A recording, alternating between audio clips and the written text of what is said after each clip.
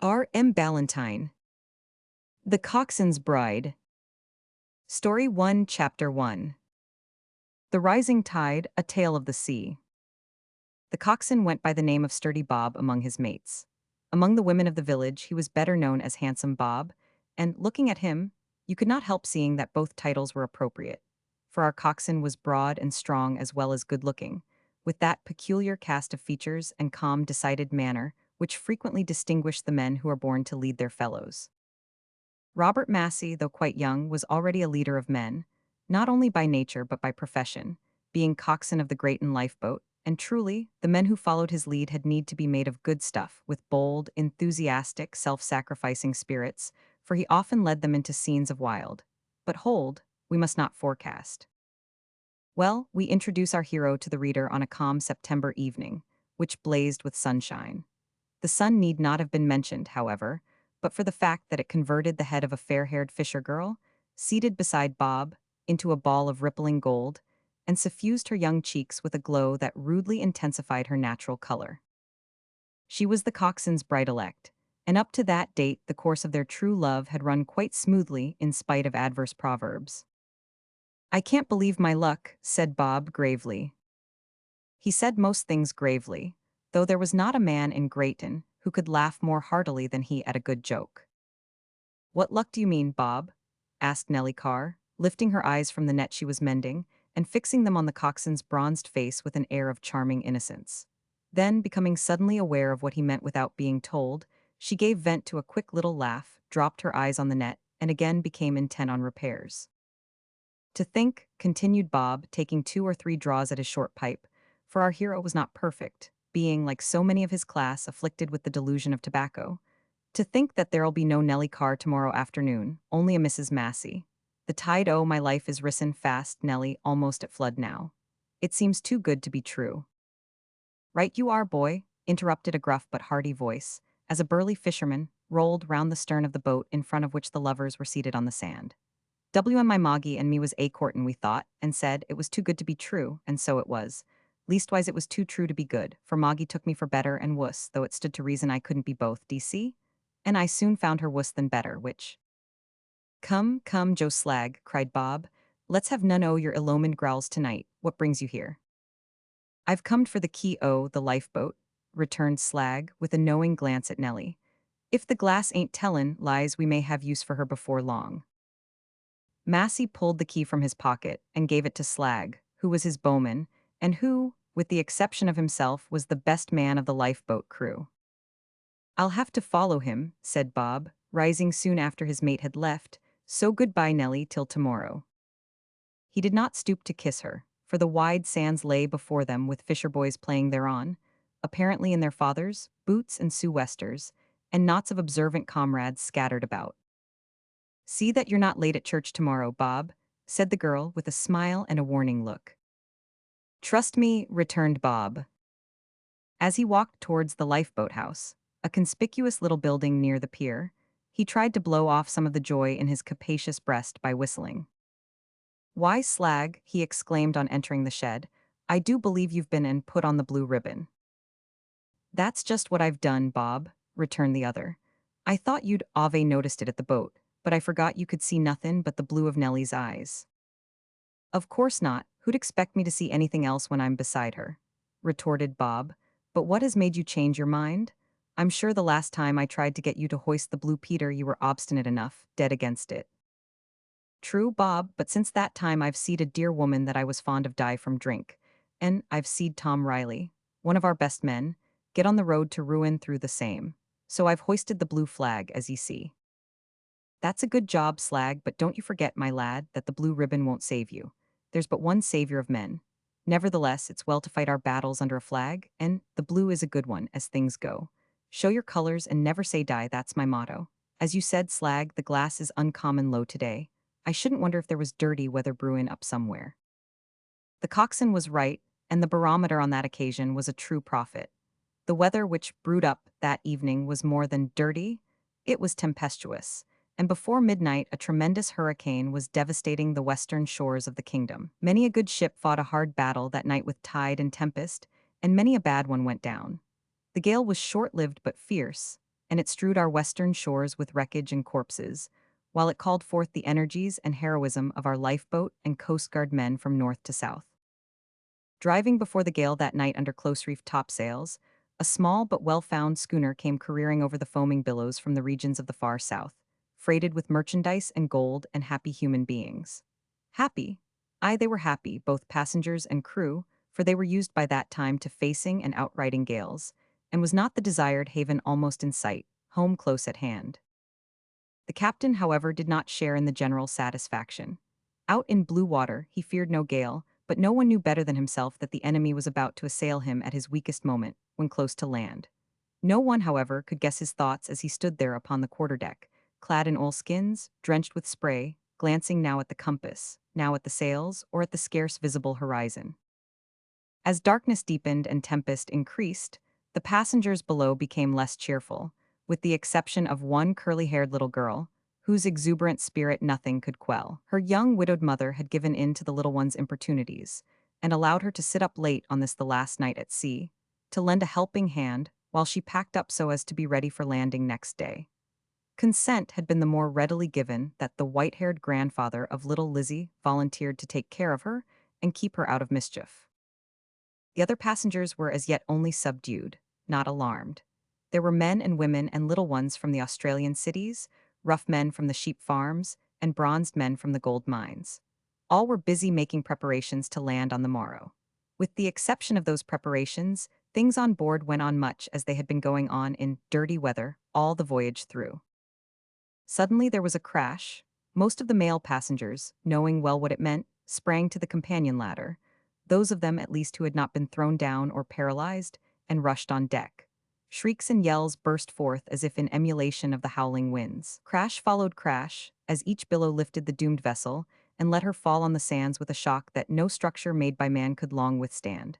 Next moment, a terrific rending overhead told that one, or both, of the masts had gone by the board. At the same time, the sea found entrance and poured down hatchways and through opening seams and cataracts. The inclined position of the deck showed that she was aground. The very thought of being aground comforted some, for, to their minds, it implied nearness to land, and land was, in their idea, safety.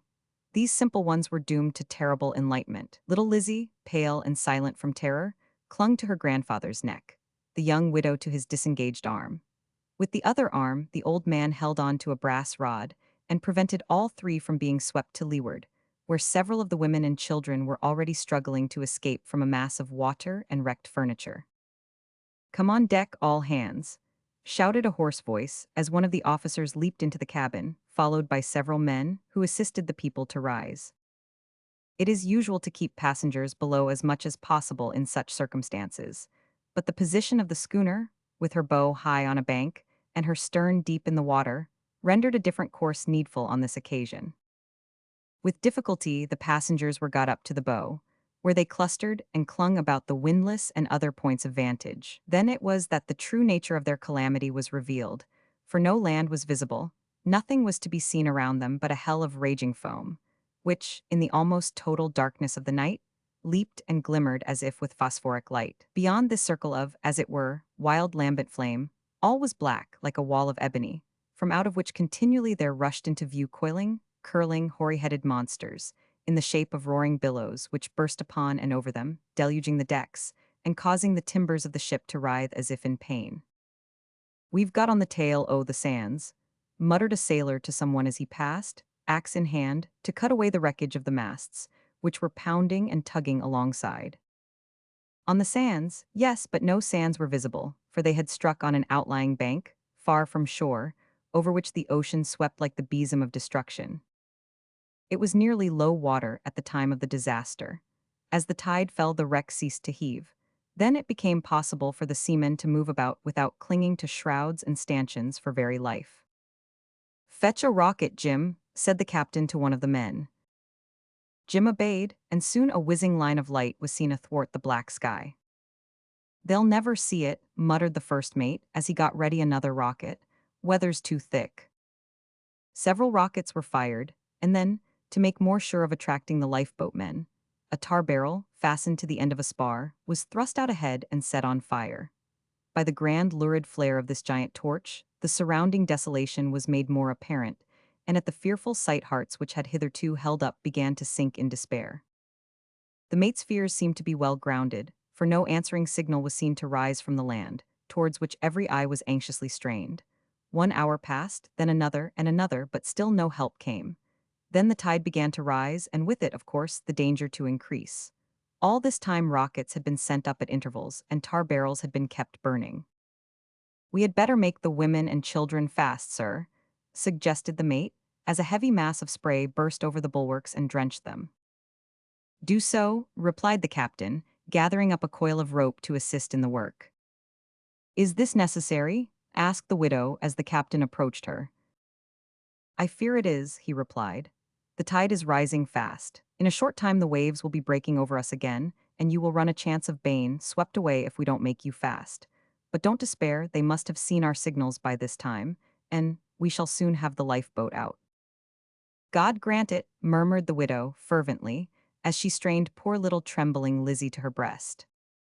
But as the moments flew by and no succor came, some gave way altogether and moaned piteously, while others appeared to be bereft of all capacity of thought or action. Many began to pray in frantic incoherence, and several gave vent to their feelings in curses. Only a few maintained absolute self-possession and silence. Among these were the widow and one or two of the other women. They were in this condition when one of the crew, who had been noted as a first-rate singer of sea songs and the life of the forecastle, had occasion to pass the spot where the passengers were huddled under the lee of the starboard bulwarks. "Is there never a one of ye," he asked almost sternly, "who can pray like a Christian without screechin'? You don't suppose the Almighty's deaf, do you?" This unexpected speech quieted the noisy ones, and one of the women, turning to a man beside her, said, "You pray for us, Joe."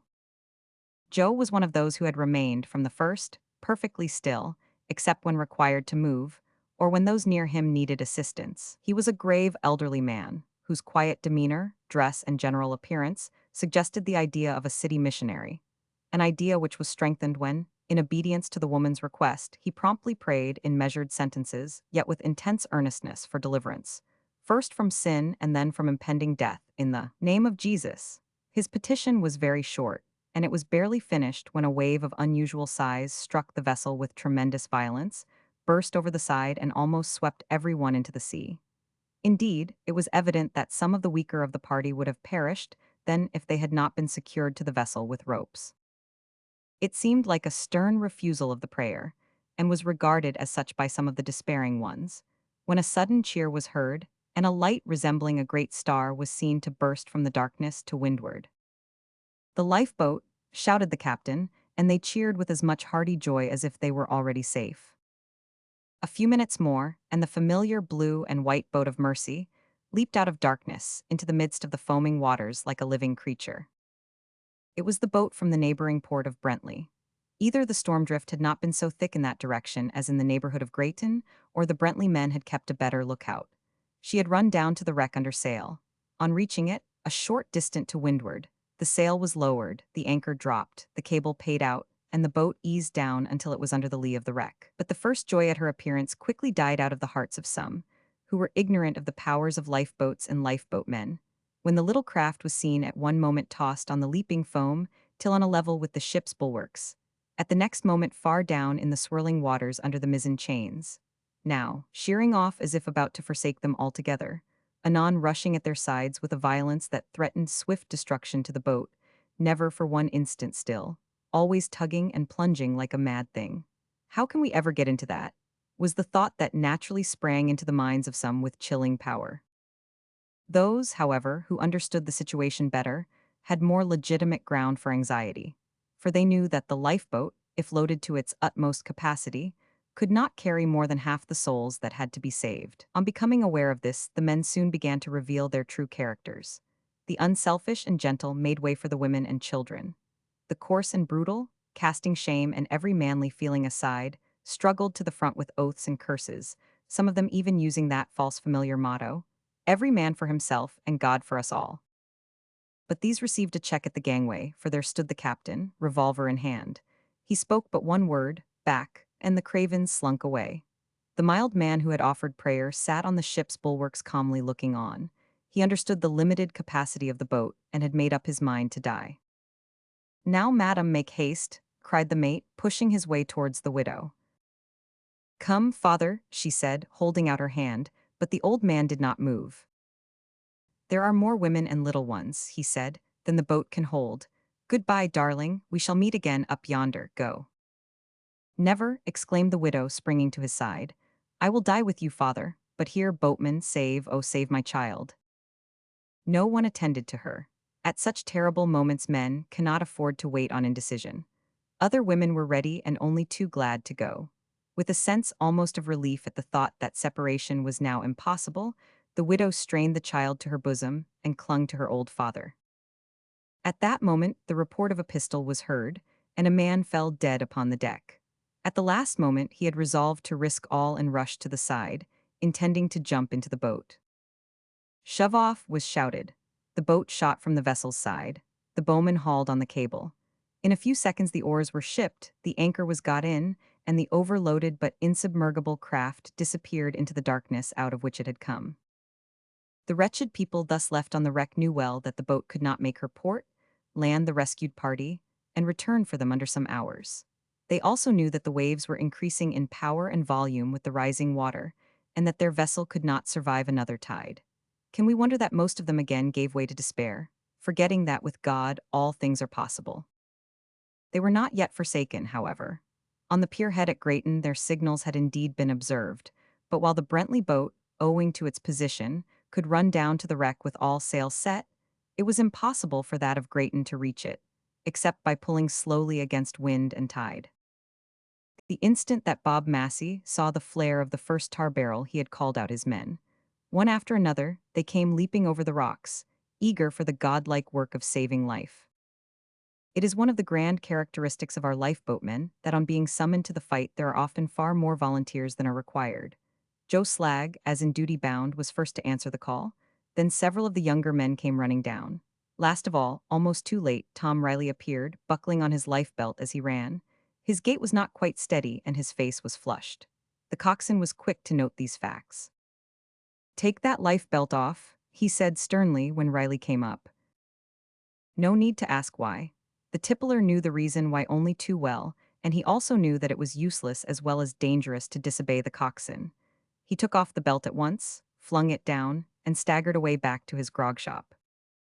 A powerful young fisherman, who had felt almost heartbroken by being refused permission to go for want of room, gladly put on the belt and took Riley's place. Another minute and they were out of the harbor, battling with the billows and fighting their way inch by inch against the howling blast. At last they got out so far that they could hoist sail and run with a slant for the wreck. Story 1 Chapter 2. It was daylight by the time the Grayton lifeboat arrived at the scene of action, but the thick, spray-charged atmosphere was almost as bad to see through as the blackness of night. "I'm afeard she's gone," shouted Slag to the coxswain, putting his hand to his mouth to prevent the words being blown bodily away. "No, I see her bearing sou'west," was the brief reply, as Bob Massey plied his steering oar. A few minutes later, and the despairing people on the wreck, catching sight of the boat, greeted her with a long, wild cheer of reviving hope. "What is it?" asked the widow faintly, for she had been growing gradually weaker from prolonged exposure. "The lifeboat, darling," said her father. "Did I not say that he would not forsake us?" "Thank God," murmured the poor woman fervently. "Look up, Lizzie, the lifeboat is coming to save us." The child, who had been comparatively warm and sheltered, at the expense of her mother, looked up and smiled. Soon the boat was alongside, and much the same scene that we have already described was reenacted, but there were no rebels this time. By the captain's resolute bearing at first many lives had probably been saved. When most of the people had been lowered into the boat, not without great risk and many bruises, the widow, who, cowering with her father and child under the forecastle, had been overlooked, was led to the side with her child. "Not together, ma'am," said the captain. "You'd likely drop her. Let me lower the child down first, or come first yourself, that will be better." "Give Lizzie to me," said the grandfather. "I'll hold her till you are safe and ready to receive her." "Look alive, ma'am," urged one of the lifeboat men, who had scrambled on deck to render assistance. The widow was soon in the boat and held out her arms for little Lizzie. Somehow, no one could tell how, the men made a bungle of it. Perhaps the very fear of doing so was the cause. Instead of being caught by the boatmen, Lizzie slipped between the boat and the vessel into the boiling sea. Giving one agonized cry, the grandfather leaped after her, but the surging boat swept in at the moment, and the old man fortunately fell into that instead of the sea. He was not hurt, for strong arms had been upraised to receive him. The little child rose above the foam as she was whirled past the stern of the boat by a swift current. Bob Massey saw her little outstretched arms. There was no time for thought or consideration. With one bound, the coxswain was overboard. Next moment, the crew saw him far astern with the child in his arms. "Get 'em all aboard first," came back, even against the wind, in Bob's powerful, deep-toned voice. Another moment, and he was lost to sight in the boiling waste of waters. Slag knew well what he meant. If they should cast off the rope before rescuing all, for the purpose of picking up the coxswain, there would be no possibility of getting back again to the schooner, for she was fast breaking up. Every current and eddy about these sands was well known to Joe Slag, also the set of the tides. Besides, had not Bob got on his life belt? He felt, nevertheless, that it was a tremendous risk to let him go. But what could poor Slag do? To cast off at once would have been to sacrifice about a dozen lives for the sake of saving two. It was a fearful trial. Joe loved Bob as a brother. His heart well nigh burst, but it stood the trial. He did his duty and held on to the wreck. Duty, on that occasion, however, was done with a promptitude, and in a fashion that was not usual in one of his sedate nature. Fortunately, none but men remained on the wreck by that time. "Tumble 'em in sharp," cried Slag. The lifeboat men obeyed literally, and tumbled them in with a celerity that might almost have awakened surprise in a sack of potatoes. To haul up the anchor would have been slow work. Slag, economical by nature, became extravagant for once. An axe made short work of cable and anchor. "Let him go," he growled as the boat drifted away. The sail was set with miraculous speed, for now the wind was in their favor, and the gay lifeboat bounded off in the direction where Bob had disappeared, as though it felt a lively interest in the recovery of its coxswain. It seemed as if the very elements sympathized with their anxiety, for just then the gale sensibly abated, and the rising sun broke through a rift in the gray clouds. "There he is, I see him," shouted the man in the bow, pointing eagerly ahead. "It's ony a bit o' wreck, boy," cried a comrade. "Right you are," returned the bowman. "There he is, though, and no mistake this time. Port, port, hard a port." As he spoke, the boat swept round into a sort of cross-current among the waves, where an object resembling a man was observed spinning slowly round like a lazy teetotum. They were soon alongside. A dozen claw-like hands made a simultaneous grasp and hauled the object on board with a mighty cheer, for it was, indeed, the coxswain, alive though much exhausted, with his precious little curly-haired burden in his arms. The burden was also alive, and not much exhausted, for the weather was comparatively warm at the time, and Bob had thrust her little head into the luxuriant thicket of his beard and whiskers, and, spreading his great hands and arms all over her little body, had also kept her well out of the water, all which the great buoyancy of his life-belt enabled him easily to do. Shall we describe the joy of the widow and the grandfather? No, there are some sacred matters in life which are best left to the imagination. The sunshine which had begun to scatter the clouds, and flood both land and sea, was typical of the joy which could find no better means than sobs wherewith to express gratitude to the God of mercy. We have said that the gale had begun to abate.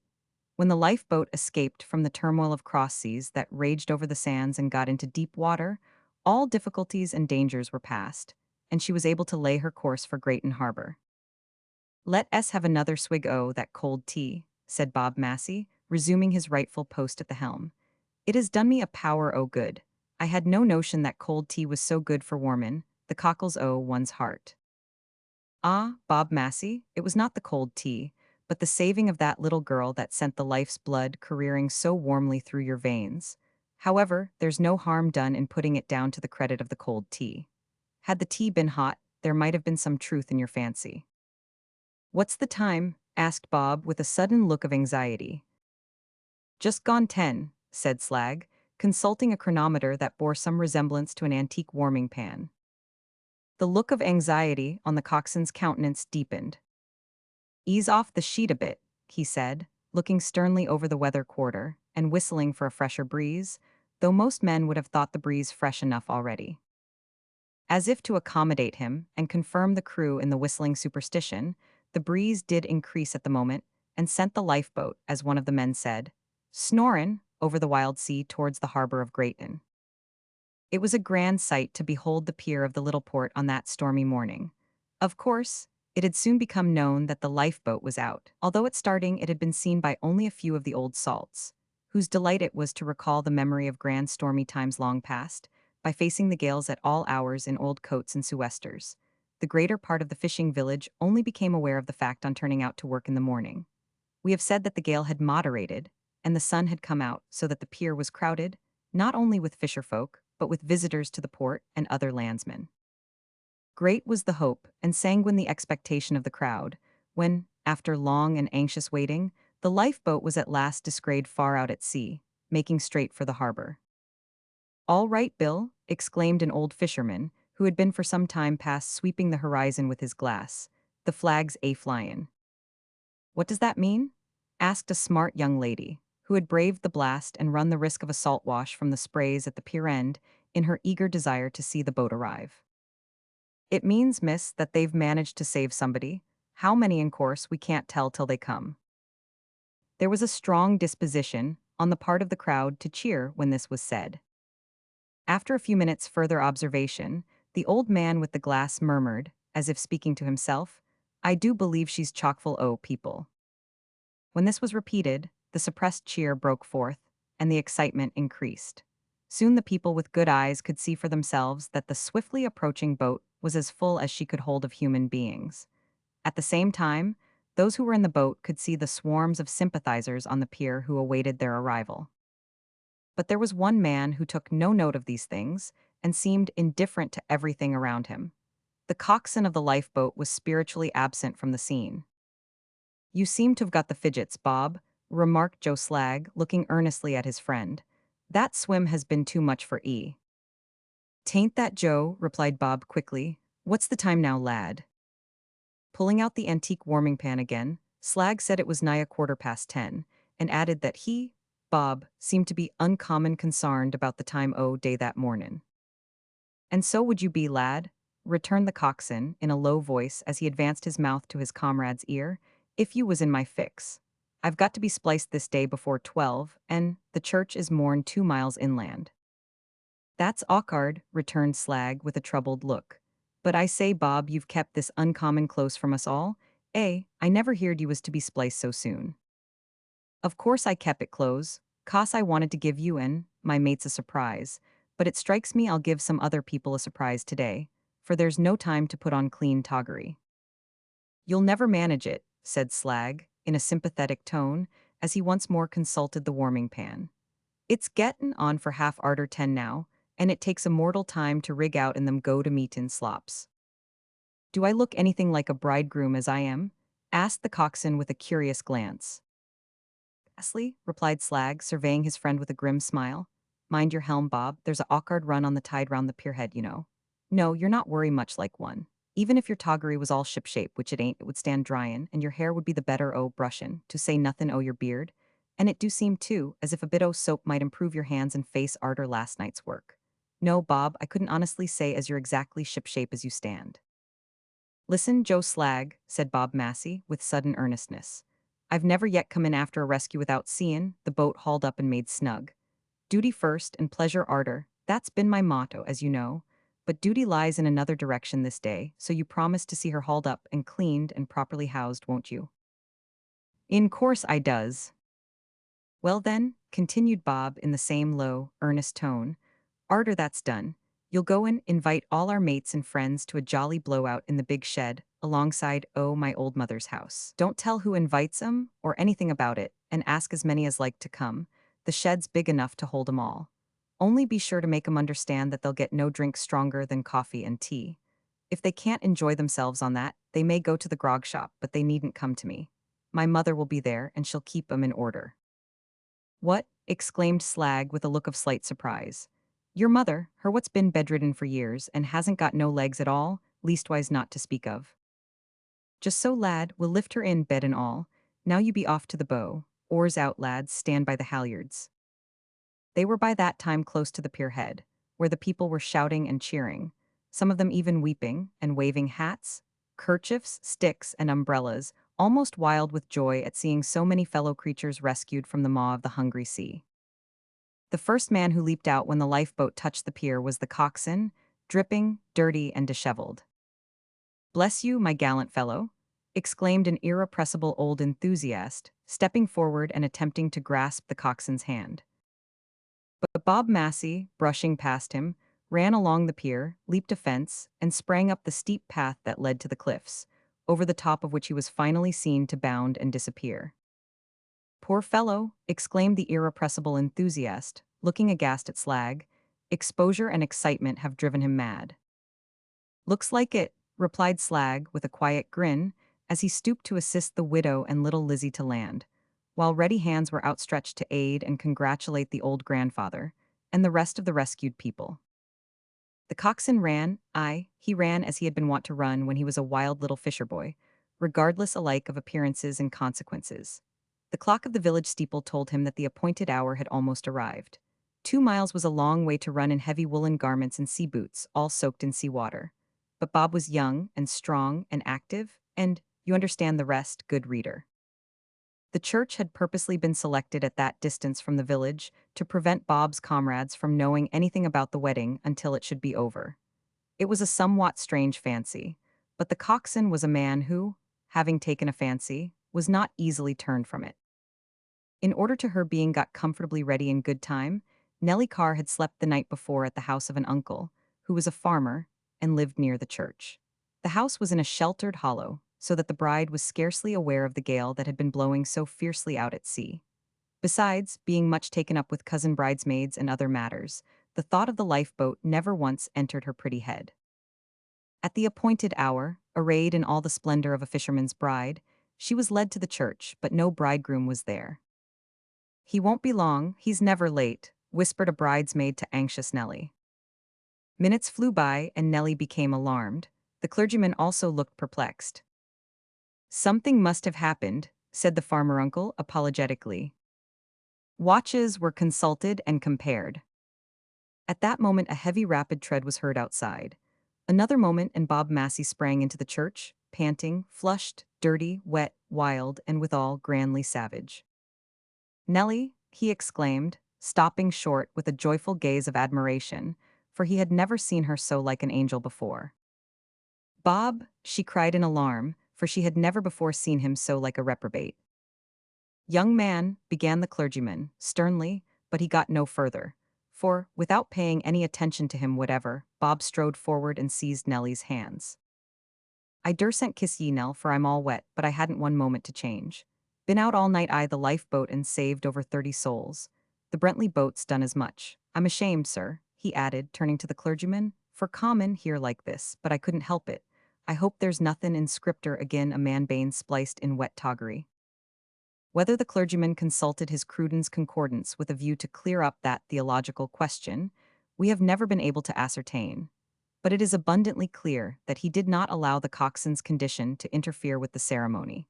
For in the Grayton Journal of next day, there appeared a paragraph to the following effect: "The marriage of Robert Massey, the heroic coxswain of our lifeboat, which, with all its peculiar attendant circumstances, and the gallant rescue that preceded it, will be found in another part of this day's issue, was followed up in the afternoon by a feast, and what we may style a jollification, which will live long in the memory of our fisherfolk." Several circumstances combined to render this wedding feast unique, to say nothing of the singular beauty of the bride, who is well known as one of the most thrifty and modest girls in the town, and the stalwart appearance of our coxswain, who, although so young, has already helped to save hundreds of human lives from the raging sea.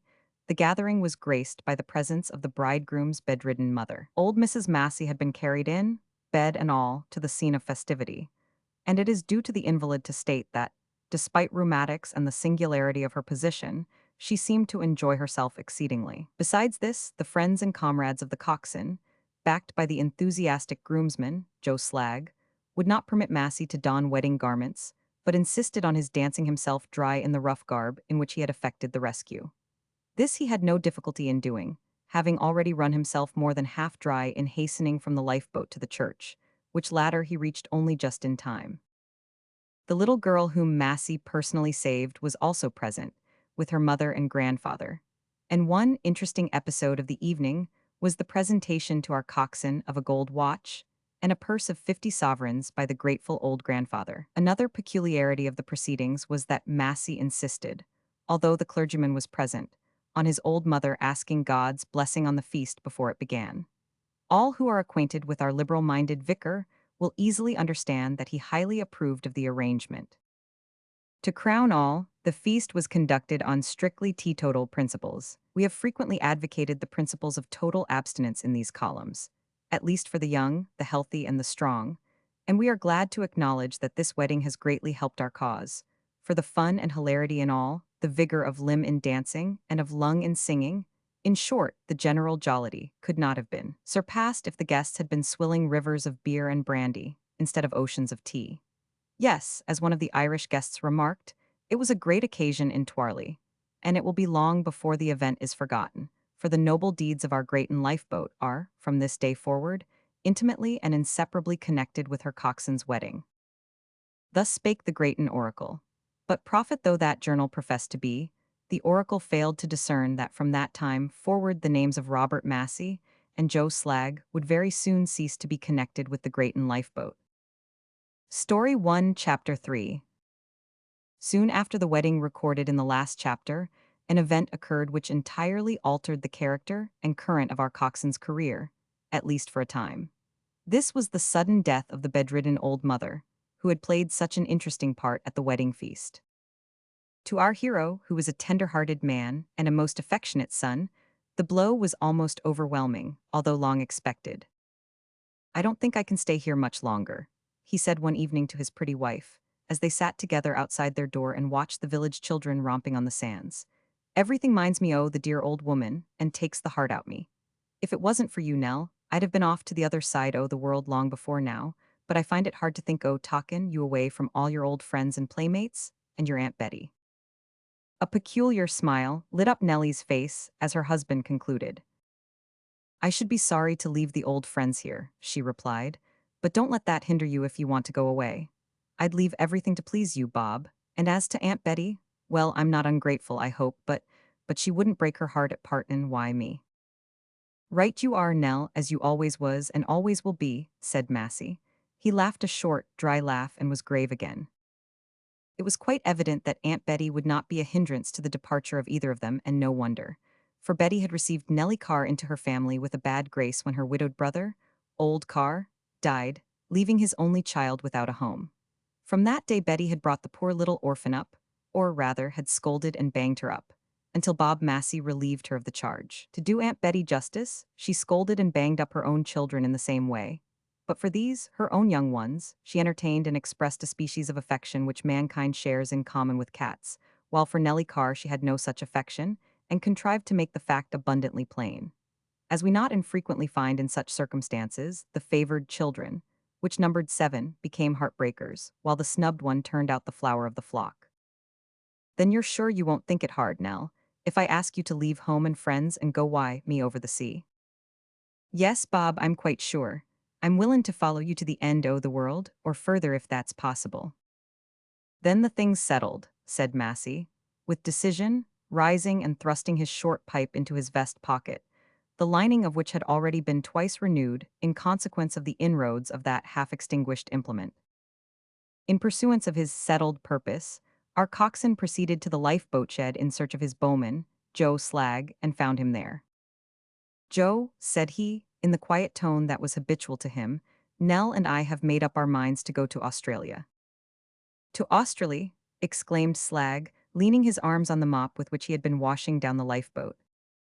I can't settle to work nohow since the dear old woman went away. So, as Nell is agreeable, and there's nothin' to keep me here, I've decided to up anchor and bear away for the southern seas." The bowman had seated himself on a cask while his friend was speaking, and gazed at him with a bewildered air. "Art thee in earnest, Bob?" "I, Joe, in dead earnest." "And you say that you've nothin' to keep you here. What's this?" said Slag, laying his strong hand tenderly on the blue side of the boat. "Well, I'll be sorry to leave her, of course, and all my friends in Grayton, but friends will get along well enough without me. And as for the boat, she'll never want a good coxswain while Joe Slag s alive and well. You're wrong there, mate, returned the bowman, quickly, while a look of decision overspread his bluff countenance. There'll be both a new coxswain and a new bowman wanted for her before long, for as sure as the first goes away the t'other follers. Nonsense, Joe, you're jockin' now. Yes, I'm jockin' if you're jockin'. Otherwise, I'm in dead earnest too, in as dead earnest as yourself, if not deader. Wasn't you and me born on the same day, Bob? Didn't our mothers crow over us cheek by jowl when we was babbies? Haven't we rollicked together on the shore ever since we was the height of our daddy's boots, and gone fishin' in company, fair weather and foul, to the present hour, to say nothin' the times we've lent a hand to rescue men and women and child nigh the lifeboat? No, no, Bob Massey. If you lay your course for Australy, Joseph Slag follers as sure as a gun. Finding that his comrade was in downright earnest, and possessed of a will as inflexible as his own, Bob made no effort to dissuade him from his purpose. On the contrary, he approved of the determination, for he was pleased at the unexpected demonstration of affection which his announcement had called forth in one who was by nature undemonstrative, and who, having thus given vent to his aroused feelings, quickly resumed the reserve from which he had been so suddenly drawn out. Massey, therefore, shook hands with him, by way of sealing an unspoken compact of eternal friendship, and suggested that they should proceed together to the office of an emigration agent who had recently made his appearance in the village. In the office, they found a very small boy, with an air of self-possession that would have been suitable in his grandfather. "Is the agent in?" asked the coxswain. "Yes, but engaged. Sit down, he'll attend to you directly." The lifeboat men obeyed, almost sheepishly, the one speculating as to whether highly developed precocity was not almost criminal, the other wondering how such a boy would look and act if obliged to undergo the process of being rescued, say by the hair of his head, from a wreck. Their minds were diverted from this subject of contemplation by the entrance of a man and woman. These, like themselves, were told to sit down and wait. The man was long, thin, and lugubrious. The woman short, slight, and lackadaisical, though rather pretty. Evidently the agent was a busy man, for he kept them waiting some time. When he at length appeared, he almost took the breath away from his visitors by the rapid and enthusiastic way in which he described the advantages of the great island on the other side of the globe. There was gold. Yes, enormous quantities of gold in all directions. There was land of the finest quality to be had for next to nothing. Work for all who were blessed with good bone and muscle. A constant demand for labor, skilled or unskilled, at high wages. A climate such as the Olympian gods might revel in, and in short, if all England had heard the oration delivered by that man, and had believed it, the country would in less than a month have been depopulated of its younger men and women, and left to the tender mercies of the old and middle-aged. Our two fishermen were captivated. So were the lugubrious man and his mild little wife. The end of it was that, 3 weeks later, these four, with many other men and women of all ranks and conditions, found themselves on board the good ship Lapwing, plowing their way through the billows of the broad Atlantic Ocean, bound for the sunny isles of the Antipodes. Wheels within wheels, worlds within worlds, seems to be the order of nature everywhere. Someone has written, with more of truth than elegance, "Big fleas have little fleas upon their legs to bite 'em, and little fleas have lesser fleas, and so ad infinitum."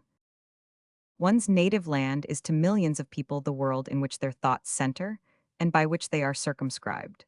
A farmer's homestead is the world to him, and one of the farmer's cheeses contains a mighty world in itself. But the most complete, compact, and exclusive world in existence, perhaps, is a ship at sea, especially an emigrant ship, for here we find an epitome of the great world itself. Here may be seen in small compass the operations of love and hate, of wisdom and stupidity, of selfishness and self-sacrifice, of pride, passion, coarseness, urbanity, and all the other virtues and vices which tend to make the world at large, a mysterious compound of heaven and hell. Wherever men and women, not to mention children, are crowded into small space, friction ensues, and the inevitable result is moral electricity, positive and negative, chiefly positive.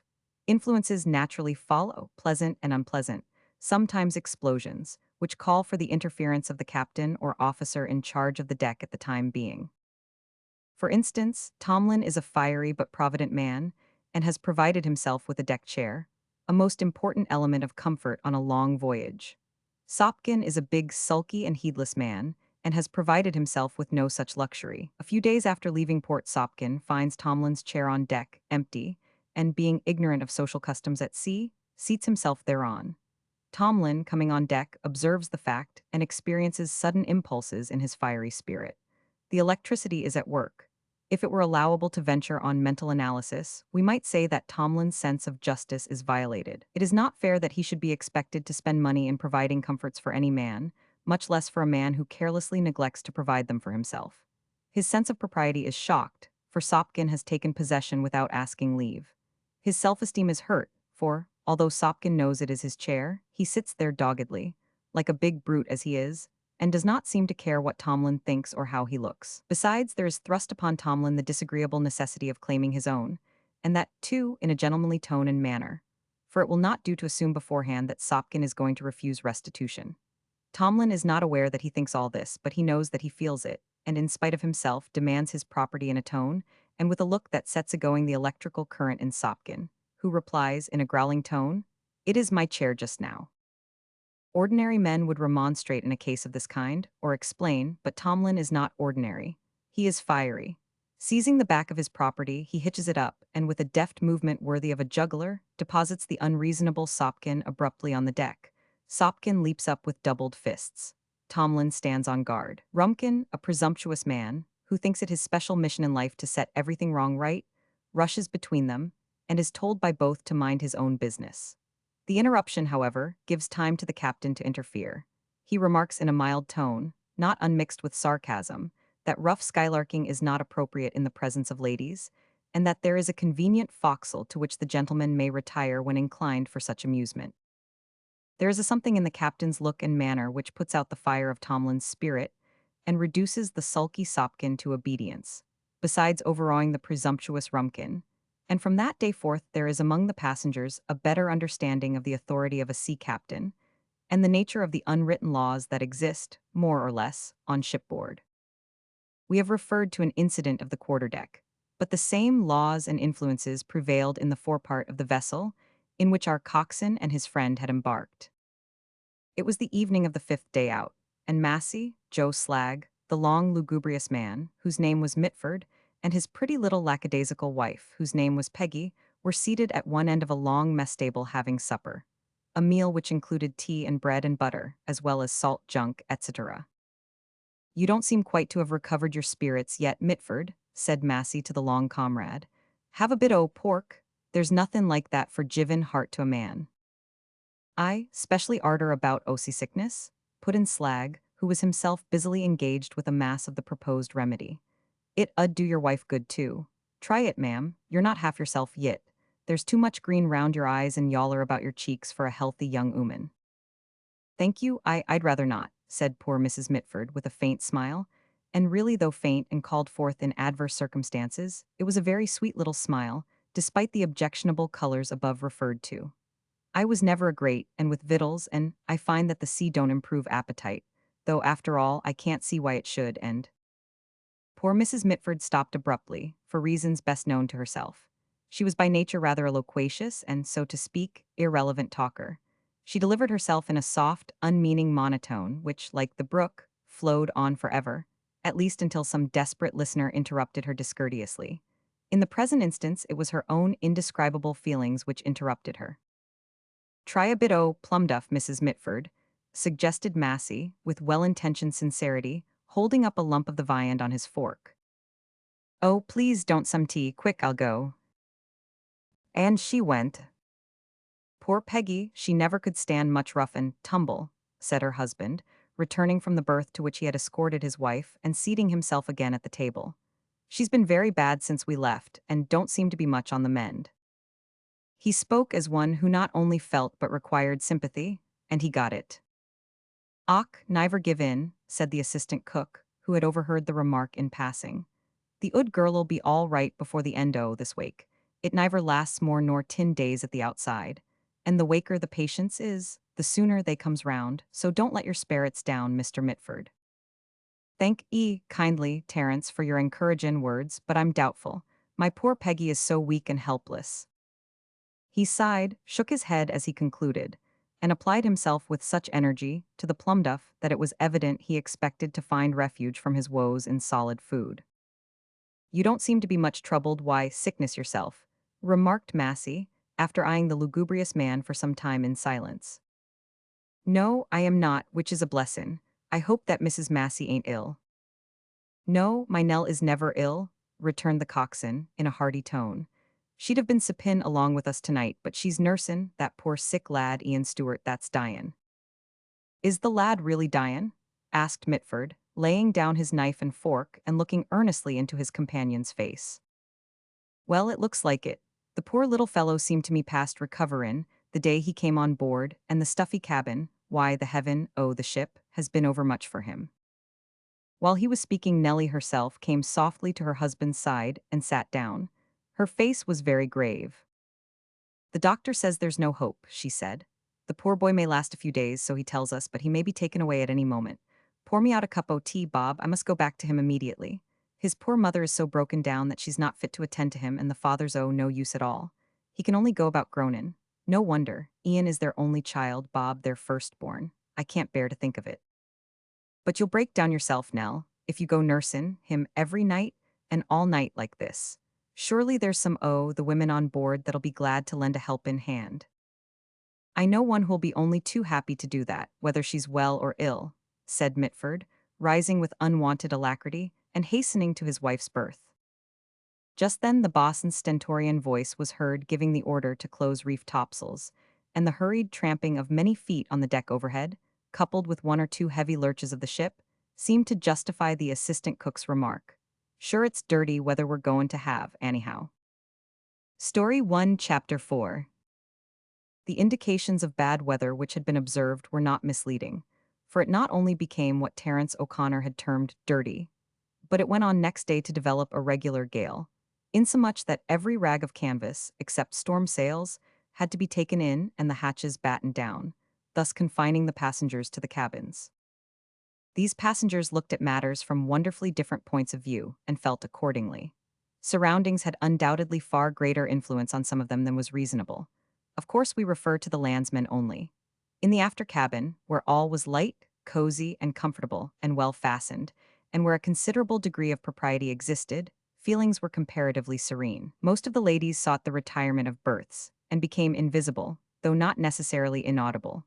A few, who were happily weatherproof, jammed themselves into velvety corners, held on to something fixed, and lost themselves in books. The gentlemen, linking themselves to articles of stability, did the same, or, retiring to an appropriate room, played cards and draughts and enveloped themselves in smoke.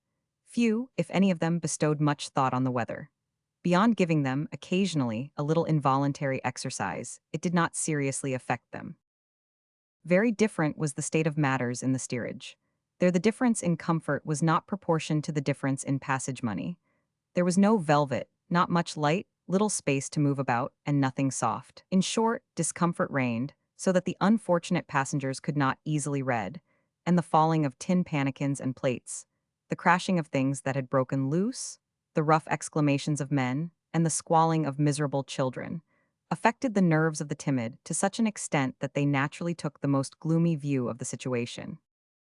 Of course, the mere surroundings had no influence whatever on the views held by Bob Massey and Joe Slag. My dear, said the latter, in a kindly but vain endeavor to comfort Mrs. Mitford, rumpuses below ain't got nothin' to do why, rows overhead. Leastways they're only an effect, not a cause.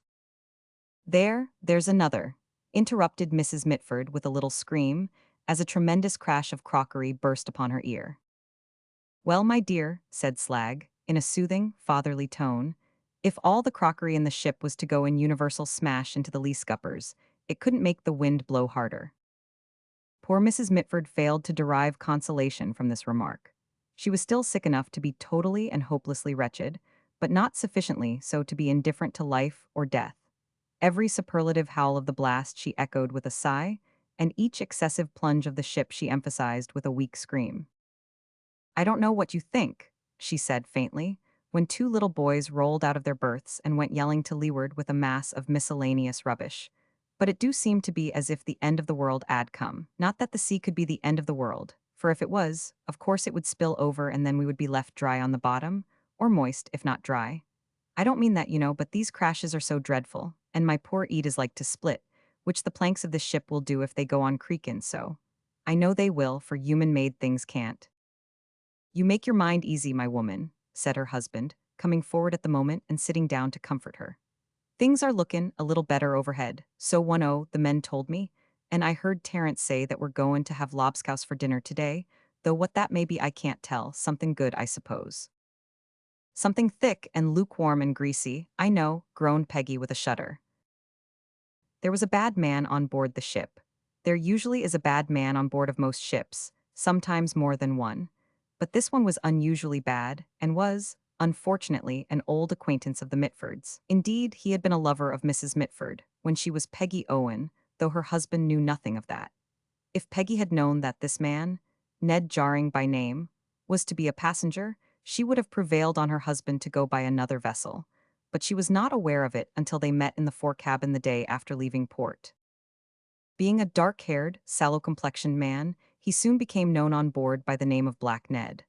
Like many bad men, Jarring was a drunkard, and, when under the influence of liquor, was apt to act incautiously as well as wickedly. On the second day of the gale he entered the forecabin with unsteady steps, and looked round with an air of solemn stupidity. Besides being dark and swarthy, he was big and strong, and had a good deal of the bully in his nature. Observing that Mrs. Mitford was seated alone in a dark corner of the cabin with a still greenish face and an aspect of woe, he staggered towards her, and sitting down, took her hand affectionately. "Dear Peggy," he began, but he got no further, for the little woman snatched her hand away, sprang up and confronted him with a look of blazing indignation. Every trace of her sickness vanished as if by magic. The greenish complexion changed to crimson, and the woebegone tones to those of firm resolution, as she exclaimed, "Ned Jarring, if you ever again dare to take liberties with me, I'll tell my husband, I will, and as sure as you're sittin' on that seat, he'll twist you up, turn you outside in, and fling you overboard." Little Mrs. Mitford did not wait for a response, but, turning sharply round, left the cabin with a stride which, for a woman of her size and character, was most impressive. Jarring gazed after her with an expression of owlish and unutterable surprise on his swarthy countenance. Then he smiled faintly at the unexpected and appalling, not to say curious, fate that awaited him. But reflecting that, although lugubrious and long, Mitford was deep-chested, broad-shouldered, and wiry, he became grave again, shook his head, and had the sense to make up his mind never again to arouse the slumbering spirit of Peggy Mitford. It was a wild scene that presented itself to the eyes of the passengers in the lapwing when the hatches were at last taken off, and they were permitted once more to go on deck. Gray was the prevailing color. The great seas, which seemed unable to recover from the wild turmoil into which they had been lashed, were of a cold greenish gray, flecked and tipped with white. The sky was steely gray with clouds that verged on black, and both were so mingled together that it seemed as if the little vessel were embedded in the very heart of a drizzling, heaving, hissing ocean. The coxswain's wife stood leaning on her stalwart husband's arm, by the foremast, gazing over the side. "It do seem more dreary than I expected," she said. "I wouldn't be a sailor, Bob, much as I've been used to the sea and like it." "Ah, Nell, that's 'cause you've only been used to the seashore. You haven't been long enough on blue water, lass, to know that folks' opinions change a good deal why they're feelin' s. Wait till we get to the neighborhood o' the line, why smooth water and blue skies and sunshine, sharks and flyin' fish. You'll have a different opinion then about the sea." "Right you are, Bob," said Joe Slag, coming up at that moment. "Most people change their opinions arter gettin' to the line, specially when it comes blazin' hot, fit to bile the sea and stew the ship, and a dead calm gets a hold of and keeps swelterin' in the doldrums for a week or two." "But it wasn't that way we was lookin' at it, Joe," returned Nellie with a laugh. "Bob was explainin' to me how pleasant a change it would be after the cold gray sea and sky we're havin' just now." "Well, it may be so, but whatever way ye may look at it, you'll change your mind, more or less, when you cross the line. By the way, that minds me that some of us in the steerage are invited to cross the line tonight, the line that separates us from the cabin, to attend a lecture there, and you'll never guess the subject, Bob." "I know that, Joe. I never made a right guess in my life that I knows on. Heave ahead, what is it?" "A lecture on the lifeboat, no less, but it ain't our lifeboat sarvice. It's the American one, cause it's to be given by that fine young fellow, Dr. Hayward, who looks as if suthin had damaged his constitution somehow. I'm told he's a Yankee, though he looks uncommon like an Englishman." "He's tall and 'andsome enough anyhow," remarked Massey. "Aye, and he's good enough for anything," said Nellie with enthusiasm. You should see the kind way he speaks to poor Ian when he comes to see him, which is pretty much every day. He handles him, too, so tenderly, just like his mother, but he won't give him medicine or advice, for it seems that wouldn't be thought fair by the ship's doctor. No more it would, I suppose.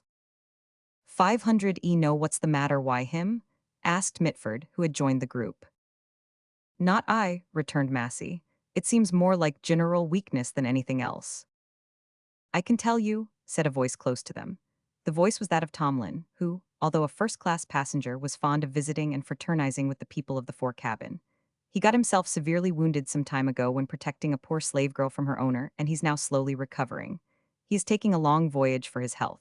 The girl, it seems, had run away from her owner and had nearly escaped into Canada, where, of course, being on British soil, she would be free. God bless the British soil? Interrupted little Mrs. Mitford, in a tone of enthusiasm which caused a laugh all round. But that did not prevent some of the bystanders from responding with a hearty, Amen. I agree with you, Mrs. Mitford, said Tomlin, but the owner of the poor slave did not think as you and I do.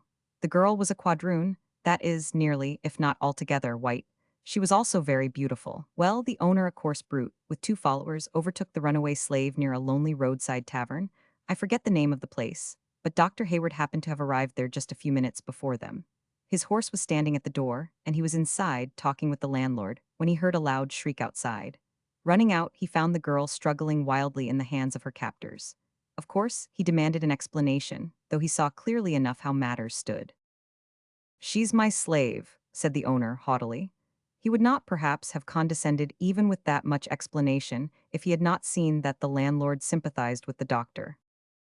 This was enough, however, for Hayward, who is a man of few words and swift action. He was unarmed, but carried a heavy-handled whip. With this, he instantly felled the slave owner and one of his men to the ground before they had time to wink.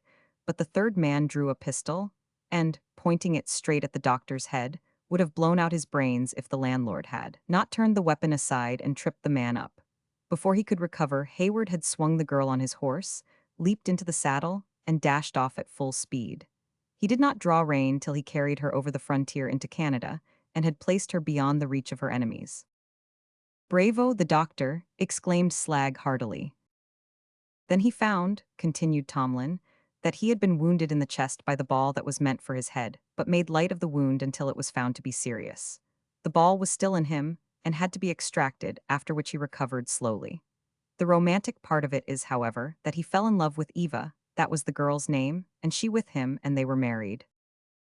Ah, poor thing, said Mitford, then she died and he married again. Not at all, returned Tomlin. She did not die, and he did not marry again. How? What then about that splendid wife that he's got in the after cabin now? Asked Mitford. That's her. That's Eva, the quadroon. She's not only as white as Mrs. Massey or Mrs. Mitford there, but she's been educated and brought up as a lady and among ladies, besides having the spirit of a real lady, which many a born one hasn't got at all. There were many fore-cabin passengers who crossed the line that night in order to hear the gallant American lecture, but chiefly to see the beautiful lady who had been so romantically rescued from slavery. Not a drop of black blood in her body, was Mrs. Mitford's verdict after the lecture was over. And what if there was? Demanded Slag in a tone of indignation. 500 think that white blood is worth more than black blood in the eyes o', the Almighty has made 'em both. The lecture itself was highly appreciated, being on a subject which Bob and Joe had already made interesting to the steerage passengers. And the lecturer not only treated it well, but was himself such a fine, lion-like, yet soft-voiced fellow that his audience were quite charmed. Soon the lapwing was gliding through the warm waters of the equatorial seas, and those of the passengers who had never visited such regions before were immensely interested by the sight of dolphins, sharks, and especially flying fish. I don't believe in 'em, said Mrs. Mitford to Mrs. Massey one day as they stood looking over the side of the ship. I do believe in 'em, said Mrs. Massey, because my Bob says he has seen 'em. Not long after this double assertion of opinion, there was a sudden cry that flying fish were to be seen alongside, and Mrs. Mitford actually beheld them with her own eyes leap out of the sea, skim over the waves a short distance, and then drop into the water again. Still she was incredulous. Flyin', she exclaimed. Nothing of the sort. They only made a long jump out o' the water and wriggled their tails as they went. At least they wriggled something, for I couldn't be rightly sure they add tails to wriggle, any more than wings. Never aven seen 'em except in pictures, which is mostly lies. Indeed. Look out! Exclaimed Slag at the moment, for a couple of fish flew over the bulwarks just then, and fell on deck almost at Mrs. Mitford's feet. When she saw them there floundering about, wings and all, she felt constrained to give in. Well, well, she said, raising her hands and eyes to heaven, as though she addressed her remarks chiefly to celestial ears, did ever mortal see the likes? Fish, why, wings and no feathers, I'll believe anything after that. Peggy Mitford is not the first, and won't be the last woman, to say nothing of man, who has thus bounded from the depths of skepticism to the heights of credulity. Story 1 Chapter 5. Dr. Hayward, who had given great satisfaction with his lecture, possessed so much urbanity and power of anecdote and song, that he soon became a general favorite alike with steerage and cabin passengers. One sultry forenoon Terence O'Connor, the assistant steward, went aft and whispered to him that Ian Stewart, the sick boy, wanted very much to see him. "I think he's dying sore," said Terence in a low tone. "Has the doctor seen him this morning?" asked Hayward, as he rose quickly and hurried forward. "He's seed him twice, sore," said Terence, and both times he shook his head as he left him. It was evident that the steerage passengers felt death to be hovering over them, for they were unusually silent, and those who were in the fore cabin at the time Hayward passed cast solemn glances at him as he descended and went to the berth of the poor boy. It was a comparatively large berth, and, being at the time on the weather side of the ship, had the port open to admit fresh air. "My poor boy, do you suffer much?" said the doctor, in soothing tones, as he sat down beside Ian and took his hand. It was obvious that Ian suffered, for an expression of weariness and pain sat on his emaciated countenance, but on the appearance of Hayward, the expression gave place to a glad smile on a face which was naturally refined and intellectual.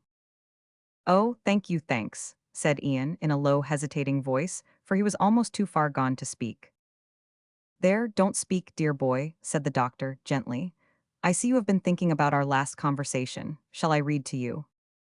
"No, no, Jesus is speaking to me. His words are crowding on me. No need for reading when he speaks. Come unto me, I will never leave."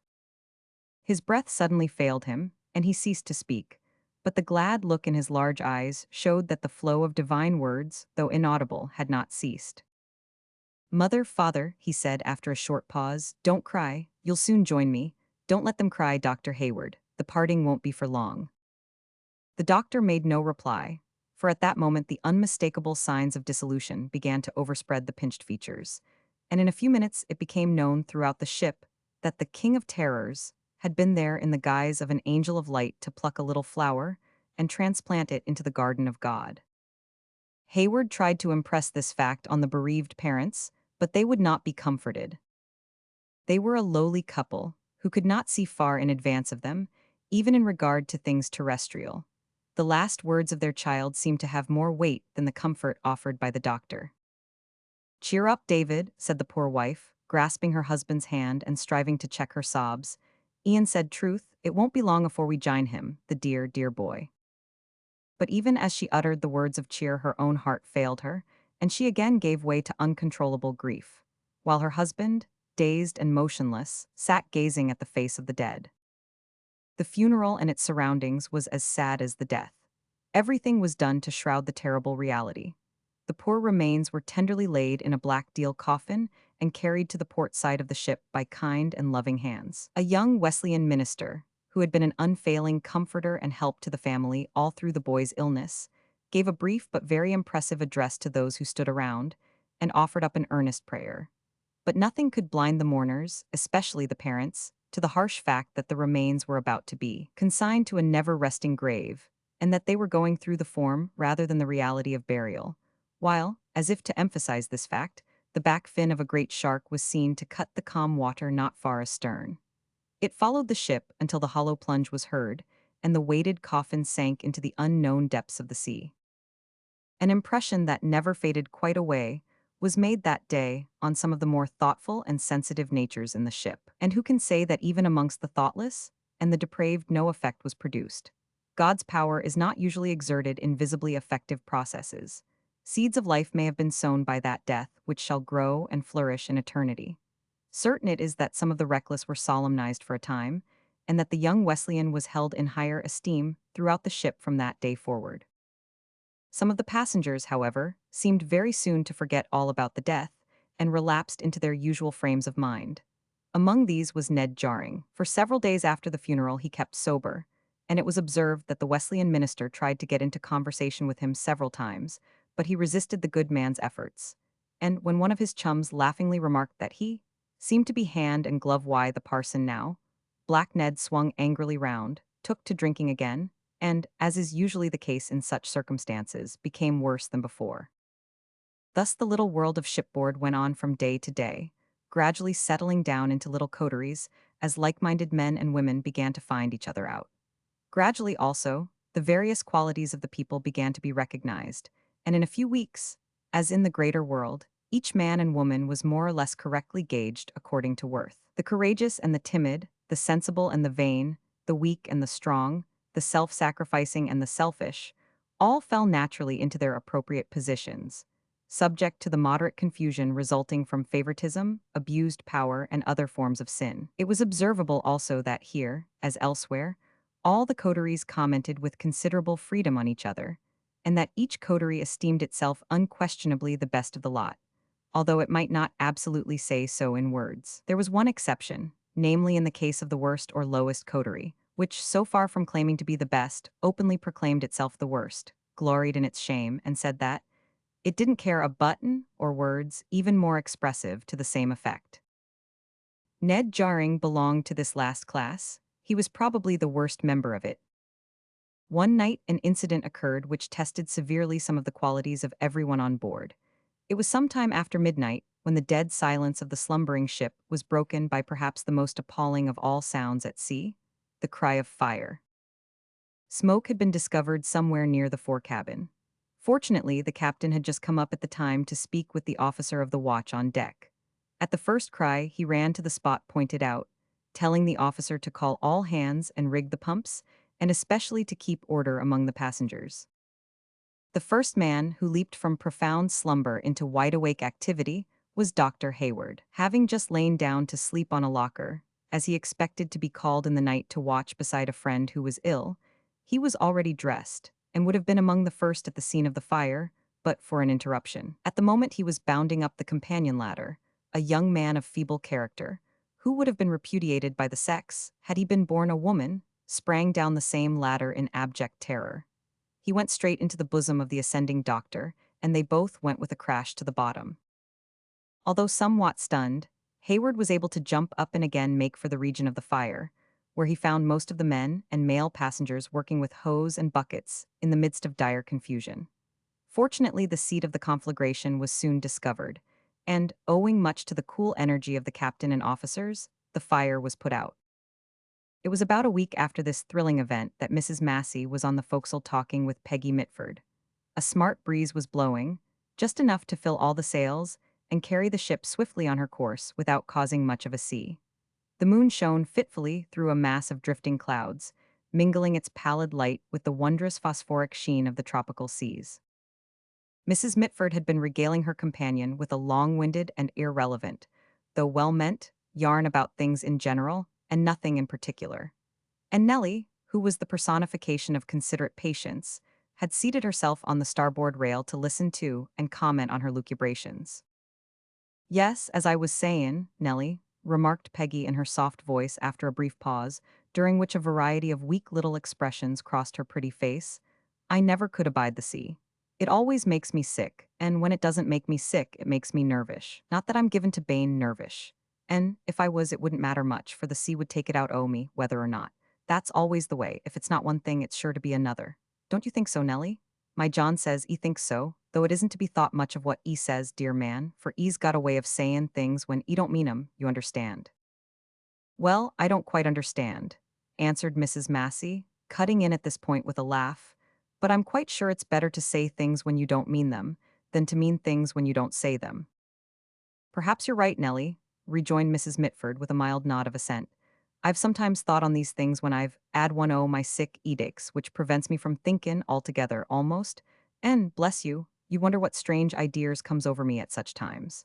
Did you ever try to think things with a sick edict, Nellie? With a laugh and a bright look, Mrs. Massey replied that she had never been in a position to try that curious experiment, never having had a headache of any kind in her life. While she was speaking, a broad-backed wave caused the ship to roll rather heavily to starboard, and Mrs. Massey, losing her balance, fell into the sea. Sedate and strong-minded though she was, Nellie could not help shrieking as she went over, but the shriek given by Mrs. Mitford was tenfold more piercing. It was of a nature that defies description. Its effect was to thrill the heart of everyone who heard it, but Peggy did more than shriek. Springing on the rail like an antelope, she would have plunged overboard to the rescue of her friend, regardless of her own inability to swim, and of everything else, had not a seaman, who chanced to be listening to the conversation, caught her with a vice-like grip. "Hold on, Peggy," he cried. But Peggy shrieked and struggled, thus preventing the poor fellow from attempting a rescue, while shouts and cries of "man overboard" rang through the ship from stem to stern, until it became known that it was a woman. Then the cries redoubled. In the midst of the hubbub, the strong but calm voice of the captain was heard to give orders to lower a boat and port the helm, hard a port. But alas, for poor Nellie that night if her life had depended on shouters, strugglers, shriekers, or boatmen. At the moment the accident happened, two men chanced to be standing on the starboard side of the ship, one on the quarterdeck, the other on the forecastle. Both men were ready of resource and prompt in action, invaluable qualities anywhere, but especially at sea. The instant the cry arose, each sprang to and cut adrift a life buoy. Each knew that the person overboard might fail to see or catch a buoy in the comparative darkness. He on the forecastle, who chanced to see Nellie fall over, at once followed her with the life buoy in his arms. Ignorant of this act, the man near the stern saw something struggling in the water as the ship flew past. Without an instant's hesitation, he also plunged into the sea with a life buoy in his grasp. The faint light failed to reveal who had thus boldly plunged to the rescue, but the act had been observed both at bow and stern, and a cheer of hope went up as the ship came up to the wind, topsails were backed, and the boat was dropped into the water. 20 minutes elapsed before there was any sign of the boat returning, during which time the ship's bell was rung continually. It may be better imagined than described the state of poor Bob Massey, who had been asleep on a locker in the fore cabin when the accident occurred, and who had to be forcibly prevented, at first, from jumping into the sea when he heard that it was Nellie who was overboard. At last oars were heard in the distance. "Stop that bell, boat ahoy!" shouted the captain. "Ship ahoy!" came faintly back on the breeze, while every voice was hushed and ear strained to listen. "All right, all saved." A loud "Thank the Lord" burst from our coxswain's heaving chest, and a wild ringing cheer leaped upwards alike from passengers and crew, while warm tears overflowed from many an eye that was more intimate with cold spray. For a noble deed and a life saved have always the effect of stirring the deepest enthusiasm of mankind. A few minutes more and three dripping figures came up the gangway. First came Nellie herself, disheveled and pale, but strong and hearty nevertheless, as might be expected of a fisher girl and a lifeboat coxswain's wife. She naturally fell into, or was caught up by, her husband's arms and was carried off to the cabin. Following her came two somewhat exhausted men. The cheer that greeted them was not unmingled with surprise. "The best and the worst men eye the ship," gasped Joe Slag, amid laughter and hearty congratulations. He was probably right, for it was the young Wesleyan minister and Ned Jarring who had effected this gallant rescue. The performance of a good action has undoubtedly a tendency to elevate, as the perpetration of a bad one has to demoralize. From that day forward Black Ned felt that he had acquired a certain character, which might be retained or lost. Without absolutely saying that he became a better man in consequence, we do assert that he became more respectable to look at, and drank less.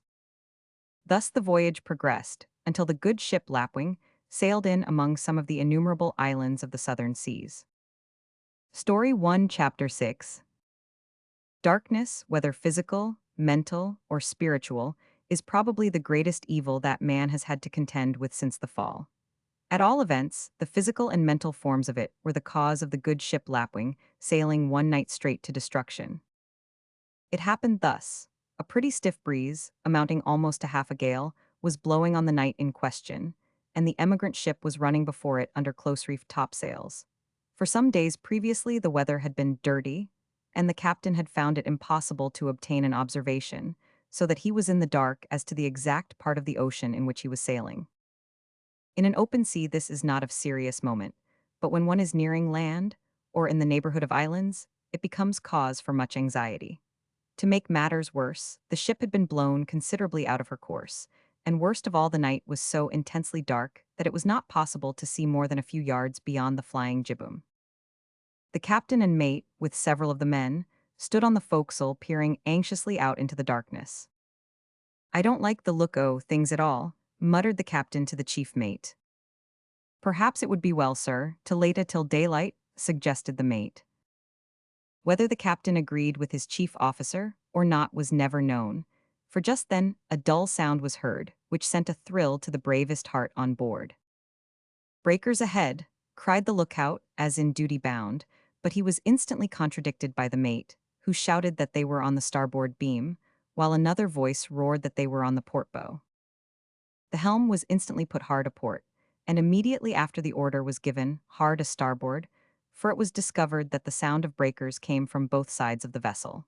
They were, obviously, either running in a narrow strait between two islands or into a bay.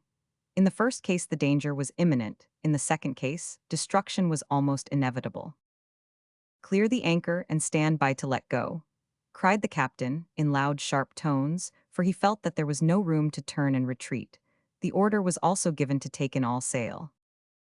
But before either order could be obeyed, a cry of terror burst from many throats, for right in front of them there suddenly loomed out of the darkness an object like a great black cloud, which rose high above and seemed about to fall upon them. There was no mistaking its nature, however, for by that time the roar of the breakers right ahead told, but too plainly, that they were rushing straight upon a high perpendicular cliff. At this moment the vessel struck a rock. It was only a slight touch at the stern, nevertheless it tore the rudder away, so that the intention of the captain to put about and take his chance of striking on the rocks to starboard was frustrated. "Let go," he shouted in this extremity. Quick as lightning the anchor went to the bottom, but with such way on the ship, the sudden strain snapped the chain, and the lapwing rushed upon her doom, while cries of terror and despair arose from the passengers, who had by that time crowded on deck. To the surprise of the captain, and those who were capable of intelligent observation, the ship did not immediately strike again, but sailed straight on as if right against the towering cliffs. Still onward it went, and as it did so there settled around them a darkness so profound that no one could see even an inch before his eyes. Then at last the ill-fated vessel struck, but not with her hull, as might have been expected. High up above them a terrific crash was heard. "God help us!" exclaimed the captain. "We've sailed straight into a cave."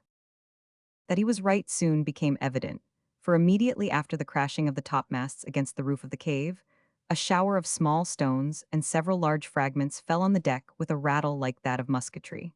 Some of the people were struck and injured, though not seriously so, by the shower. "Get down below, all of you," cried the captain, himself taking shelter under the companion hatchway.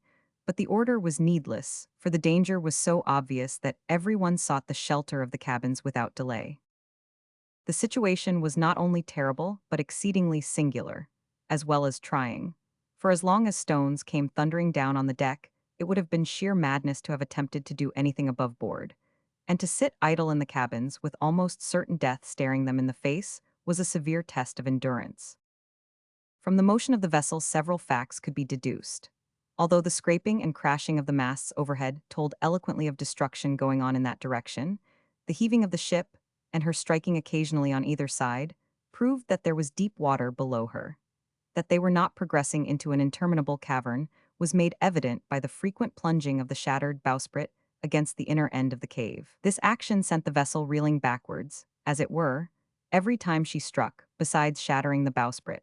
That the cave also was open to the full force of the sea was only too severely proved by the rush of the billows into it, and the frequent and severe shocks to which they were in consequence subjected.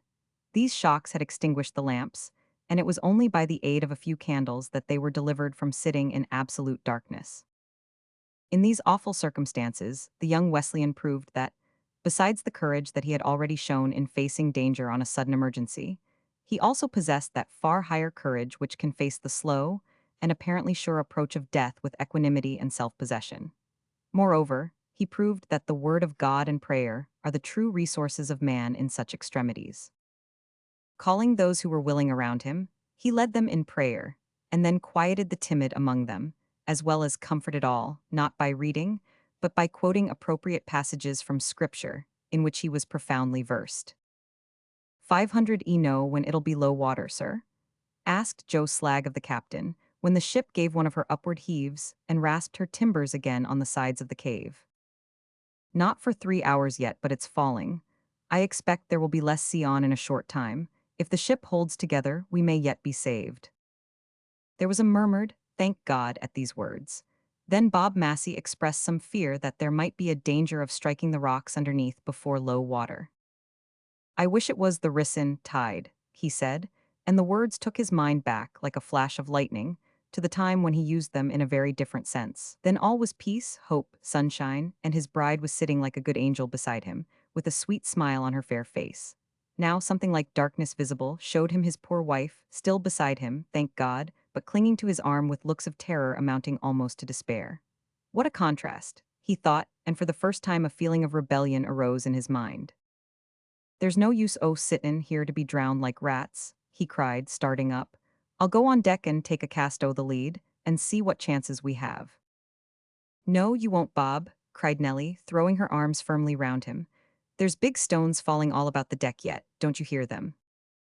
As if to corroborate her words, a piece of rock nearly half a ton in weight fell on the skylight at that moment, crashed completely through it, through the table below, and even sank into the cabin floor. Fortunately, no one was hurt, though Slag had a narrow escape, but that worthy was not easily intimidated. He rose up, and saying that it was as well to be killed on deck doin' somethin' as in the cabin doin' nothin', was about to ascend the ladder when Dr. Hayward suddenly entered, all wet and disheveled, and with blood trickling down his face. No use going up just now, Joe, he said, as he sat down beside his wife and permitted her to tie a kerchief round his head. Only a slight wound, Eva, got while taking soundings. I find that there are 16 fathoms of water under us, and, although I couldn't see my hand held up before my face, I managed to make out by the flash of a match, which burned for a moment before being blown out, that the sides of the cave are quite perpendicular, not the smallest ledge to stand on. The tide, however, is ebbing fast, and the water in the cave calming, so that if no bad leak has been made by all this thumping, we may yet be saved. Our only chance is to stick to the ship. While he was speaking, the vessel again surged violently against one side of the cave, and another of the huge masses of rock that were brought down by the swaying masts came crashing on the deck. There is no bad leak as yet, said the captain, re-entering the cabin, which he had quitted for the purpose of sounding the well. If we can keep afloat for an hour or two, we may be able to use the boats. Just now it would be useless to attempt launching them. Although the captain's words were not particularly reassuring, his confident tone and manner infused hope and comforted the people greatly. Some of the male passengers even volunteered to face the shower of stones, if need be, and lend a hand in launching the boats when the time for doing so arrived. These boats, 3 in number, were lying bottom up on deck, and to reach them involved the risk of death to whoever should attempt it. They were therefore compelled to wait. It is difficult to form even a slight conception of the horrors of that night. For several hours they sat in the after cabin, and the ship surged and plunged in the wildly heaving water, striking the sides continually, while rocks fell at intervals on the deck, thus adding to the noise of wind and waves as they raged with echoing, deafening noise in the black cavern. Each moment it seemed as if the ship must have her planks stove in and be sunk, but she was a new vessel and strong. Of course she leaked considerably, but when the tide went down the sea calmed a little, the rocks ceased falling from the roof, and they were enabled to rig the pumps and work them vigorously. The boats, meanwhile, were cast loose and got ready to launch at the first glimmer of daylight. Fortunately, they had received no serious injury from the falling rocks. Oh, how they longed and prayed for the day. It came at last, a gleam so faint that it showed nothing of their surroundings save the outline of the cavern's great mouth. "Shall we launch the boats now, sir?" asked the first mate, who was becoming anxious, because the carpenter had just reported that the water in the hold was increasing dangerously in spite of the pumps. Not yet," returned the captain hurriedly. "We must have more light first. The loss of a boat would be fatal. I'm afraid of the rising tide." Afraid of the rising tide. Again, the words struck strangely on Bob Massey's ears as he stood wiping the perspiration from his brow after a long spell at the pumps, and once more carried him back to the sunlit sands of Old England. Soon the increase of water in the hold was so great that the getting out of the boats could no longer be delayed. The first launched was a small one. It was lowered over the stern by means of the studding sail boom, with a block and whip, which kept it from dropping too quickly into the water. Massey and his friend Slag, being recognized as expert boatmen in trying circumstances, were sent in it, with two of the crew, to run out a line and drop an anchor in the sea outside, so that the heavier boats might be hauled out thereby. 250 fathoms of rope were given them, more than sufficient for the purpose. On getting outside, Bob and his friend, according to custom as lifeboatmen, kept a sharp lookout on everything around them, and the feeble daylight enabled them to see that the black cliff which had, as it were, swallowed up the lapwing, was full 600 feet high and a sheer precipice, in some places overhanging at the top, and without the symptom of a break as far as the eye could reach in either direction. "A black lookout, Joe," muttered Massey, as he assisted his comrade to heave the anchor over the side. "Aye, Bob, and the worst of it is that the tide's risen. A boat can live here as long as that ridge o' rocks keeps off the seas, but in an hour or so it'll be rollin' in as bad as ever." "I knows it, Joe, and the more need to look sharp." Returning to the ship, our coxswain made his report and recommended urgent haste. But the captain required no urging, for by that time the ship's main deck was level with the water, and the seas were making a clean breach over the stern.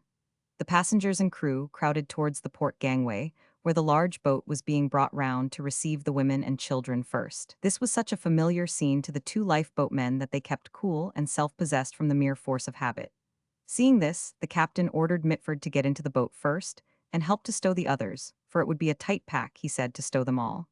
Dr. Hayward was ordered to assist. Ned Jarring volunteered to help to fend the boat off during the operation, and without waiting for permission, jumped into her. Mitford had consigned his wife to the care of his friend Massey, who at once undertook the duty by tying a kerchief round Peggy's head to keep her hair out of her eyes, after which he did the same for Nellie. Both women were perfectly quiet and submissive, the first owing to fear and exhaustion, the last from native courage, which enabled her to rise to the occasion. Massey then stripped off all his own clothes, except shirt and trousers, so as to be ready for swimming, and, catching up a rope, advanced towards his wife, intending to fasten it round her waist. "Peggy first, Bob, I'll wait for you," said his wife. "Look sharp," cried the captain. Bob turned at once to Peggy, and in a few seconds she was lowered into the boat. Mrs. Hayward followed. Then Massey insisted on his wife going, and the obedient Nellie submitted, but owing to a lurch of the ship at the moment, she missed the boat and dropped into the water. One of the men attempted to pull her in but could not, and as all the others were engaged at the moment in trying to fend off the rocks, Massey at once jumped into the sea and helped to get his wife into the boat. At that moment there arose a cry that the ship was sinking, and a wild rush was made for the longboat, which had also been successfully launched.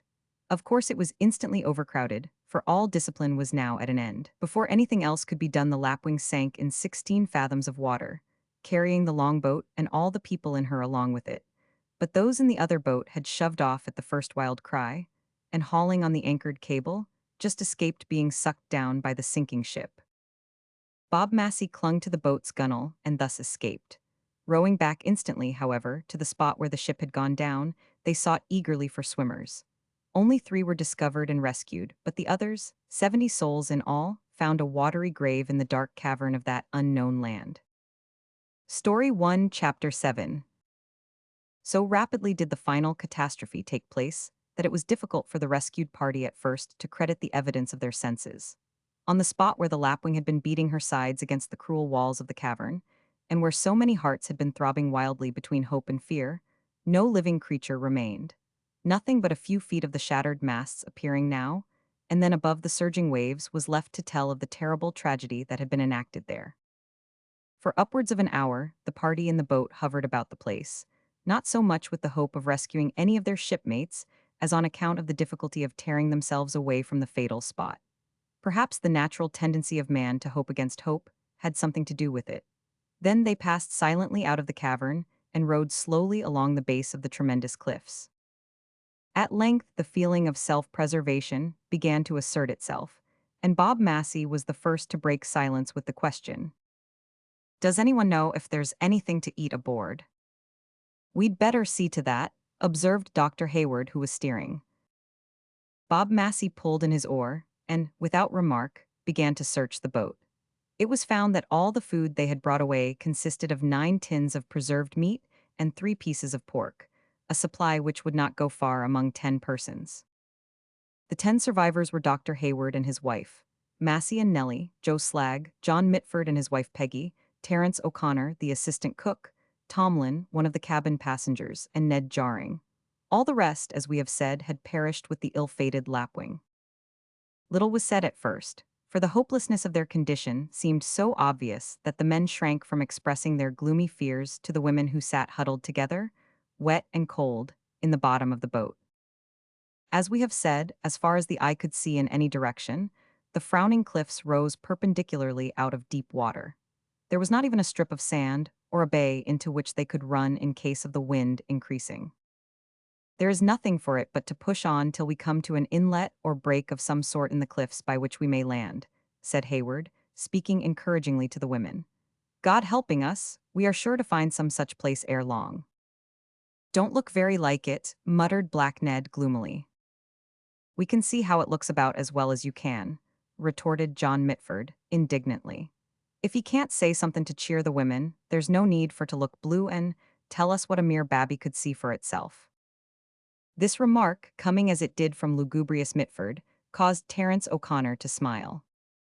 True for ye, he said, we can see what's fornint us, but even Black Ned can't see round the corner. Besides, there may be a flat shore on the other side o' the island, added Bob Massey in a cheerful tone. I've often noticed islands o' this build, and when they're so high on one side, they usually are low on the opposite side, so we'll only have to pull round. And mayhap there are people on it, who knows? Aye, natives PR raps, growled Jarring, and cannibals who are fond of eatin' white folk, specially women. Shut up your black muzzle, or I'll heave ye overboard, said Mitford fiercely, for like many easy-going, quiet men, he was unusually savage when fairly roused. Whatever Black Ned may have felt, he gave no expression to his thoughts or feelings by word or look, but continued calmly to pull his oar.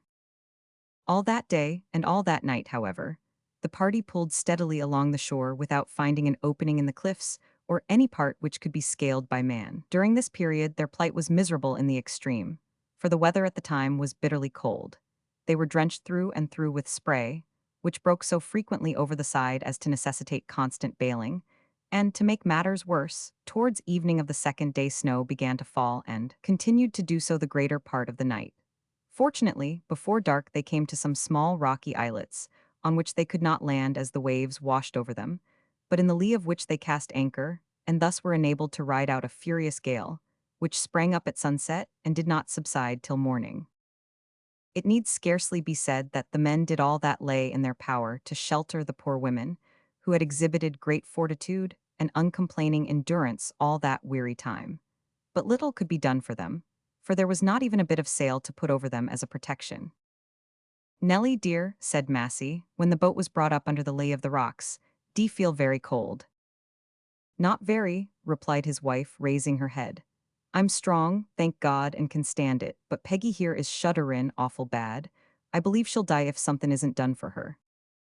I think if she could only wring the water out of her clothes, whispered Mrs. Hayward to her husband, it might do her some good, but I know that, Eva, it would do you all good, and we must have it done somehow.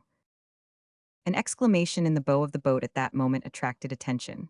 It was John Mitford, who, having taken off his own coat and wrapped it round his shivering wife, had gone to the bow to rummage in a locker there, and had found a tarpaulin. Massey had overhauled the locker for food before him, but the tarpaulin had been so well folded, and laid so flat in the bottom, that it had escaped his notice. Retiring aft with this godsend, the lugubrious man speedily, with the assistance of his comrades, covered over the center of the boat so completely that a small chamber was formed, into which the women could retire. It was not high enough, indeed, to stand in, but it formed a sufficient shelter from wind and spray. Now, Peggy, my dear, said her husband when it was finished, get in there, off wy your things and wring 'em out. Thank you, John, replied Peggy, whose teeth chattered like castanets, but 'ow am I to dry 'em? For wet sea claws won't dry why without a fire. At least never eared of. The remainder of her remarks were lost to male ears as the tarpaulin dropped around her after Eva Hayward and Nellie had led, or half lifted, her under its sheltering folds. How they managed to manipulate the shivering Peggy it is not our province to tell, but there can be no doubt that the treatment of her two friends in misfortune was the cause of her emerging from under the tarpaulin the following morning alive and comparatively well, though still far from dry. The aspect of things had changed greatly for the better when the unfortunates resumed their voyage. The wind had abated, the sea, although still heaving, was smooth. The snow had ceased, and the sun arose in a cloudless sky, so that when poor Mrs. Mitford raised her disheveled head and felt the sun's cheering rays, she exclaimed, with a sigh of relief, "La, if the sun ain't blazin', ought, and I'm so ungry. Dear, ave you been rowin' all night, John? 'Ow tired you must be. And your ends blistered, though you are pretty tough in the ends, but you couldn't 'old a candle to Bob Massey at that.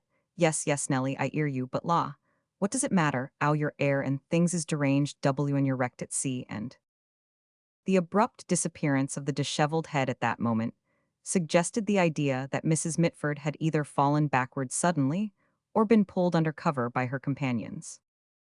"She's all right anyhow," said O'Connor, adjusting his oar. "She's always all right," remarked Mitford in a funereal tone, which however was meant to be confidential. "Bless your heart, I've seen that woman under all circumstances, but although she's timid by nature and not overstrong in body, I've never seen her give in or fairly cast down. No doubt she was pretty low last night, poor thing, but that was 'cause she was nigh dead cold, yet her spirit wasn't crushed. It's my solemn conviction that if my Peggy ever dies at all, she'll die game." With a profound sigh of satisfaction at having thus borne testimony to the rare and admirable qualities of his wife, the worthy man applied himself to his oar with redoubled vigor. It is quite a pleasure in this censorious world to see any man absolutely blind to his wife's faults and thoroughly awake to her good qualities. The opinion formed of Peggy, by Mrs. Massey and Mrs. Hayward respectively, did not quite coincide with that of John Mitford. "How did you get on with poor Peggy last night, Eva?" asked Dr. Hayward of his wife, in an undertone, as they breakfasted that forenoon beside the tiller, while the rest of their companions were similarly engaged in the middle of the boat and at the bow. "Pretty well, Tom, but she's troublesome to manage. She is so unusually timid, poor creature, so prone to give way to despair when things look bad, yet so sweetly apt to bound into high spirits when things are looking hopeful, and withal so amusingly garrulous." Strange to say, at the very moment that this was uttered, Nellie was remarking to her husband in a low tone that poor Peggy was quite a puzzle, that she was all but dead at one moment, and quite lively at another, that she professed to be all submission, but was as obstinate as a pig, and that her tongue, soft though it was, went like the clapper of a mill. We have referred to breakfast, but the meal spread before the castaways hardly merits that name, for it consisted of only a small slice of pork to each, a few pieces of ship's biscuit that Slag had discovered in his pockets, and a cup of water drawn from the pond which had accumulated in a hollow of the tarpaulin during the night. "It is lucky that one of the pieces of pork happened to be cooked," observed Dr. Hayward, as he served out the allowance, "for I would have been sorry to break into the preserved meat tins till forced to do so. We must keep these as a reserve as long as possible." "Right you are, sir," said Slag with his mouth full, while with a clasp knife he carefully cut off another morsel to be ready. "Right you are. That minds me when we was starvin', me and my shipmates in the Arctic regions, so as our ribs was all but common through our skins, and we was beginnin' to cast an evil eye on the steward who'd kep' fatter than the rest of us somehow, and was therefore likely to prove a more satisfyin' kind o' grub, DC. "I say, Joe," said Hayward, interrupting, for he feared that Slag's anecdote might not tend to render the pork breakfast more palatable. "Sir," said Slag, "will you just go to the bow and take a squint ahead? I think there seems to be something like an the cliffs in view. Your eyes are better than mine." Slag swallowed the mouthful on which he was engaged, thrust after it the morsel that was ready to follow, wiped the clasp knife on his thigh, and went forward to take a squint. It turned out that the end of the cliffs which the doctor had only supposed possible was a reality, for, after a long gaze, Slag turned and said, "Your eyes are better than you think, sir, for the end o' the cliff is visible, and a spit o' sand beyond is quite plain." As this report was corroborated by Bob Massey, and then by all the other men, it sent a thrill of gratitude into the hearts of most of the party, especially the women, who, having lain so long wet and almost motionless, were nearly benumbed in spite of the sunshine. Longer exposure, indeed, would probably have proved fatal to poor Mrs. Mitford, possibly also to Mrs. Hayward, who was by no means robust. As for our coxswain's wife, having been reared among the health-giving breezes of the seashore, and inured from infancy to exposure and hard work, she suffered much less than her female companions, and busied herself a great part of the time in chafing their cold limbs. In doing this, she reaped the natural advantage of being herself both warmed and invigorated. Thus, virtue not only is, but inevitably brings its own reward. Similarly, vice produced its natural consequences in the case of Black Ned, for that selfish man, being lazy, shirked work a good deal. It is possible to pull an oar in such a way that, though the rower may be apparently doing his best, he is, in reality, taking the work very lightly and doing next to nothing. Acting in this way, Ned Jarring became cold when the sleet and spray were driving in his face. His blood flowed sluggishly in his veins, and his sufferings were, consequently, much more severe than those of his comrades. Towards the afternoon of that day, they rounded the spit of sand mentioned by Joe Slag, and came upon a low-lying coast. After proceeding a considerable distance along which, they discovered a good harbor. This was fortunate, for gray clouds had again covered the sun, and a bitter east wind began to blow. "Thank God, Eva," said Hayward, as he steered into the bay, "for if we had not come upon this harbor, your strength and that of poor Peggy, I fear, would have failed, but now you'll be all right in a short time." "Oh no, sir, I don't think as my strength would fail," said Peggy, in a feeble voice, for she had overheard the remark. "Not that I shouldn't be thankful all the same, I allow, for thankfulness for mercies received is a duty, and most on us do fail in that, though I say it that shouldn't, but my strength ain't quite gone yet." "Stand by, Slag, to fend off with your oar when we get close in," said the doctor, interrupting Peggy's discourse. "Have any of you got matches in your pockets?" asked Massey, clapping his hands suddenly to the various receptacles about his person, with a look of unwanted anxiety. "Ye may well ax that, Bob," said O'Connor, using his own hands in the same way. "Cold, wet weather and no house? It 'ud be death to the women, sure, Av." "Here you are," shouted Tomlin in a burst of triumph, in spite of his naturally reserved disposition. He held up a box of Vestas which, being a smoker, he fortunately had in his pocket. "I hope they ain't wet," remarked Black Ned suggestively. "Wrap 'em well up," said Slag. Tomlin drew out his handkerchief and proceeded to do so. At the same moment the boat's keel grated softly on the shingly shore. Story 1, Chapter 8. Seldom have the mysterious sparks of life been sought for more anxiously, or tended and nursed with greater care, than were the little sparks of fire which were evoked with difficulty from Tomlin's matchbox. Drizzling rain had commenced just as the wrecked party landed. The tarpaulin had been set up as a slight though very imperfect shelter. The ground underneath had been strewn with twigs and grass, and a large pile of dead branches had been arranged to receive the vital spark before any attempt was made to create it. "Everything must be quite ready first," said Hayward to Tomlin, "for our very lives depend, under God, on our securing fire, so keep the matches snug in your pocket till I ask for them." "I will," replied Tomlin. 500 You know, it never occurred to me before how tremendously important the element of fire is. But how will you ever manage to make the branches catch, everything being so thoroughly soaked?" "You shall see. I have had to make a fire in worse circumstances than the present," returned Hayward, "though I admit they are bad enough. Have you got the small twigs broken and ready, Slag?" "All ready, sir." "Now look here, Tomlin." As he spoke, the doctor picked up a dead but wet branch, and, sheltering himself under the tarpaulin, began to whittle it with his penknife. He found, of course, that the interior of the branch was dry. The thin morsels which he sliced off were handed to Slag, who placed them with great care in the heart of a bundle of very small twigs resembling a crow's nest. A place had been reserved for this bundle or nest, in the heart of the large pile of branches lying on the ground. Meanwhile, Slag held the nest ready in his hands. "Now, Tomlin, get out your matches," said the doctor. With the utmost care the anxious man unfolded the kerchief, and, opening the box, looked into it earnestly. "Wet?" asked Hayward. Tomlin shook his head. "I fear they are." He took one out while the whole party assembled round him to note the result. The first match dropped its head like a piece of soft putty when scraped on the lid. The second did the same, and a suppressed groan escaped from the little group. for it could be seen that there were not more than 10 or 12 matches in the box altogether. Again and again, a match was struck with similar result. The fifth, however, crackled a little and rekindled, sinking hope in the observers, though it failed to kindle itself. The seventh burst at once into a bright blaze and almost drew forth a cheer, which, however, was checked when a puff of wind blew out the newborn flame. "Och, let Bob Massey try it," cried O'Connor. "Sure he's used to workin' in troublesome weather." "Right, boy," said Slag, "hand it to the coxswain."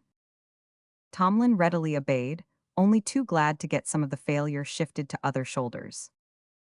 Massey readily undertook the task, and success attended his first effort. "I note it," said Nellie, in a quiet tone, as she saw the bright flame leap up and almost set her husband's beard on fire. "Bob never fails." The burning match was quickly plunged into Hayward's handful of shavings, which blazed up as he thrust it into Slag's nest. And Slag, holding the nest with the tender care of a loving sick nurse and the cool indifference of a salamander till it was a flaming ball, crammed it into the heart of the pile of sticks. Tremendous was the volume of smoke that arose from the pile, and anxious were the looks riveted on it. "Sure ye have smothered it entirely," gasped O'Connor. "Oh me," sighed Peggy in a voice of mild despair. "No fear, it's all right," said Massey, in a confident tone, while Joe Slag, on his knees, with cheeks inflated and nose all but kindling, blew at the glowing heart with unwearied determination, regardless alike of friend and foe. "It's going to do," remarked John Mitford in his most dismal tone. "Any child might tell that," said Nellie with a light laugh. The laugh seemed infectious, for the whole party joined in as a glorious gush of flame rushed among the sticks, dried up the dampness, and effectually changed the pillar of smoke into a pillar of fire. The fire thus kindled was rightly deemed of such vital importance that it was not permitted to go out thereafter for many months, being watched night and day by members of the party appointed to the duty by turns. It had, indeed, not a few narrow escapes, and more than once succeeded in reaching what appeared to be its last spark, but was always caught in time and recovered, and thus was kept burning until a discovery was made which rendered such constant attendance and care unnecessary. "Now," said Dr. Hayward, when the fire was safely established, "we have not much daylight left, so it behoves us to make the most of it. You are a man of action and experience, Robert Massey. What would you advise us to do first?" "Well, doctor, since you're good enough to ask me, I would advise that we should appoint a leader. You see, mates," he continued, addressing himself to the company in general, "there's no possibility of a ship gettin' along without a captain, or an army without a general. If we was going off to a wreck now, with or without a lifeboat, I would claim a sort o' right to be coxswain in virtue o' past experience. But as we've now begun a sort o' shoregoin' business, which requires a deal o' general knowledge besides seamanship, and as Dr. Hayward has got that by education, I move that we make him our leader." "Right you are, Bob," said Joe Slag. "As he always is," said Nellie sotto voce. "So I second the move, if that's the reglar way to do it." "Hear, hear," said everyone with right good will, and a gleam of pride flashed from Eva's pretty brown eyes as her husband was thus unanimously appointed leader of the shipwrecked band. Like a sensible man, knowing his capacity, he at once accepted the command without any display of undue modesty, and proved his fitness by at once going to work. The first thing, then, is to thank God for our deliverance, which we all do, I am sure, most heartily. This was received with a responsive "Amen" from everyone, not even excepting Black Ned. "Next, we must find fresh water and boil a bit of pork." "Ah, then we haven't a kittle," exclaimed O'Connor. "Haven't we a big bailing dish, Terence?" said Hayward. "Sure we have, sor, and it's a tin wan as'll stand fire," returned Terence with a reproved look. "Well then, you go fetch it, wash it well out and get the pork ready. Jarring and Tomlin will gather as much dead wood as they can find and pile it beside the fire. Mitford will search for fresh water, there must be a spring or brook not far off, and Massey and I will rig up some sort of shelter for the night." "Please, sir, may I go with Mitford to seek for water?" asked Nellie. "By all means, if you wish to." "And I will keep you company, Nell," said Mrs. Hayward energetically. "So will I," chimed in little Mrs. Mitford feebly. "I was always fond of water. As a child I used to paddle about in it continually, and sometimes tumbled into it, for of course young people will." "No, Peggy, you must sit by the fire with my wife," said the doctor. "Neither of you is fit for work of any kind yet, so sit down and warm yourselves." Eva was too wise and Peggy too weak to offer objection, so these two sat by the fire while the others went to work. Energy of action tends to lighten the burdens that may be laid on human spirits, and to induce the most favorable view of the worst circumstances. The toil which the party now undertook was such a blessed relief to them, after the prolonged exposure to cold and comparative inaction in the boat, that all returned to the campfire in a much more cheerful state of mind than they left it. The searchers for water came back first, having found what they sought close at hand.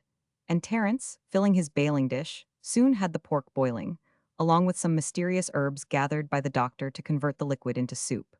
Tomlin and Black Ned returned heavily laden with firewood, and Bob Massey discovered a tree with branches sufficiently spreading and leafy to protect them to some extent from rain. "'Tis as well we have found overhead protection, Massey," said the doctor, when our coxswain led him to the spot, "for I have been thinking that as we have no blankets, we shall be obliged to use our tarpaulin as a quilt rather than an umbrella." "That's true, sir," returned Massey, "but how about the women?" "Well, I've been thinking about that," said Hayward, "and I've devised a plan for tonight at least. Tomorrow I hope to hit on a better arrangement. First of all, we'll spread in front of a fire, which we will kindle beneath this tree, a layer of branches and grass. In the middle of this the women will lie down side by side, after having dried and warmed themselves thoroughly at the fire. Then we'll take two of the floor planks from the boat, and put one on each side of them, partially frame them, as it were. Then one half of us men will lie down on one side of the frame, the other half on the other side, and will draw the tarpaulin over us all." Not very comfortable," said Massey, "for the poor women to be framed like that." "Admitted, but what else can we do?" said Hayward. "It would risk our lives to sleep without covering of any kind in such cold weather, and with sleet falling as it does now. Better have the sheet spread upon us than merely over our heads. So now let's kindle another fire, and do you arrange our couch, Bob." In spite of the cold and the sleet, things looked much more cozy than persons unacquainted with roughing it could believe possible, and they became comparatively happy when the couch was spread, and they were seated under the sheltering tree, with the fire blazing and crackling in front of them, suffusing their faces and persons and the leaf canopy overhead with a deep red glare that contrasted well with the ebony black surroundings, while a rich odor of pork soup exhaled from the bailing dish. "Ah, now there's nothin' wantin' to produce parfit felicity but a pipe," said O'Connor with a sigh. "That's so, lad," assented Tomlin, echoing the sigh, and feeling in his pocket from force of habit, though he knew too well that nothing was to be found there. "Here, Terence," said Massey, handing him an empty pipe, at the same time asking him to shut his eyes and draw, and try to imagine himself smoking, but Terence shook his head. "I couldn't do that, Bob," he said, "but I'll sing ye a stave in praise o' the weed." Without waiting for permission, the jovial Irishman at once began. "Oh, it's baccy as is my chief joy. At mornin', noon, and night. And it's verily my belief, boy, that I love it with all my might. If your liver and lungs are squeakin', and your head is growin' cracky, there's nothin' so sure to kill or cure as fumes o' the strongest baccy. If it would improve your voice, Terence," observed Mr. Mitford meekly, "I'm sure I wish ye had pounds of it, for it's that harsh, though of course I make no pretense to music myself, but just listen to that now, harsh, and that to a man whose own mother by the father's side told him he should make music his profession. Arrah, howld on, Black Ned, ye spalpeen, ye have had two helpins already." This latter remark had reference to the bailing dish of soup, which was being passed round the party, so that each might help himself to two mouthfuls of soup before passing it on. As they had no spoons, the doctor had extemporized ladles of folded bark which served the purpose pretty well. "Haven't ye a small bit o' baccy in the corner o' one o' your pockets, doctor dear?" asked Terence insinuatingly. "Maybe ye'd find a morsel if ye'd try." "Quite useless to try, my poor fellow," returned the doctor with a look of affected pity, "for I'm a non-smoker. I never indulge in such an absurdity."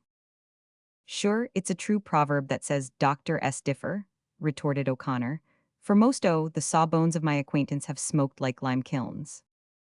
"More's the pity, Terence, but if you'll heave on some more firewood you'll have a smoke that may do as a substitute at present."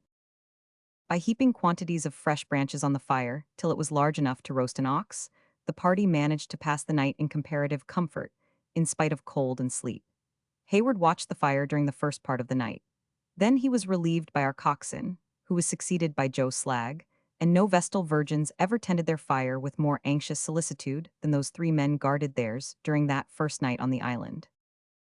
As if to make up for the sufferings of the past few days, the morning that followed broke with unclouded splendor, and the rising sun shone upon as beautiful a scene as could well be imagined, for it revealed an island richly clothed with verdure, which, rising out of a calm blue sea, sloped gradually upwards, until its western ridge met the bright sky.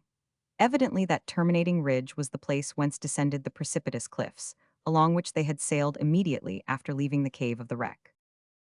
There is no accounting for the eccentricities of weak-minded females, whether pretty or plain. The first thing that pretty little Mrs. Mitford exclaimed on opening her eyes and beholding the glorious view was, "Oh, I do so wish that we had oysters for breakfast." If she had expressed a desire for elephant chops, she could not have taken Eva Hayward more by surprise. As for Nell Massey, she went off into a hilarious giggle. "I fear there are no oysters hereabouts," said Hayward, "but I shouldn't wonder if we were to find mussels and things of that sort. Come, lads, we'll go and have a search for them, while the ladies fill and boil our kettle." Limpets, mussels, and other shellfish were found in great abundance.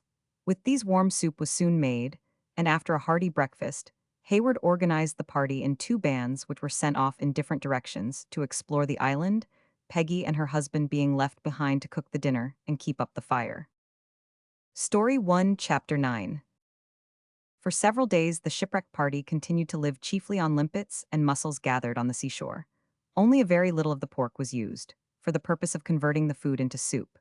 As they could not tell, of course, how long they might be compelled to live there, it behoved them to be very careful of the food supply already in possession. Fortunately, the weather continued fine, though cold, so that it was not necessary at first to make any alteration in their camp arrangements. During this period, much of their time was necessarily spent in laying in a stock of shellfish, and in attempting to bring down with stones some of the gulls which flew inquisitively about and very temptingly near to the camp. But none of the party was a good marksman with stone ammunition, and it soon became evident that unless some other means of obtaining food were discovered, there was every prospect of starvation ending their career. In this emergency, Dr. Hayward organized an exploring expedition on a more extended scale. He divided the party into three bands, one consisting of Ned Jarring, Tomlin, and himself, to examine the shores, another comprising Joe Slag, John Mitford, and O'Connor to penetrate the interior and higher lands, while it was appointed to Bob Massey, who had by that time come to be more frequently addressed by his old title of coxswain, to stay at the camp, keep the all-important fire going, and guard the women. "You see, we must go about this business thoroughly," said the doctor, when they were all assembled in the camp one day after their frugal meal, excepting O'Connor, who was a short distance off, trying, with unwearied perseverance and unvaried failure, to kill gulls with stones. "And for this purpose we must hold a council of war. Where's Terence?" "He's pelting the gulls as usual," said Black Ned. "A missin' of 'em, you mean," suggested Mitford. "Hallo, Terence," shouted Hayward, catching sight of the Irishman at that moment. "Here, we want you." "Common, sor, just one more shot at this baste. He's been flyin' round me hid for half an hour at last, winkin' at the stones as they go by him. Och, missed again, bad luck to ye." As he uttered the malediction, the disappointed man heaved a last stone, angrily and without an attempt at an aim. He did not even look up to observe the result, but turned sharply round towards the camp. That stone, however, was like the arrow shot at a venture. It hit the bird full on the breast and brought it down, which fact was made known to the sportsman by a cheer from the camp and a heavy thud behind him. "Well done, Terence," cried Hayward as he came up with his prize. "I regard it as a good omen, a sort of turn in the tide which will encourage us on our contemplated expedition." The leader then gave minute instructions as to how long they were to be away, how much food they were to take, the direction to be followed, and the work to be done. "In short," said the doctor in conclusion, "we must use our eyes, ears, and limbs to the best advantage, but bear in mind that the grand object of the expedition is—" "Grub," suggested O'Connor. "Just so, grub is our first and greatest necessity. Meanwhile, Peggy, Nell, and Eva will do what they can to make our camp comfortable, gather mussels and other shellfish, and see that the coxswain does not eat more than a fair share of victuals, and conducts himself in all respects like an obedient and trusted servant. With such and similar touches of pleasantry, Hayward sought to cheer the spirits of the party and divert their minds from dwelling too much on the fact that their case was a very serious one, almost desperate, for they were on a comparatively small island, far to the southward of the usual track of ships, without food or shelter, and without any of the ordinary means of procuring either. The remainder of that day was spent in making preparation for the projected expedition.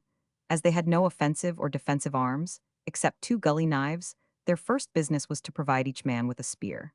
Fortunately, some of the surrounding trees had very straight branches of various sizes, so they had only to cut down such as were suitable and peel the bark off.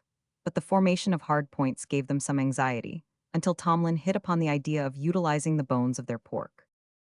"The very thing," said Mitford, with a look of melancholy satisfaction. Having no turn whatever for mechanics, he never saw difficulties till they met and overcame him, and was always ready to rush in where mechanical angels, if we may say so, feared to tread. "And how would you propose to cut the bones, John?" asked Slag with an air of modest simplicity. "Cut 'em? Well, why the knife, of course." It was found, however, that the knife made but slight impression on the bones, and after one or two vain attempts, they turned to a more effective method. Finding a huge boulder of some kind of sandstone, they broke it up, and on the rough surface thus produced, ground the bones into sharp points, and by an ingenious method known to Slag, who learned it from the Eskimos, they fixed these firmly on the ends of their spears. Thus armed, and with a small quantity of cold pork, and a large allowance of cold boiled limpets and mussels in their wallets, they set out on their explorations. It is impossible to accompany two parties at once. Let us follow just now the one composed of Joe Slag, Terence O'Connor, and John Mitford. These, with Joe as their leader, proceeded along the shore some miles in a northerly direction, and then, turning into the bush, which was nowhere thick, they pushed into the interior of the island. After advancing about 10 miles, they came on a wide stretch of sandhills or downs, and found that, having crossed a sort of isthmus, they had come out again on the seashore. "This won't do," said Slag, on making the discovery. "We'll have to steer direct for the highest land." "That's so, Joe," said Mitford, "and yonder's a height away there, right in the wind's eye, that will act as a beacon to us." "I sees it, John, but I say, what's the matter, why, Terence?" This question was drawn forth by the action of the Irishman, who had walked on about 50 yards in advance of his comrades. He was standing in the attitude of an ancient Roman about to discharge a javelin. Stooping low as if to render themselves less conspicuous, Mitford muttered, "Hallo," and his comrade whispered, He sees Suthin." Whatever it was he saw, O'Connor evidently felt too far off to act effectively, for, after standing a moment in the classic position just referred to, he suddenly lowered his spear, dropped on hands and knees, and made a slow, undignified advance of a few yards. Then he rose again, became classic once more, and discharged his spear, in a manner that would have done credit to Achilles himself. The growl that followed, and the "bad luck to ye," that came faintly back on the breeze, told too plainly that the result was amiss. "Sure it's a rabbit I saw," he said, returning to his companions, "and if I'd only sent it 2 yards more to the left, I'd have hit the baste." To the satisfaction of the explorers, it was found that the sandhills were burrowed all over by rabbits, and that there existed there a large colony of them. Cheered by this, in spite of their bad javelin play, they made for the high ground, and soon found themselves threading a belt of wood, after crossing which they reached the foot of the range of hills that bounded the island to the westward. It was a weird, rugged spot, covered with great boulders that had rolled down the hillsides, and with gaps and chasms here and there of considerable depth, that suggested the idea of volcanic action having visited the place at some remote period. These chasms or rents in the earth were overgrown with trees or bushes in many places, and obliged the travelers to make wide detours in some places to avoid them. Thus they were so much delayed that night was upon them before they had reached the higher parts of the hill range, where they had intended to encamp. The difference between blanketing and gossamer is great, yet it is inconceivably slight compared with the difference between gossamer and nothing. In the pride of their strength, the members of the exploring party lay down to sleep without covering of any kind, for the good reason that they possessed none, and before morning, they would gladly have given a fabulous price for even a gossamer coverlet. "It's freezin', I am, if not froze," said Terence O'Connor at the end of the second sleepless hour. "If we could have only brought away the fire in our pockets, what a comfort it would have been." He got up, shook himself, and slapped his arms across his breast vigorously. Slag and Mitford followed his example. "I'm beginnin' to feel better on the outside," continued O'Connor, pausing, "but my spinal marrow isn't properly warm yet." "Minds me o' Baffin's Bay," growled Slag, with a mighty slap of the arms between each word. Mitford seemed to think any remark superfluous, for he only groaned. "Pity it's too dark to see your face, John," said Terence. "It must be a sight worth seein'. Och, av I only had a good-sized pocket handkercher I'd wrap me feet in it anyhow." "Suppose we cut some grass and try that?" suggested Mitford. The suggestion was acted on. It was slow work cutting grass with a clasp knife. Tearing it up in handfuls was still slower, but the labor warmed the tired explorers, and when they lay down again under this Adam and Evic bedding, they fell asleep almost immediately, and did not waken till the sun was pretty well up in the eastern sky. "Breakfast fust," said Slag, on completing a tremendous stretch and yawn. "It's always been my way since I was a babby, business first, pleasure to foller. Grub is business, and work is pleasure, leastwise, it ought to be to any man who's rated A1 on the ship's books. Hallo, sorrowful monkey face, clap a stopper on your nose and tumble up, d'ye hear?" Mitford did not hear, but a touch of Slag's toe caused him to feel and to rise. O'Connor was already astir, preparing breakfast. Cold boiled mussels and a bit of pork may be good food, but it is not appetizing. Consequently, they did not linger long over the meal, but were soon striding up the mountainside, rejoicing in the fresh air and sunshine. There was a certain phase in John Mitford's character which had not yet been discovered by his friends, and was known only to his wife. He was romantic, powerfully so. To wander through unknown lands and be a discoverer had been the dream of his youth. He was naturally reticent, and had never said so to anyone but Peggy, who, being the reverse of romantic, was somewhat awe-stricken by the discovery, and, in an imbecile way, encouraged him to hope that, one of these days he'd ave his desires gratified, as there was nothing to prevent I am from goin' to Nova Zealand, if that was the right way to pronounce it, or to Van Diemen's Land, not in a sinful way of course, for they had given up transportin' people there now, though wherever they transported 'em to she couldn't imagine. Anyhow, there was nothing to prevent his tryin'. And John did try, which was the primary cause of his being a member of the exploring party, now under consideration. Influenced by his romantic spirit, Mitford betrayed a troublesome tendency to wander from his comrades in pursuit of the unknown. O'Connor, with the straightforward simplicity of his nation, set it down to pig-headedness. Slag, being a man of feeling, opined that it was absence of mind. "The Spalpeen, he's off again," said O'Connor, turning round as they halted to rest a minute after breasting the hill for half an hour. "Hallo, John, where are ye, boy?" "Here, all right," shouted a voice in the distance. "I'm exploring behind the knoll here. Go ahead, I'll meet ye at the top o' the hill." By that time they were within about an hour's walk of the highest ridge of the island, so they pushed on without delay, expecting to find their lugubrious friend there before them, or not far behind them. It turned out as had been supposed. The mountain ridge formed the summit of the great precipice along the foot of which they had sailed after quitting the cavern, or, as they had come to call it, the wreck cave. For some time the two stood on the giddy edge, looking in silence on the tremendous depths below, and the sublime spectacle of illimitable sea beyond, with its myriad facets gleaming in the sunshine. Then they bethought them of their comrade, and turned back to look for him, hallooing now and then as they went, and expecting every moment to see him emerge from one of the gorges that led to the ridge. But there was no answering shout or any sign of his having been there. Soon, becoming anxious and then alarmed, the two men set to work in earnest to search for their lost comrade, but they sought in vain. Returning to the spot where they had last heard his voice, they continued the search in that direction, and made the rocks echo with their shouting. Still no John Mitford was to be found, and the curious thing was that there seemed to be no very rugged or precipitous formation of land where he could easily have met with an accident. At last, evening approached. "We must go back at once," said O'Connor with anxious looks, "and rouse all the men out to seek for him by torches." Without another word, they turned and made for the camp as fast as they could go. Meanwhile, Dr. Hayward and his party had been successful in their exploration, for they not only discovered a rabbit warren, but had observed seals basking on the rocks, and found the tracks of goats, or some animal of that kind with divided hoofs. They had even succeeded in getting between a young seal and the water and speared it, so that there was something like jubilation in the camp on their return at the prospect of a fresh meal and better fare in future. But this was abruptly put an end to by the arrival of Slag and his comrade with the news of Mitford's disappearance. Poor Mrs. Mitford was thrown into a state of terrible alarm, and at first insisted on accompanying the search party, but under the united entreaties of Eva and Nellie, she was prevailed on to remain behind. With torches made of resinous wood which burnt admirably they searched all that night, and, taking only a few hours' rest, continued the search all the following day, but without success.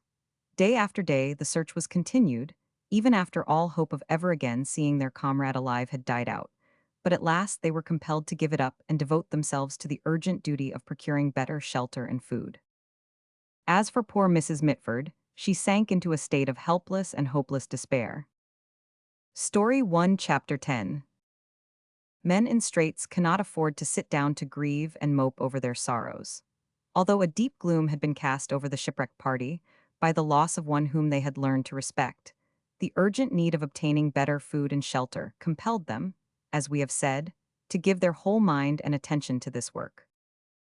They pitied poor Peggy sincerely, however, and endeavored to comfort her a little by raising the hope that her husband might have merely lost himself in the woods of the island, and would yet, perhaps, be found alive and well. But although their intentions were kindly, they could comfort neither Peggy nor themselves with such a hope, for their experience convinced them that the woods, although thick and tangled, were not extensive enough for anyone to be permanently lost in them, and it seemed quite certain that if the lost man had not met with some fatal accident, he would certainly have made his way to the coast, by following which he could have easily found the camp. "It is very sad to give over our search for poor Mitford," said Dr. Hayward one morning, while seated on a ledge of rock near the beach, taking counsel with his male companions as to the order of procedure for the day, "but we cannot afford to delay our operations longer. This poor fare of mussel soup, with such a small allowance of pork, is beginning to injure the health of our women, not to mention ourselves. Besides, the pork won't last long, even though we put ourselves on the shortest possible allowance. So I think that today we must go on an expedition after the seals we saw the last time we went to the southern end of the island. What say you, comrades?" "All right, Cap'n," answered Massey. "You've only got to say the word, but who's to stop at home to mind the campfire and the women?" "I'm afraid," returned Hayward with a deprecatory smile, "that it's your own turn, Bob. I would say that I'm sorry for you, were it not ungallant to pity a man for being condemned for a day to female society." The way in which the coxswain received this showed that he did not repine at his fate. He did not even object to O'Connor's remark that, fakes, he might consider himself the luckiest man o' the lot. Accordingly, Massey remained at the camp, while the doctor, Slag, O'Connor, Tomlin, and Jarring set out on a hunting expedition with 2 days' cooked provisions in their wallets. The doctor and Tomlin armed themselves with spears, but Jarring and Slag preferred clubs. "You see," said the latter, "I've heard, though I can't rightly say I've seed it done myself, that the seal hunters o' the north do their work wy clubs, so, if one man can kill a seal wy such a thing, I don't see why another shouldn't." And truly, there was some reason for this covert boast. For Joe, besides possessing arms of prodigious power, had cut and shaped for himself a knotted club which might have suited the hand of Hercules himself. It turned out that Bob Massey's satisfaction at being left behind that day was not altogether the result of regard for female society. While he was sauntering back to the camp, after his comrades had left, he congratulated himself aloud on having at last a chance of making his experiment without being laughed at during the trial. That is, if Nellie has got enough of line made. At that moment, Nell was busy with the line in question, and at the same time doing her best to comfort Mrs. Mitford, Mrs. Hayward being engaged in preparing dinner, by no means a difficult duty, which the women undertook day about.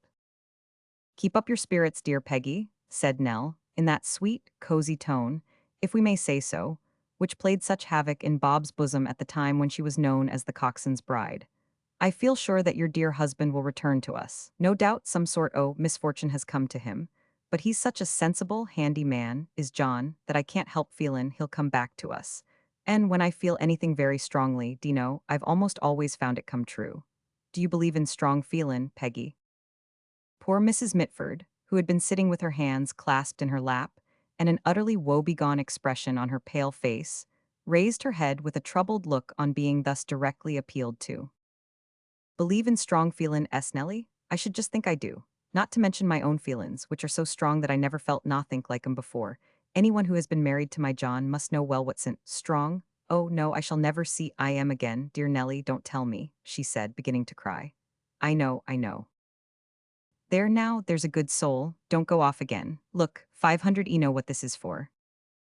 As she spoke, Nellie held up a ball of what appeared to be twine, and her companion, whose mind resembled that of a child, in that it could be easily diverted, said no, she didn't know what it was for, and that she, Peggy, had seen her making it when the men were off excursioning and had asked about it.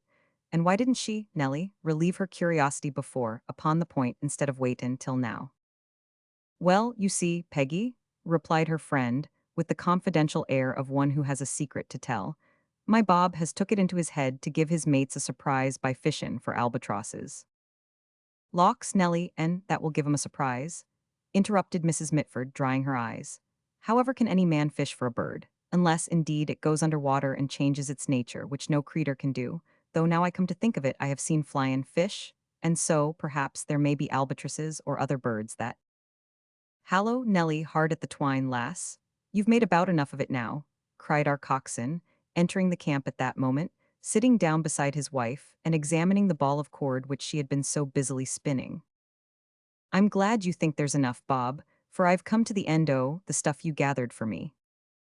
Plenty more where that came from, Nell, but there's no need to gather more than enough, for enough, is as good as a feast. Well, Peggy, he added, turning to the poor woman and patting her gently on the shoulder, has Nell been tellin' you what I'm goin' to try?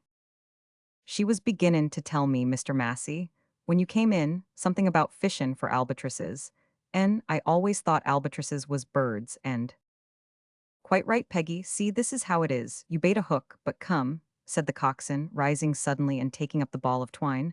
They do say example's better than precept. Come along, why me and Nell, and we'll show you how to do it. So saying, Massey led the two women down to the boat, telling Mrs. Hayward, whom they passed on the way, to heave some more sticks on the fire, as it was getting low. Never fear, said Eva, who carried the bailing dish full of shellfish in her hands.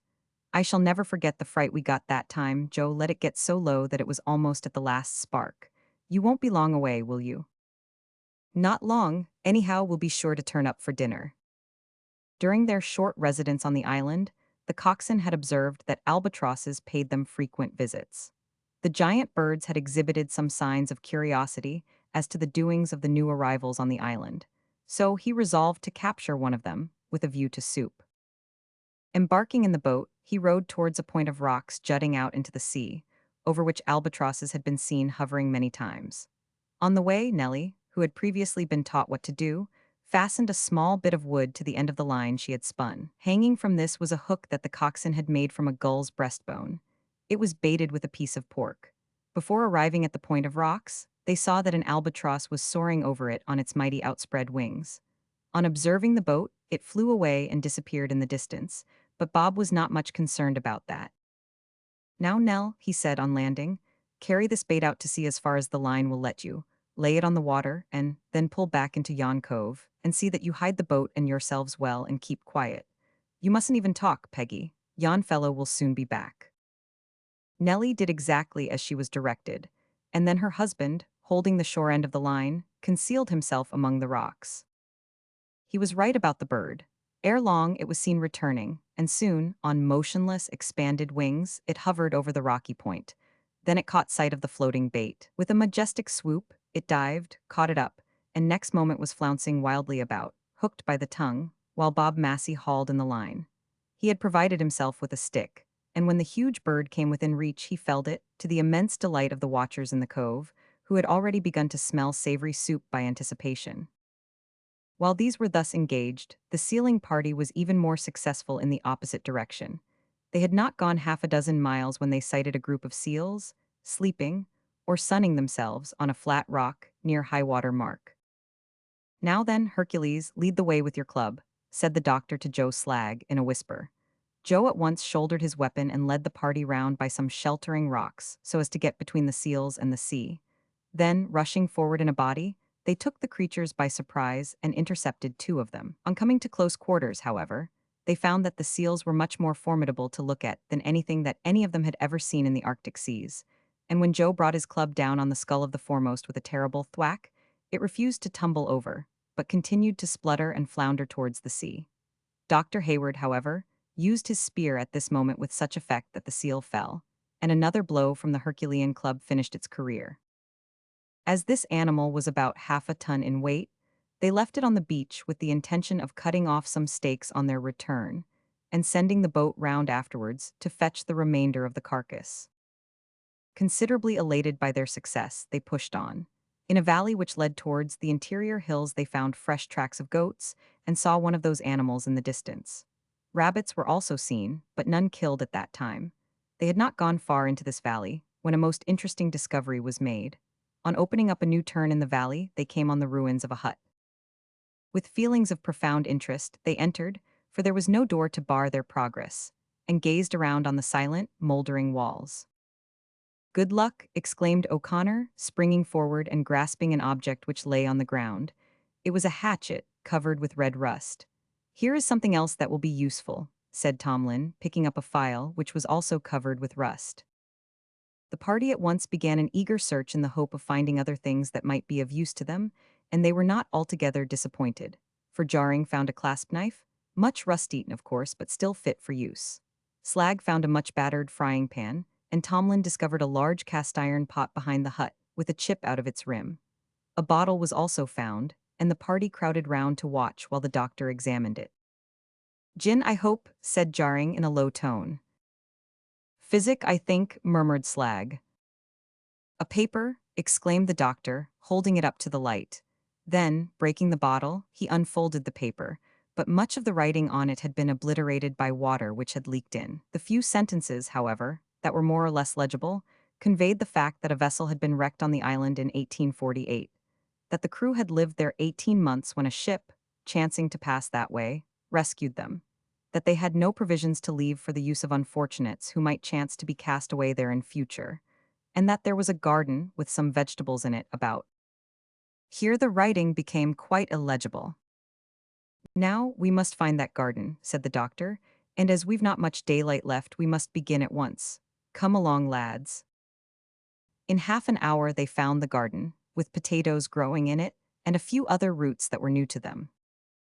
Rejoicing over their discoveries, the party started back without delay for the camp, carrying the pot, the frying pan, etc., along with them, and not forgetting a good slice of the seal in passing. Arriving late that night, they found Bob Massey and the women already enjoying a supper of albatross soup. "Horo, Bob!" exclaimed O'Connor, flourishing the frying pan in his excitement. "We've found some praties, boy. Shovel out some o' that into this, honey, and I'll soon let ye smell the smell of an Irish stew." Next day the party removed from the camp and took up their abode in the old hut, which was soon repaired sufficiently to keep out wind and rain, and the skin of the seal, with that of another killed next day, was large enough to screen off part of the hut as a separate chamber for the women. From that time forward they had no lack of food, for they succeeded in killing plenty of seals and in snaring a great many rabbits, though they failed entirely to kill any of the goats. And thus they lived for several months in comparative comfort, though suffering considerably from cold and bad weather. During all that time, the poor women were kept pretty busy cooking, looking after domestic matters, and mending the garments of the men. This last they accomplished by means of needles made from albatross bones and the finely divided sinews of various animals instead of thread. When the European garments were worn out, which they were, long before deliverance was sent to them, Nell Massey proved her fitness for a Robinson Crusoe life by actually splitting the sealskins, which were as thick as sole leather, so as to obtain material thin enough for clothing. Of course, a flagstaff had been among the first things erected. It stood on a prominent hill, and a sealskin flag was hoisted thereon, to attract any vessel that might chance to pass that way. But the flag fluttered in vain, for, as we have said, the island lay far out of the usual track of commerce. Although poor Mrs. Mitford appeared to become resigned to her great loss as time passed by, it was evident to her kind-hearted female companions that she was not recovering from the shock she had received. In spite of their care of her, she grew thinner and older looking every day. And although she quietly took her share of the work, she had become sad and silent, caring little apparently for what was going on around her, and never indulging in those prolonged observations of an irrelevant nature to which she had been addicted before her husband's disappearance. Things were in this state when, about 2 months after their landing, a boat voyage to the western cliffs of the island was arranged for purposes of further exploration. Story 1, Chapter 11. Within the dark recesses of a great cavern in the western cliffs, in the midst of a mass of wreckage, there sat one morning a man whose general appearance might have suggested to a beholder the wild man of the cave, or, at the least, an unhappy maniac, for his gray locks were long and unkempt, his eyes bloodshot and wild, his garments torn so that his wasted limbs were exposed in numerous places, and his beard and mustache disheveled and bristling. No one looking at that gaunt creature, not even the mother who bore him, would have easily recognized John Mitford, yet it was he. On the day when he mysteriously disappeared, he had come upon a great hollow, or hole, of about 60 yards in diameter, which appeared to descend into the very depths of the earth. The sides of the hollow sloped towards the center, and were covered with bushes. Noting this, our romantic friend resolved to explore the spot. He descended cautiously till he came to a place where the hole had narrowed to about 20 feet in diameter, and the herbage ceased because of the absence of the earth to sustain it. Filled with eager curiosity, the reckless man held onto a branch and stretched his head over the edge of the hole. He saw nothing but blackness. He soon felt something, however, for the branch suddenly broke off, and John went headlong down into that hole. Then and there he would certainly have paid for his curiosity with his life, had not a mass of earth, a few feet further down, and against which he struck, broken his fall in some measure, and shunted him off to the opposite wall of the rock. This latter proved to be a slope so steep that it let him slide, like lightning, to the bottom, a depth of about 30 feet or more, where he was stopped with such violence that he lay stunned for a considerable time. Recovering, he found that no bones were broken, and that, indeed, he was not much damaged considering the violence of the fall, but the satisfaction and thankfulness that this undoubtedly caused him were diminished by the fact that he was in total darkness and at the bottom of a hole of unknown depth. A feeling of horror rushed over him at the thought of being thus, as it were, buried alive. Springing up, he felt all round the walls of his prison for some inequalities or projections by which he might climb out, but none such could he find. The place was like a well of not more than about 10 feet wide, with smooth, rocky sides, which were almost perpendicular as far up as he could reach. On looking upward, he could see the mouth of the hole, through which he had fallen, glimmering like a little star above him. After a fruitless search of nearly half an hour, the poor man sat down on a piece of fallen rock, over which he had stumbled several times in his search, and a deep groan burst from him as he began to realize the fact that escape from the place was impossible, and that a lingering death awaited him, for he could scarcely hope that his companions would find him in such a place. Hope, however, is hard to kill in the human breast. Perhaps they might hear him if he shouted. Immediately he began to shout for help with all the strength of his lungs. Then, as no answering shout came down from the little star above, at which he continuously gazed, a feeling of wild despair took possession of him, and he yelled and shrieked in mortal agony until his vocal cords refused to act, and nothing but a hoarse whisper passed his parched lips. Overcome at last, alike with horror and exhaustion, he fell to the ground and became partially unconscious. How long he lay thus he could not tell, but, on recovering and looking up, he found that the star was gone, telling plainly that night had set in. Then it was, when all hope of delivering himself, or of being delivered by others, had fled, that a word which had been uttered by Dr. Hayward to a dying man on board the ship leaped into John Mitford's mind like a gleam of light. "Call upon me in the time of trouble, and I will deliver thee, and thou shalt glorify me." He had seen this invitation accepted by the dying man and deliverance obtained, if a happy smile and a triumphant gaze across the river of death were to be regarded as testimony. But then, thought John Mitford, that was spiritual deliverance. Here it is a hard physical fact, from which nothing short of a miracle can deliver me. No, it is impossible. Was it a voice within him, or an old memory that immediately whispered the words, "With God all things are possible"? At all events, the poor man rose up slowly in a somewhat calmer frame of mind, and began once more to feel round the walls of his narrow prison. He found nothing new, save that once he narrowly escaped falling down what seemed to be a still deeper hole among the fallen rocks already referred to. Then he lay down, or rather fell on the floor exhausted, and slept till morning. The fact that another day had begun was only ascertainable by the shining of the star-like mouth of the hole. He attempted again to shout, but found that his voice had left him, and that even if his comrades should return to the place he could not make them hear. In the fit of despair which followed, he went round and round his living tomb like some wild beast in a cage. During one of these perambulations, he stumbled again over the fallen rocks, dropped into the hole behind them, and slid a few feet downwards, but not rapidly, for the slope was gradual, and it terminated on a flat floor. Looking cautiously round, on reaching this lower depth, he saw what appeared to be a faint light far beneath him, and considerably in advance of the spot where he stood, or rather to which he clung. Gradually his mind calmed, and, resolving to make for this light, he groped his way downward. It was a long and wearisome scramble, involving many a slip and slide, and not a few falls, for it was made, of course, in total darkness, and the distant light did not appear to become stronger or nearer.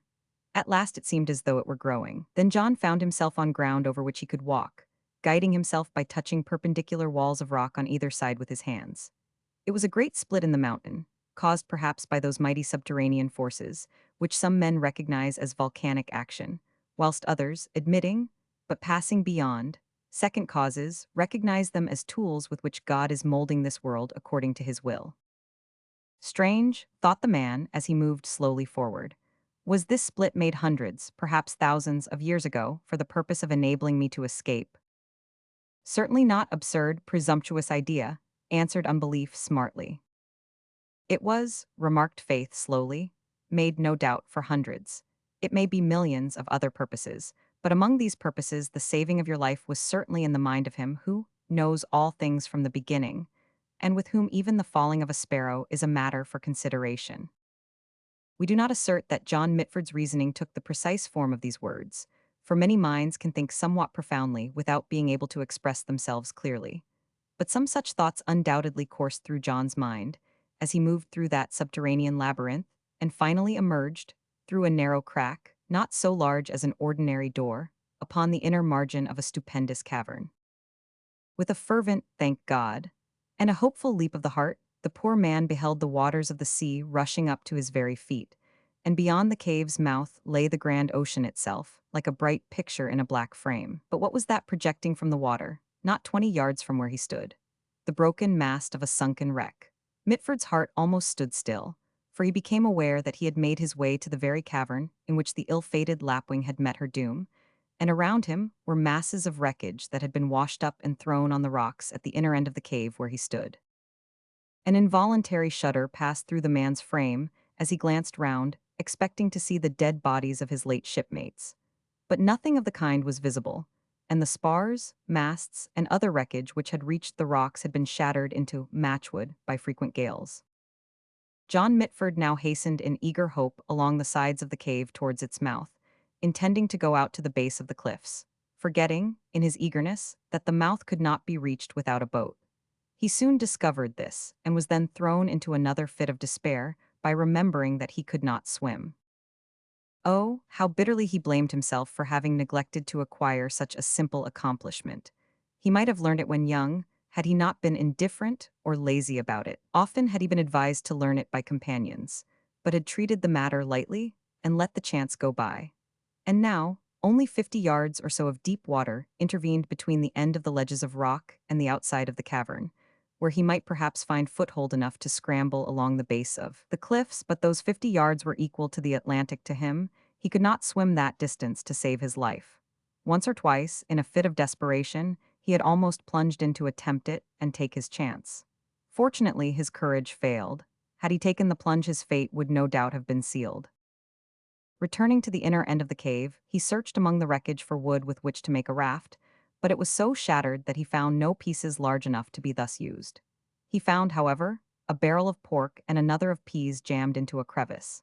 These proved an immense relief to his feelings, for they secured him against absolute starvation, which he had begun to think stared him in the face. From that time forward, the unfortunate man made incessant and wild efforts to get out of the cave. He climbed and scrambled about until his clothes were almost torn off his back. He gathered the largest masses of wood he could find and tied them together in bundles until he had made something like a raft. But John was not a handy workman. His raft overturned the first time he tried it and went to pieces, and he would have been drowned at that time if he had not been within grasping distance of the rocks. As it was, he got a fright which made him finally turn from that method of escape in despair. Then the raw pork and hard peas tried him severely, and brought on a complaint which lasted a considerable time and greatly reduced his strength. But John was tough and recovered, though not much more than the skeleton of his former self remained. Thus he continued to exist in that cavern, during all the time that his wife and friends were mourning him as dead, and in this condition was he there seated on the morning in which this chapter opens. Weary, weary desolation, moaned the unfortunate man, lifting his head and gazing round with the air of one from whom all hope has long since departed. It is said, or supposed, that when a spoke in fortune's wheel is at the lowest, there must needs be a rise. Mitford's experience at this time would seem to give ground for belief in the saying, for the word desolation had scarcely passed his lips, when distant voices of men were heard, causing his heart to bound violently. Next moment, a boat glided in front of the cave's mouth. John Mitford sprang up and gave vent to a yell. Hope raised to strong life after being long deferred. Despair suddenly trampled in the dust. Joy bounding as from the tomb into rampant being. And a host of indescribable sentiments and passions found vent in that tremendous, that inconceivable howl.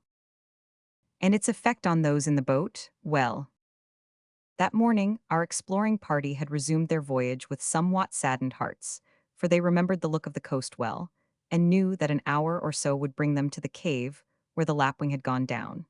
Even Black Ned had become sentimental, and given vent to a few expressions of a semi-religious nature. "We can't be far from it now," said Dr. Hayward, as the men ceased rowing and the boat glided slowly, silently along. "It's a gruesome place," remarked Black Ned in a low voice. "To think that so many lives were lost here, or hereabouts," murmured Tomlin. "And their ghost, maybe, hangin' about," suggested Slag with a superstitious glance over his shoulder. Just then Hayward bade O'Connor get up and stand in the bow with the boat-hook, ready to fend off, an order which the Irishman, having been somewhat awed by the tone of the conversation, obeyed in silence. It was at this point that they glided in front of the cave, and drew forth the yell which burst upon them like a clap of thunder. The shock to the nervous system of each was terrific. In the case of O'Connor it was visible, for he fell flat back into the bottom of the boat, and fetched, jarring a tremendous whack on the head with the boat-hook in falling. Afterwards, Terence asserted stoutly that a slip of the foot as he stood on the th was the cause, but those who knew him best held that it was a case of nerves. Need it be said that, on recovering nervous equilibrium, the joy of rescuers and rescued was intense. "Come along, let's take I am home at onst," cried the Irishman, when they had got the poor dazed man into the boat. "Isn't it Peggy that'll open her eyes and screech for joy when she sots her eyes on ye?" "We'll have to wash and comb and clothe him first," said Tomlin. He did not say shave, for they had no razors, and by that time the beards of most of the party were as long as Mitford's, but their locks had been trimmed by means of a clasp knife supersharpened, whereas Mitford's were in wildest disorder. That night they encamped in the wreck cave, made a fire, and prepared a splendid supper of pork and pea soup for John and themselves, after which they subjected their recovered comrade to a scrubbing and cropping and repairing of habiliments that almost proved fatal to his constitution. Next day they loaded the boat with all the pork and peas they could find, as well as portions of cordage that might be useful. Then they started off on the return journey. It was a fine day when they reached the encampment, where the coxswain and the women were on the lookout. Massey, of course, was the first to observe, as the boat approached, that an extra hand was in it, but he wisely said nothing at first. Then his heart began to beat as it used to do when he brought in rescued men and women from wrecks, for the truth suddenly flashed upon him. He glanced at Peggy. Poor thing, her sad eyes had wandered from the approaching boat and were resting wistfully on the horizon beyond. "Nell," murmured the coxswain in a deep, earnest whisper to his wife, who stood at his elbow, "the tide's goin' to rise again, why, poor Peggy, if my eyes are tellin' truth." "What d'ye mean, Bob?" asked Nellie with a quick, anxious look.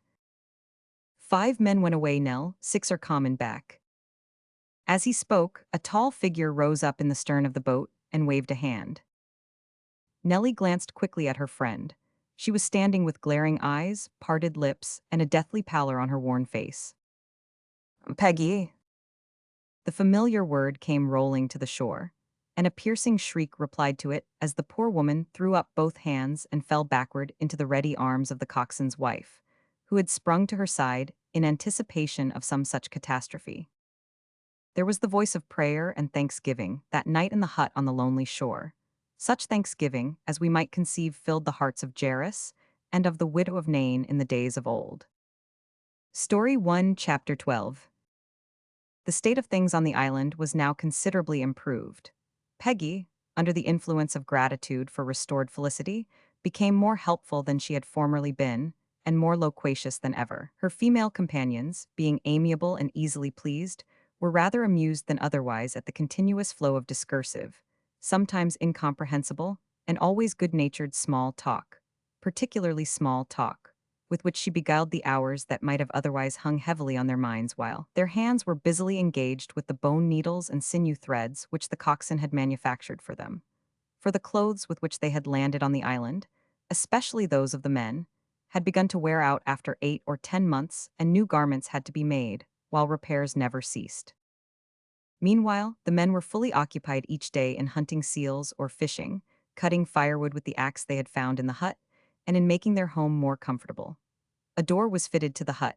A wooden partition was put up to cut off more effectually the women's apartment from that of the men. The open crevices in the walls were stopped up with moss, and many other improvements were made. A few nails extracted from the walls of the hut were converted into fish hooks, by means of the file which had been found, and Nellie spun some excellent fishing lines from flax found growing wild in abundance. The file also enabled them to strike fire with broken flints picked up on the shore. The ash of burnt cotton, as the doctor knew, makes good tinder. So in the public interest, John Mitford agreed to part with the ragged remains of the cotton shirt he had long worn, quite unnecessarily, over his woolen jersey. Thus they could afford to let the fire go out, and were relieved from constant watching, as well as anxiety in regard to it. They did not, however, cease their nocturnal vigils, for the hope of deliverance never died out, though it at last sank very low. Besides keeping their sealskin flag flying, they kindled a beacon fire every night to guard and replenish, which became the nightly duty of one or other of the men, watch and watch about, all the time they stayed on the island. During the earlier part of each night, however, the beacon fire was not watched. It was merely lighted and left for some hours to look after itself. During this period, after supper, the whole party were wont to draw round the blazing fire in the hut, and each contributed his or her share to the entertainment of the social circle. Then it was that lugubrious John Mitford developed amazing powers of inventive storytelling, and Joe Slag came out strong with thrilling lifeboat tales, every word of which Bob Massey corroborated, while Terence O'Connor displayed powers of sarcastic criticism of the highest order, and Tomlin, Black Ned, and the women proved an intensely appreciative audience. But the latter were not merely listeners. True, Peggy did nothing for the general good. Having quite exhausted her lungs with incessant talk during each day, she was fortunately almost incapable of speech in the evening. But Nellie, who possessed a voice as sweet as herself, and clear and true as that of a nightingale, was induced to favor the company, chiefly with pathetic or patriotic ditties and hymns, while Eva thrilled her audience with terrible tales of slavery, in many of which she had acted a part. Of course, Dr. Hayward lent his aid, both with song and story. But like a true leader, he devoted himself chiefly to drawing out the powers of his companions, directing or diverting the flow of conversation, and keeping order. He also instituted what may be truly styled family worship at night, by repeating from memory portions of the Word of God and engaging in prayer just before retiring to rest. Bob Massey and Tomlin were induced to help him in this, and never was a prayer put up from that hut in which there was not an earnest petition that a ship might be sent for their deliverance. But a ship is long, common, said Slag to Jarring as he accompanied the latter part of the way to the beacon fire one night when it was Black Ned's turn to watch. A ship'll come, Joe, when God sees fit to send it, said Ned. Slag glanced at his comrade in surprise. The reply was so very unlike Ned's usual style of speech that he felt uncertain whether it was uttered in earnest. The only thing I feel an awful longin' for now, at times, is a bit o' baccy, continued Ned. So does I, Ned, and I sometimes think Dr. Hayward has got the advantage of us there, for he never smoked, so he says, and in course it stands to reason that he can't have no longin' for a thing he don't want, and he seems as jolly and happy as the best of us without it. I jollier and happier, replied Ned shortly. But I say, Ned, don't ye ever feel a longin' for grog? Ye used to be rather fond of it. No, not now, Joe. It's the best thing as ever happened to me, Bane, cast on this here island. Why, Dr. Hayward, to give a feller a word of advice. Slag, who felt a sort of self-righteous superiority over his comrade, inasmuch as he had never given way to drink, said, "You should be thankful for that, Ned."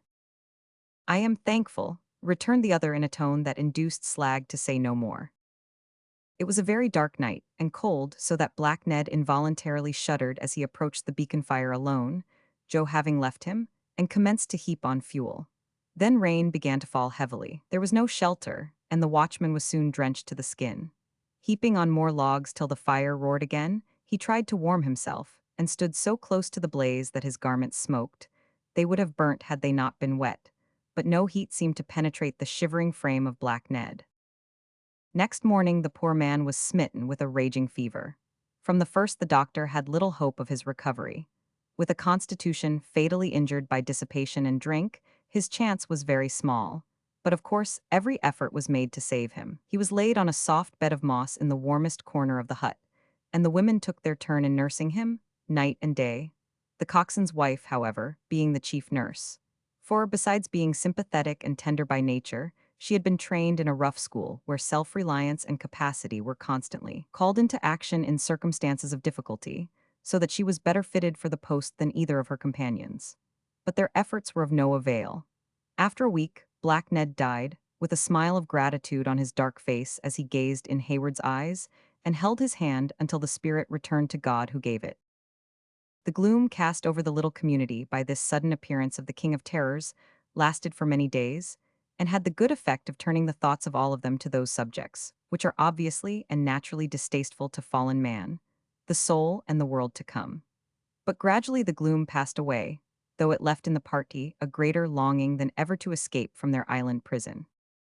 One day, while some of them were at breakfast, Terence O'Connor rushed into the hut with the news that a ship was in sight.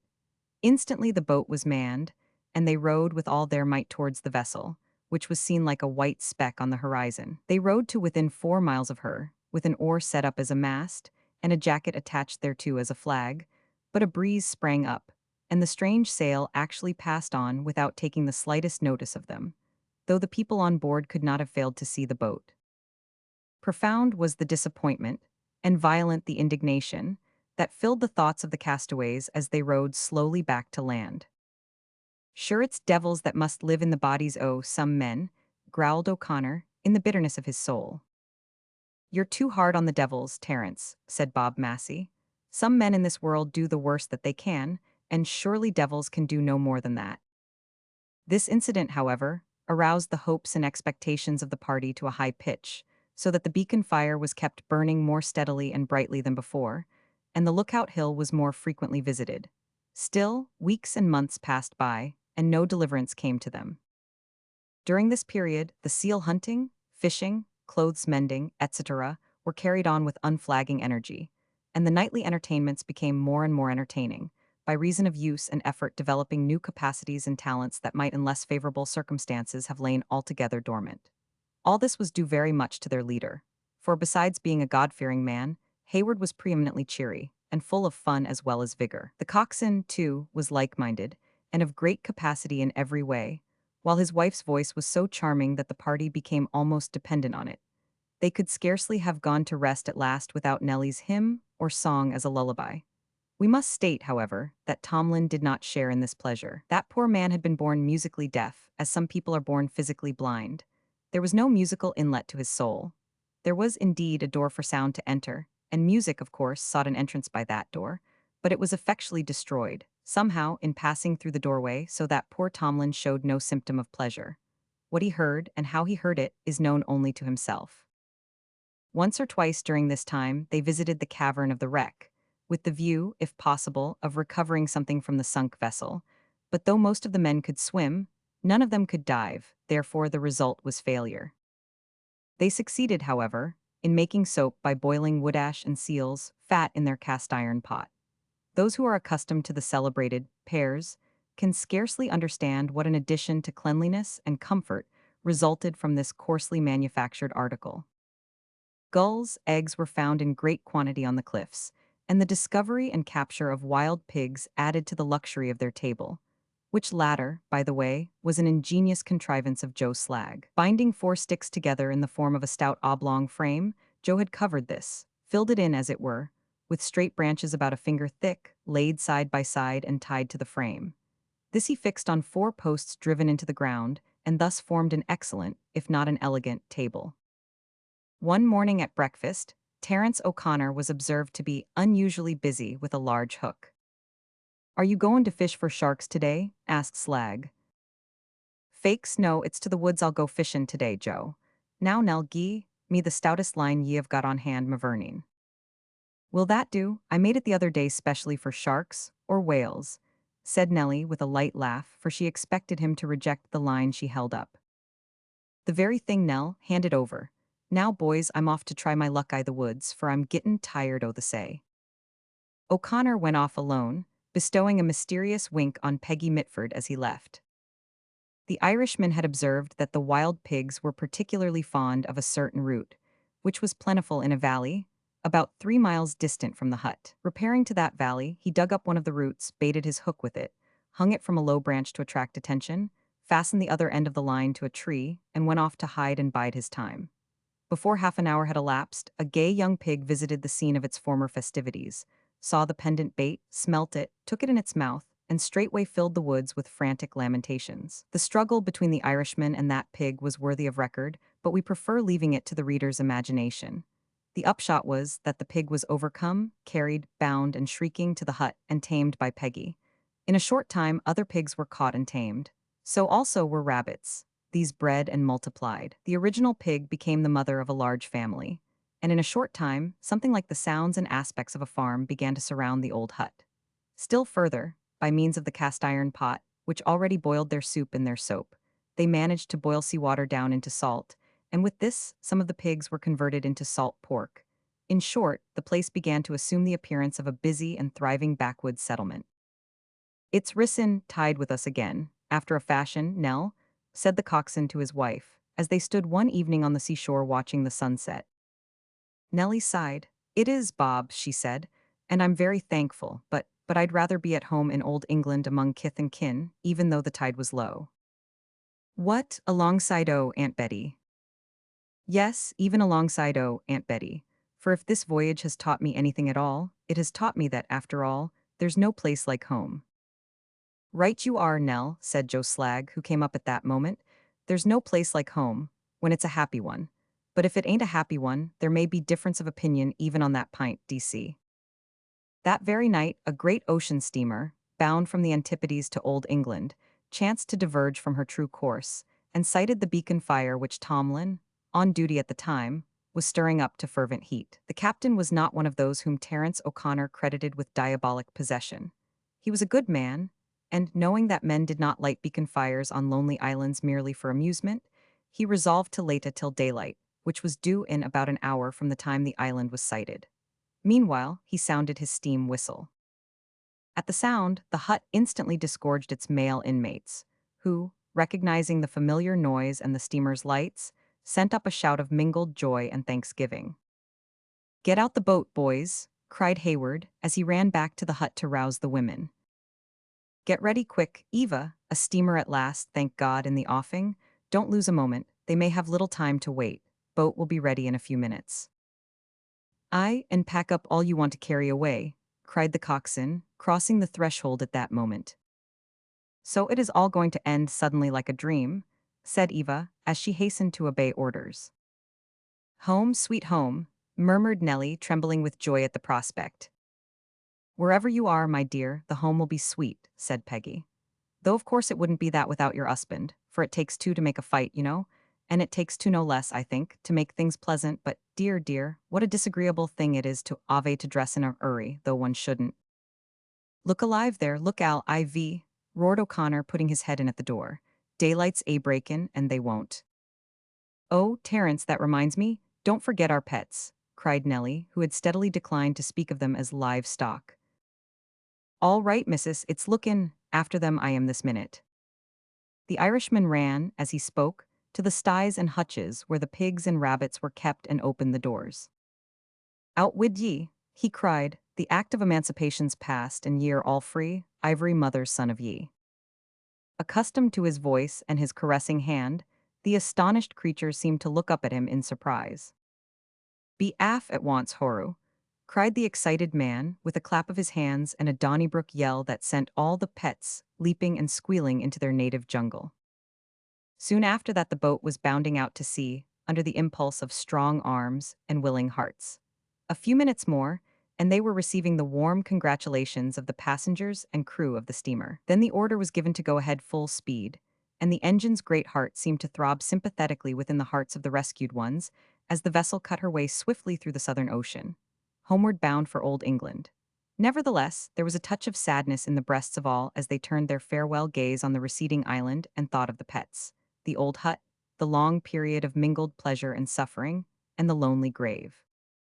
We cannot part from the friends whose footsteps we have followed so long and so far without a parting word or two. On returning to his native village, Bob Massey found that his successor as coxswain had died, and that another man had not yet been appointed to the lifeboat. He was therefore installed, with much rejoicing, in his old position as a rescuer of human lives. Joe Slag, naturally and pleasantly, also fell into his old post at the bow. Nellie found that Aunt Betty had had what the villagers called a stroke during her absence, which crushing blow had the effect of opening her eyes to many things regarding herself and others, to which she had been particularly blind before.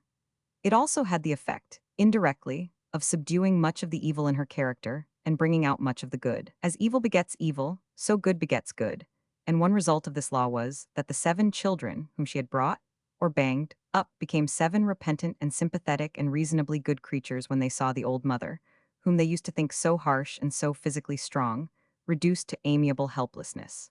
Thus it came to pass that there was not in all the village an old woman who was so well looked after by her progeny as Aunt Betty.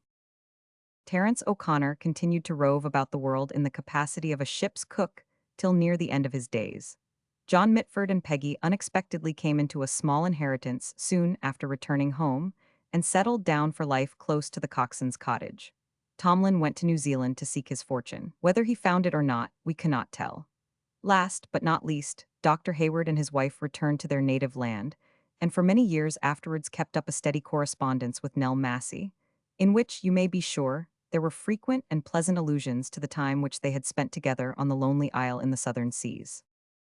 One morning, Nellie presented her husband with a baby boy. Bob was out with the lifeboat rescuing a shipwrecked crew at the time the presentation was made. On his return, he opened the door and stood before his wife dripping wet.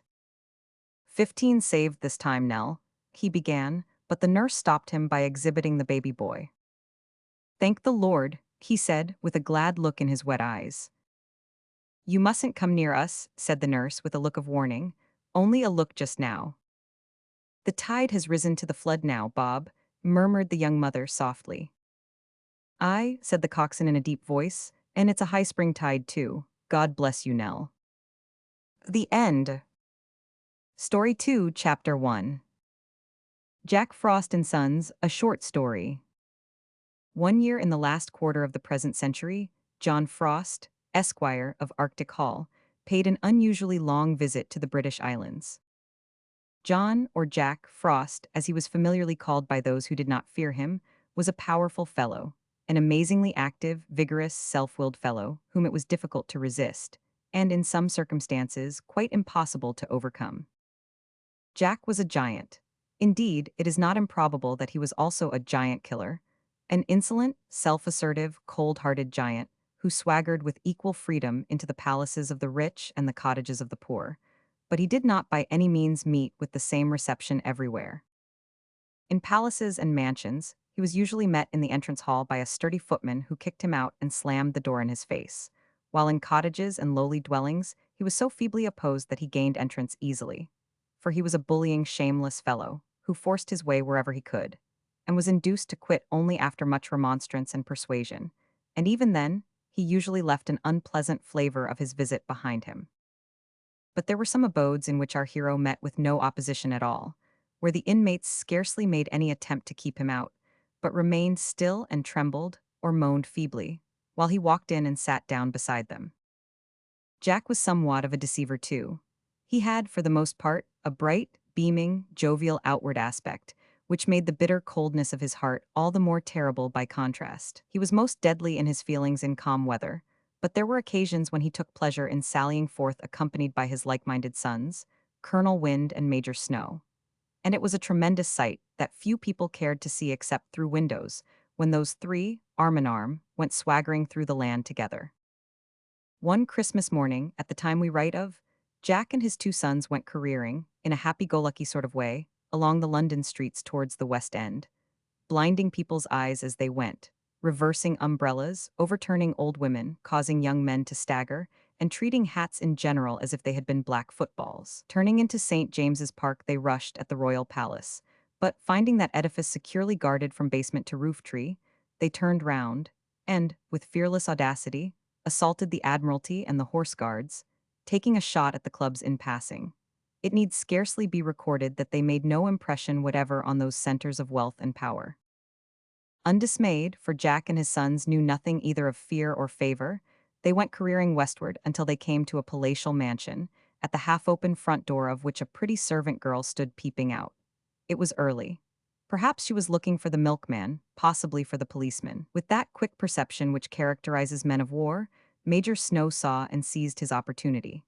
Dashing forward, he sprang into the hall.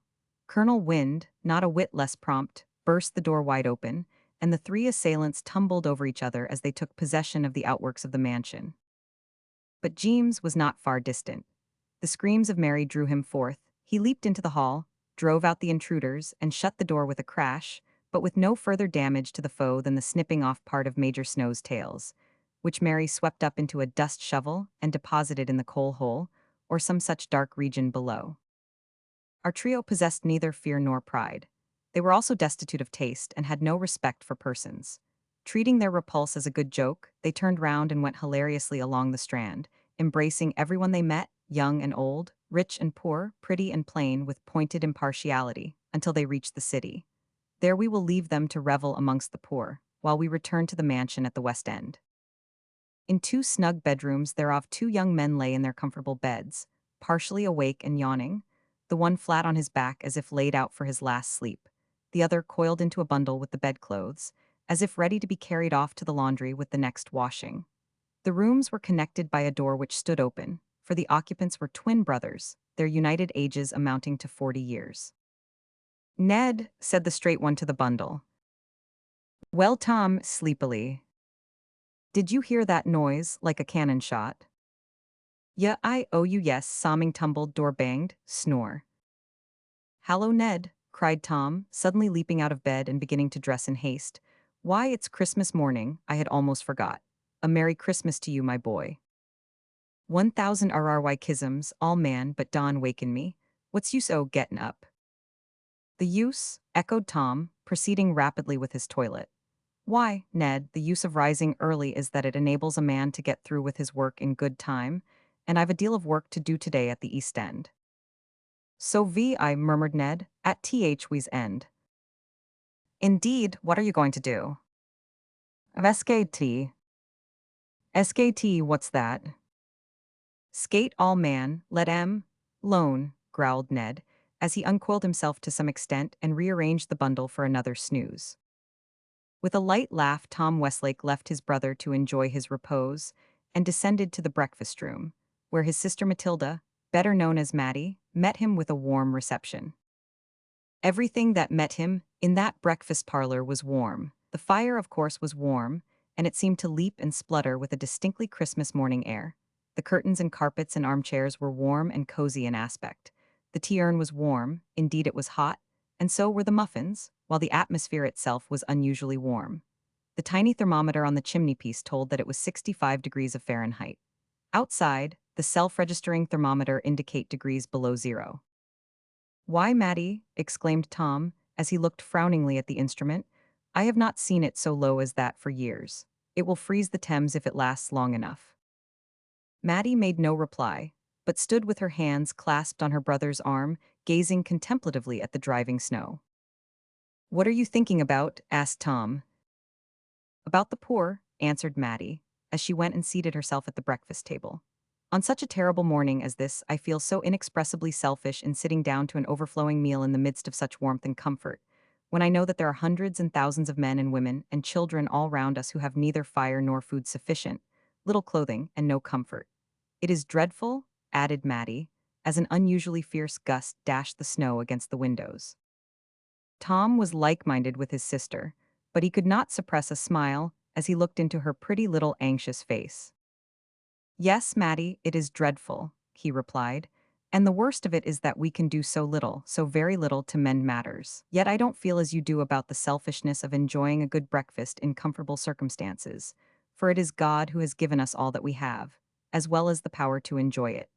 I grant that if we simply enjoyed our good things, and neither thought of nor cared for the poor, we should indeed be most abominably selfish. But happily that is not our case this morning. Have we not risen an hour earlier than usual to go out, and do what we can to mitigate the sorrows of the poor? Are we not about to face the bitter blast, and the driving snow on this Christmas morning for that very purpose? And should we not be rendered much less capable of doing so, if we were to start off on our mission with cold bodies and half-filled? I beg pardon, pass the muffins, dear. Besides, sister mine, if you were to go out on such a morning cold and underfed, would it not be probable that I should have to go and fetch a doctor for you, instead of taking you out to help me in aiding and comforting poor people? That may be all very true, Tom, returned Mattie, with a dissatisfied and puzzled look, but I cannot help feeling that I have so much, so very much, more than I need of everything, while the thousands I speak of have so little, so very little. Why could not rich people like us be content with plainer things, and use fewer things, and so have more to give to the poor? You have broached a very wide and profound subject, Mattie, and it would probably take us a week to go into it exhaustively, but a few words may suffice to show you that your remedy would not meet the case. Suppose that all the people in England were all at once smitten with your desire to retrench in order to have more to spare to the poor, and were to act upon their convictions, to determine that henceforth they would live on the plainest food, such as potatoes, mutton, and bread. What, I ask you, would become of the great army of confectioners? Would they not be thrown out of employment and help, perhaps, to swell the ranks of the poor? If the rich ceased to buy pictures, what would become of painters? If they gave up books, horrible to think of, what would be the consequences to authors, and what the result to themselves? If carriages and horses were not kept, what would become of coachmen and grooms and ostlers? To say nothing of coachmakers, saddlers, harness makers, and their innumerable dependents. No, living plainly or simply is not what is wanted, but living reasonably, according to one's means. Then, as to your having, as you say, much more than you need, that does not injure the poor, for nothing of it is wasted. Does not part of the surplus go to Mary and James and the other servants, and much of what they do not consume goes in charity directly to the poor themselves? Well, but, returned Mattie, with the distressed and puzzled look still unabated, though all you tell me may be quite true, it does not in the least degree alter the fact that there is something quite wrong in the condition of the poor of our great cities, which ought to be remedied. Of course it does not, little woman, but it relieves my mind, and it ought to relieve yours, as to the selfishness of enjoying a good breakfast. But surely, resumed Mattie, with a slightly indignant look and tone, surely you don't mean to tell me that there is no remedy for the miserable condition of the poor, and that the rich must just sigh over it, or shut their eyes to it, while they continue to revel in luxury? How you fly to extremes, sister, said Tom, with a laugh as he neatly cut the top off a fourth egg. I combat your erroneous views, and straightway you charge me by implication with having no views at all.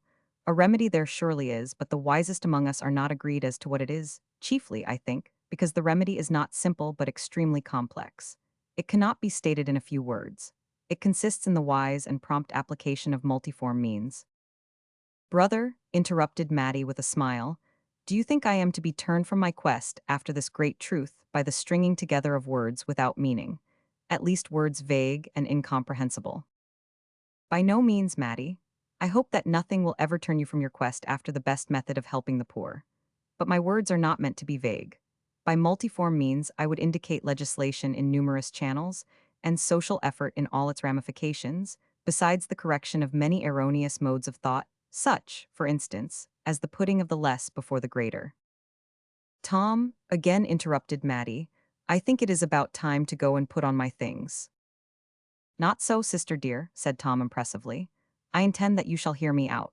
I think that you put the less before the greater when you talk of giving to the poor instead of considering the poor. The greater, includes the less. Consideration includes judicious giving, and the teaching of Scripture is not to give to, but to consider the poor. Now you may be off and get ready, as quickly as you can too, for it would never do to keep the poor waiting breakfast. With a light laugh and a vigorous step, the result of goodwill to mankind, good intentions, good feeding, and generally good circumstances, Matilda Westlake ran upstairs to her room at the top of the house to put on a charming little winter bonnet, a dear little cloak lined with thick fur, and everything else to match, while Tom busied himself in meditating on the particular passage of God's word which he hoped, by the Spirit's influence, to bring home to the hearts of some of the poor that Christmas morning. Half an hour after these two had gone forth to do battle with John Frost and Sons, Edward Westlake sauntered into the breakfast room, his right hand in his pocket and his left twirling the end of an exceedingly juvenile mustache. Turning his back to the fire, he perused the morning paper and enjoyed himself thoroughly, while James rearranged the table for another sumptuous meal. Ned was by no means a bad fellow. On the contrary, his companions thought and called him a jolly good fellow. His father was a jolly, though a gouty old widower. Perhaps it was owing to the fact that there was no mother in the household that Ned smoked a meerschaum in the breakfast room while he read the paper. "Have my skates been sharpened?" he asked, looking over the top of the paper. James said that they had been sharpened, and were then lying ready on the hall table. Sauntering to the window, Ned looked out, and, James having retired, he made a few remarks himself, which showed the direction of his thoughts. "Capital, ice will be splendid. Snow won't matter, lots of men to sweep it. Looks as if the wind would fall and there's a little bit of blue sky. Even if it doesn't clear, the pond is well sheltered. I do like a sharp, stinging, frosty day. Makes one's blood career so pleasantly." With such agreeable thoughts and a splendid appetite, Ned Westlake sat down to breakfast. Thereafter he put on a thick overcoat, edged with sable, a thick pair of boots and softly lined gloves, and went out with the skates swinging on his arm. Jack Frost and his two sons were still holding high revelry outside. They met him with impartial violence, but Ned bent forward with a smile of good-humored defiance and went on his way unchecked.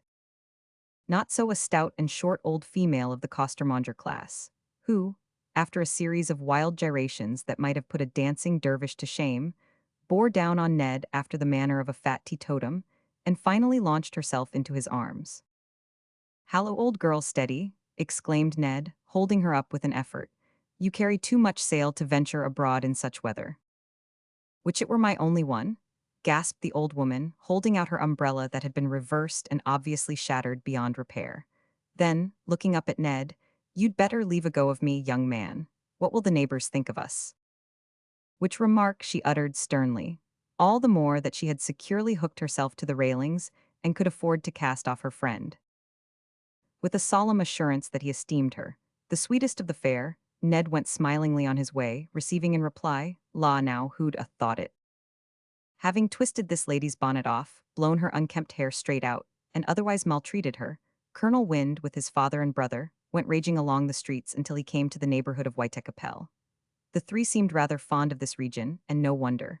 For, although never welcomed, they found themselves strong enough to force an entrance into many a poor home, and to remain in possession. Swaggering, in their own noisy and violent manner, into several courts and blind alleys, they caught up all the lighter articles of rubbish that lay about, hurled them against the frail and cracked windows, some of which they broke, and others of which they could not break by reason of their having been broken already. They did what was next best, however, drove in the old hats and coats and other garments with which the square holes had been inefficiently stopped. "Jolly, ain't it?" remarked a street boy, with a ruddy face and hair blown straight on end all round, to another street boy with a cast-iron look and a red nose, both being powerfully robust. "Prime," asserted the knight of the red nose. And then both went eagerly to take liberties with a neighboring pump, from the spout of which hung an icicle like a stalactite, the droppings from which, at an earlier period, had formed a considerable stalagmite on the stones below. It is probable that the sick old man on the poor bed in the small room close to the pump did not think the state of matters either jolly or prime, for, besides being very old, he was very weak and thin and cold and hungry, in addition to which Jack Frost had seated himself on the rickety chair beside the empty grate, and seemed bent on remaining. the colonel having previously blown open the door and removed a garment which had sheltered the old man's head, thus permitting the major to sprinkle a miniature drift on his pillow. "I hardly like to leave you, grandfather, in such blustery weather," said a little maiden of about 10 years of age, with filthy garments and a dirty face, who, if she had been washed and dressed, would have been distinctly pretty, but who, in the circumstances, was rather plain. As she spoke, she readjusted the garment screen and removed the snowdrift. "Don't say that, Martha," replied the old man in a thin, weak voice. It had been strong and deep and resonant once, but time and want and disease play sad havoc with strong men. "You must go, darling," resumed the old man after a few seconds' pause to recover breath. "You've no chance of a breakfast otherwise, and perhaps they may give you a bit to bring home for." Martha eagerly interrupted the hesitating voice, and it was easily interrupted. "Yes, yes, grandfather. They'll be sure to let me bring home some for you. I'll be quite sure to do it." She made the promise with great decision, as well she might, for she had made up her mind to pocket all the food that was given to her, except just a small morsel, which she would nibble in order to make believe that she was feeding. "Lock the door and put the key in your pocket," said the old man, while the child tucked in about him the thin torn counterpane which formed the only covering to his straw bed. "And don't fear for me, darling. The Lord is with me. Be sure to eat as much as you can." Having regard to her secret intentions, Martha refrained from pledging herself, but she laughed and nodded significantly as she quitted the cold, dismal, and shabby room. It was little Martha's first experience of a free breakfast. She had, indeed, heard of such a thing before, but had not up to that time met with anything of the kind, so she advanced to the hall with some timidity and much expectation. The hall was very full, and, as poor little Martha was rather late, she could not manage to crush in much beyond the door. Besides, being small, she could see nothing. In these depressing circumstances her heart began to sink, when her attention was attracted by a slight stir outside the door. A lady and gentleman were coming in. It so happened that the lady in passing trod upon one of Martha's cold little toes, and drew from the child a sharp cry. "Oh, my dear, dear little girl," cried the shocked lady with a gush of self-reproach and sympathy. "I'm so sorry, so very sorry. It was so stupid of me. Have I hurt you much, dear little girl? Come with me. Bring her to the stove, Mattie. There's more room there to have it looked to," said the gentleman in a kind voice. Much consoled by all this, though still whimpering, little Martha suffered herself to be led to the front seats, and set on a bench just below the platform, where she began to bloom under the genial influence of the stove, and to wonder, with inexpressible surprise, at the mighty sea of upturned faces in front of her. As for the toe, it was utterly forgotten. The lady's foot, you see, being almost as light as her heart, had done it no serious injury. Nevertheless, she continued for a few minutes to inspect it earnestly and inquire for it tenderly, regardless of dirt. "You're sure it is better, dear little child?" "Oh yes, ma'am, thank you, I don't feel it at all now. And it's so nice to feel warm again."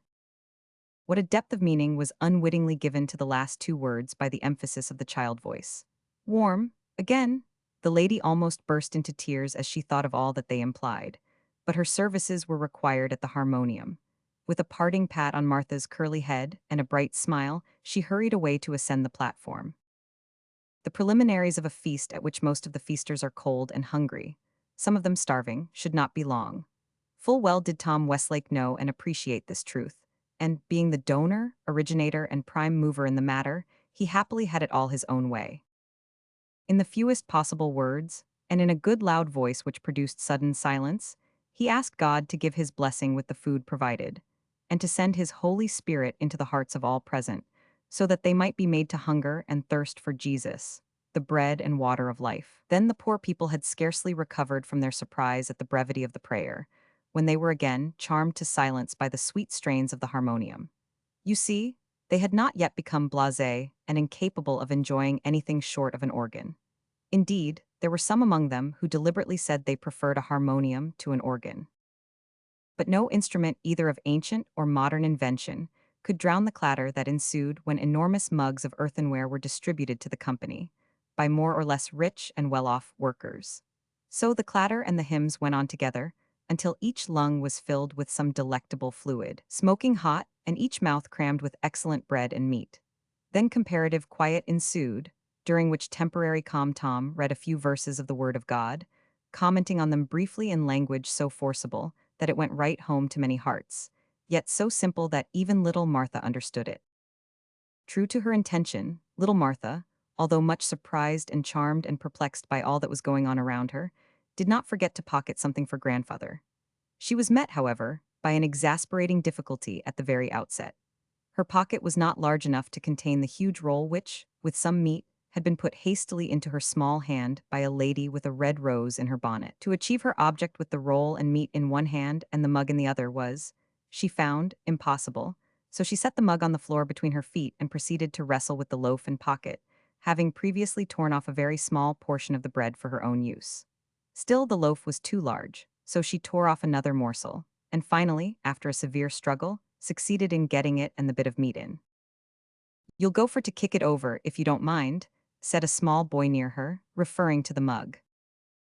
"You mind your own business, imperence," replied Martha sharply. It must be remembered that she was a child of the slums. "What a cheeky little shrimp it is," retorted the boy, with as much of a grin as a stuffed mouth would admit of. Just then Matilda Westlake, having finished a hymn, and being mindful of the little toe, came quietly down to where Martha was sitting. "Why, dear child," she said in surprise, "have they not given you something to eat?" "Oh yes, ma'am, but I've—" She was going to say, "I've eaten it," but grandfather had so earnestly impressed on her mind the sinfulness of telling lies that she felt constrained to hesitate, and with a trembling lip, finished by saying she had eaten some of it. "And what has become of the rest, dear?" "Please, miss, she've put it in 'er pocket," said Imperence promptly. Without noticing the remark, Maddie moved so as to make herself an effectual screen between Imperence and Martha. "Tell me, dear child," she said, stooping low and putting a gentle hand on Martha's shoulder, "are you not hungry?" "Oh yes," answered the little one quickly, "I'm so hungry. You can't think 'ow hungry, but I promised to." At this point her lip quivered, and she began to cry quietly. "Stay, don't tell me anything more about it, dear, till you have breakfasted. Here, eat this before you say another word." She took a roll from the basket of a passing worker and put it in the child's hand. Nothing loth, Martha began to eat and drink, mingling a warm tear or two with the hot soup, and venting a sob now and then as she proceeded. Watching her for a few moments, Maddie left her. In passing, she stopped and said to Imperence, in a whisper of terrible intensity, "If you speak to that girl again, you shall have no more." No more, to be hanged by the neck till you are dead, would not have sounded so appalling just at that time. So Imperence collapsed. It is not our purpose to go much further into the details of the feast. Suffice it to say that the poorest of the poor were there, that they were encouraged to eat as much as possible, and allowed to carry away what they could not eat, and there is reason to believe that, judging from the prominence of pockets, a considerable quantity found its way to hungry mouths which had been found incapable of attending the feast. Among those who did great execution in the pocketing line was, as you may well believe, little Martha, finding, to her ineffable joy, that there was no limit assigned to consumption, and that pocketing was not esteemed a sin. She proceeded, after stuffing herself, to stuff to overflowing the pocket with which she had previously wrestled, as already described, and then attempted to fill the pocket on the other side. She did so in utter and childlike forgetfulness of the fact that she had recently lost several small articles in consequence of the condition of that pocket, and her memory was not awakened until, having just completed the satisfactory filling of it, she beheld, or rather felt, the entire mass of edibles descending to the floor, proving that the pocket was indeed a very bottomless pit. "Never mind, little one," said Tom Westlake, coming forward at the moment, for he had just closed the meeting. "I'll find a bag for you to put it in. I hope the toe is all right." "Oh yes, sir, thank you, it's quite well," answered Martha, blushing through the dirt on her face as she eyed the fallen food anxiously. "Tell me now, little one," continued Tom, sitting down on the bench and drawing the child gently towards him, "whom are you pocketing all these good things for? Not for yourself, I'm quite sure of that." "Oh dear, no, sir, it's for grandfather." "Indeed, is grandfather very poor?" "Oh yes, sir, very, very poor, and he's got nobody but me to take care of him." "If that be so, who is taking care of him just now?" asked Maddie, who had joined her brother, leaving another worker at the harmonium to play the people out. A difficult thing to do, by the way, for the people seemed very unwilling to go. You see, among other things, Jack Frost and Sons could gain no footing in that hall, and the people knew only too well that the firm was in great force awaiting them outside. "Nobody's talkin' care on I am, ma'am," replied Martha somewhat shyly. "I locked I am in, and he's talkin' care of hisself." "Would you like to give grandfather anything in particular, little woman, if a fairy were to offer to give it you?" "Oh, wouldn't I just?" "Yes, what would you ask for?" Martha pursed her little mouth and knitted her brows in thought for a minute. Then she said slowly, "I'd ask for a mug of hot soup, and a blanket, and some coals, and, oh, I forgot, a teapot, for ours is cracked and won't old in now." "Do you live far from this hall?" asked Tom. "No, sir, quite close." "Come, Matty, you and I will go with this little one and see grandfather. What is your name, child?" "Martha Burns, sir." "Well, Martha, give me your hand and come along." They were soon in the shabby little room, for Martha was eager to give the food to the old man. Of course, Jack Frost and Sons were still in possession, but there had come another visitor during the child's absence, whom they were scarce prepared to meet. Death sat beside the lowly bed. He had not yet laid his hand on his victim, but his chill presence was evidently felt. "Darling, I'm glad you've come," said the old man faintly. "I've been longing so for you. Give me your hand, dear, I'm so cold, so cold." He shivered as he spoke until the miserable bed shook. Poor Martha forgot the food in her anxiety, for a striking change had come over grandfather, such as she had never seen before. She took his thin hand in hers and began to weep softly. But Matilda Westlake did not forget the food. She took up the tin can in which it had been brought there, and poured some of the still warm contents into a cracked soup plate that stood on the table. Finding a pewter spoon, she at once put her hand under the pillow, and raising the old man's head gently, began to feed him like a child. Meanwhile, Tom Westlake took off his thick overcoat and spread it over the bed. Then he went out, bought some sticks and coal from a neighbor, and returning, soon kindled a fire in the rusty grate. The old man did not seem surprised. His face wore a dazed, yet thoroughly pleased look as he quietly accepted these attentions. All the time he kept fast hold of Martha's hand and smiled to her once or twice. It was evident that he relished the soup. Only once he broke silence to thank them and say, "Jesus sent you, I suppose." "Yes, Jesus sent us," replied Mattie, thoroughly meaning what she said. At that moment Death raised his hand and laid it gently on the old man's brow. The hoary head bowed to the summons, and, with a soft sigh, the glad spirit fled to that region where suffering cannot enter. Oh, it was sad to witness the child grief, when Martha at last came to understand that grandfather was really gone. And it required no little persuasion to induce her to leave the lowly, sordid room that she had known as home.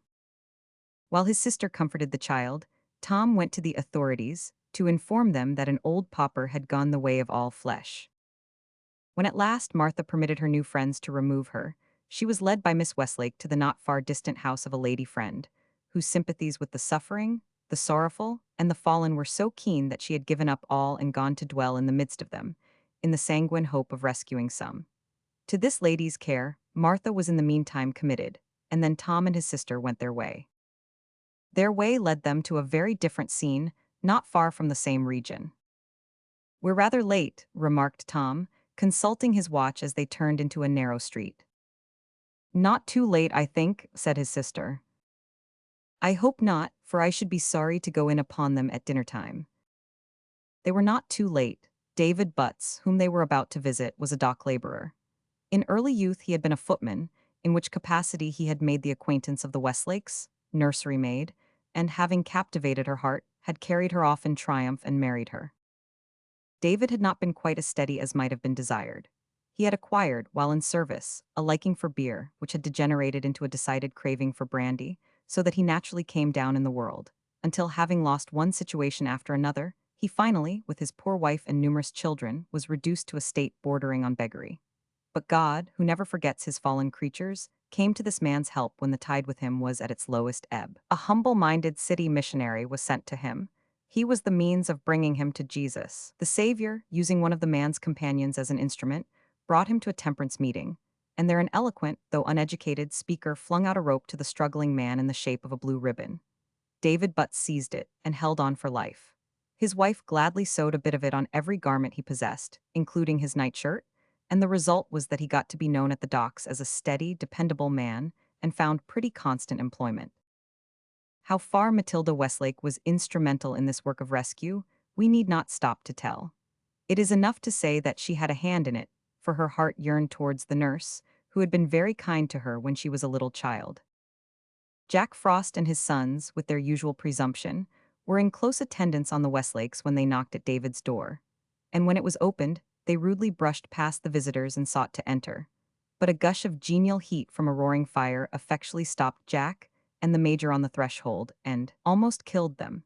Colonel Wind, however, succeeded in bursting in, overturning a few light articles, causing the flames to sway, leap, and roar wildly, and scattering ashes all over the room, but his triumph was short-lived.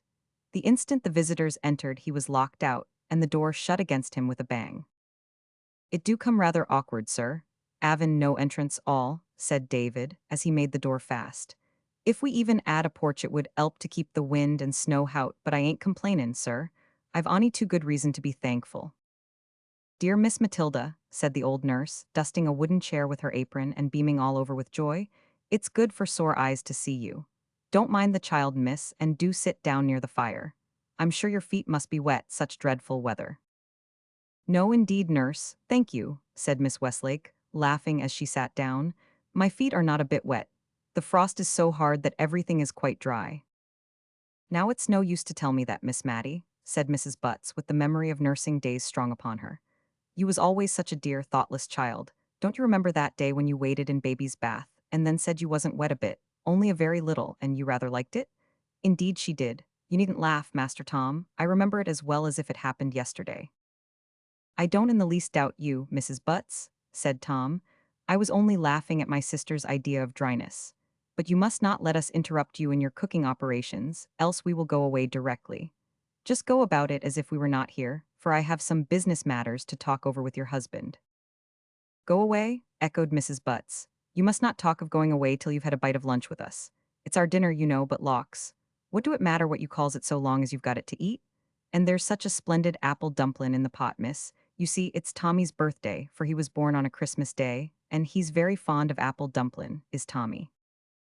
The 6 children, of various ages and sizes scattered about the small room, betrayed lively interest in this invitation, some hoping that it would be accepted, others as evidently hoping that it would be declined.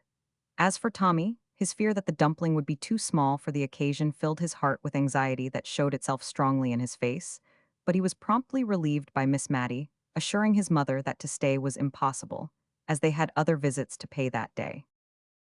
Thus the lady and nurse chatted of past and present days, while Tom Westlake talked business with the dock laborer. "You seem to be getting on pretty comfortably now," remarked Tom. "Yes, sir, thank God I am. Ever since I was enabled to cry, 'God be merciful to me a sinner,' things as gone well with me. And the puttin' on the blue ribbon, sir, as done me a power good. You see, before that I was sorely tempted by comrades offerin' me a glass, and by my own wish to ave a glass, but when I mounted the blue I was let alone, though they chaffed me now and then, and I felt it was no use thinkin' about it, overmuch I might wish for it. The missus, bless 'er 'art, sewed a bit blue on my nightshirt in fun, but d'ye know, sir, I do believe it's that as cured me dreamin' about it as I used to do." "I'm glad to hear that, Butts," said Tom with a laugh. "Now tell me, how long is it since you tasted strong drink?" "6 months this very day, sir." "And are you satisfied that you are better without it?" "Better without it, sir," repeated Butts with energy. "In course I am. Better in body and better in soul, also in pocket. Of course you know, sir, we don't carry on every day with such fires and dinners as we're a-goin' in for today. For Christmas ony comes once a year, and sometimes we've been slack at the docks. And once or twice I've been laid up, so that we've been pinched a bit now and then, but we've been able to make the 2 ends meet, and the older child'n is beginnin' to turn in a penny now and again. So, you see, sir, though the fires ain't always bright, and Jack Frost do manage to get in through the key, rather often just now, on the whole we're pretty comfortable." "I'm glad to hear it, Butts, very glad to hear it indeed," said Tom, "because I'm anxious to help you, and I make it a point only to help those who help themselves. 6 months of steadiness goes a long way to prove that your craving for drink has been cured and that your reformation is genuine. Therefore, I am able now to offer you a situation as porter in a bank, which for some time I have kept open on purpose to be ready for you. How will that suit you, eh? Whatever David Butts replied, or meant to reply, could only be gathered from his gratified expression.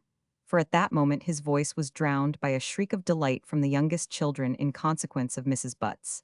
At Matilda's request, having removed the lid of the pot which held the dumpling, and let out a deliciously scented cloud of steam. It was almost too much for the little ones, whose mouths watered with anticipation, and who felt half inclined to lay violent hands on the pot and begin dinner without delay. Now, I know by the smell that it is quite ready, so we will say good-bye at once, said Matilda, getting up with a smile and drawing her warm cloak round her. Be sure to send your eldest girl to me tomorrow along with your husband.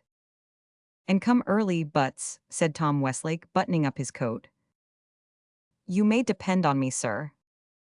Stand by to shut the door quickly after us, added Tom as he grasped the handle, else the wind will get in and blow the fire about. The brother and sister, being young and active, were pretty smart in making their exit, and David Butts, being used to doors, was not slow to shut his own, but they could not altogether baffle the colonel, for he was waiting outside. Indeed, he had been whistling with furious insolence through the keyhole all the time of the visit.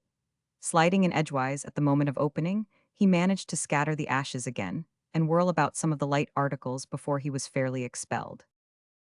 Thereafter, along with his father and brother, he went riotously after Tom and Matilda Westlake, sometimes shrieking over their heads, now and then dashing on in front, and whirling round in an eddy, plunging straight back into their faces, but they could make nothing of it. The brother and sister merely laughed at them, and defied them to do their worst, even in the joy of their hearts, going the length of saying to several utter but beaming strangers that it was splendid Christmas weather. And so it was, to the young and strong. Not so, alas, to the old and feeble. It almost seemed as if Colonel Wind and Major Snow had taken offense at this last sally, for about that time of the day they forsook their father and left London, probably to visit the country. At all events, the clouds cleared away, the sky became blue, and the sun shone out gloriously, though without perceptibly diminishing the frost. After spending another hour or two in paying visits, during which they passed abruptly, more than once from poverty-stricken scenes of moderate mirth to abodes of sickness and desolation, Tom and Matilda, by means of bus and cab, at last found themselves in the neighborhood of the Serpentine. What say you to a turn on the ice, Mattie? Charming, cried Mattie. Society on the Serpentine, when frozen over, is not very select, but the brother and sister were not particular on that point just then. They hired skates, they skimmed about over the well-swept surface, they tripped over innumerable bits of stick or stone or orange peel, they ran into, or were run into by, various beings whose wrong-headedness induced a preference for skating backwards. In short, they conducted themselves as people usually do on skates, and returned home pretty well exhausted and blooming. That evening, after a family dinner, at which a number of young cousins and other relatives were present, Tom and his sister left the festive circle round the fire and retired to a glass conservatory opening out of the drawing-room. There was a sofa in it, and there they found Ned Westlake extended at full length. He rose at once and made room for them. "Well, Ned, how have you enjoyed yourself today?" asked Tom. "Oh, splendidly. There was such a jolly party in Wharton's grounds, most of them able to skate splendidly. The pond is so sheltered that the wind scarcely affected us, and a staff of sweepers cleared away the snow as fast as it fell. Afterwards, when it cleared up and the sun shone through the trees, it was absolutely magnificent. It's the jolliest day I've had on the ice for years, though I'm almost knocked up by it. Jovially fatigued, in fact, but where have you been?" "We also have been skating," said Matilda. "Indeed, I thought you had intended to spend the day somewhere in the East End, attending some of those free breakfasts, and visiting the poor, or something of that sort, as if there were not enough of city missionaries, and sisters of mercy, or charity, or whatever you call them, to look after such things." "You are right, Ned," said Tom. "Such was our intention, and we carried it out too. It was only at the end of the day that we took to skating on the Serpentine, and, considering the number of people we have run into, or overturned, or tumbled over, we found a couple of hours of it quite sufficient." From this point Tom Westlake harked back and related his experiences of the day. He possessed considerable power of graphic delineation, and gradually aroused the interest of his gay and volatile but kindly disposed brother. "Ned," said he at last, "do you really believe in the truth of these words? Blessed are they that consider the poor." "Yes, Tom, I do," replied Ned, becoming suddenly serious.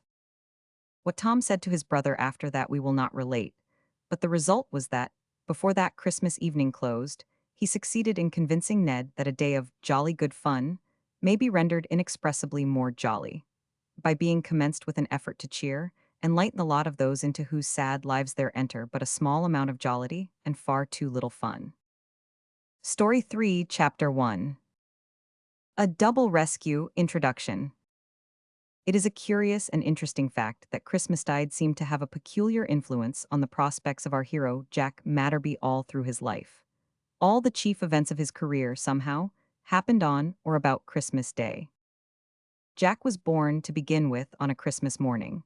His father, who was a farmer in the middle ranks of life, rejoiced in the fact, esteeming it full of promise for the future. So did his mother. Jack himself did not at first seem to have any particular feeling on the subject. If one might judge his opinions by his conduct, it seemed that he was rather displeased than otherwise at having been born. For he spent all the first part of his natal day in squalling and making faces, as though he did not like the world at all, and would rather not have come into it.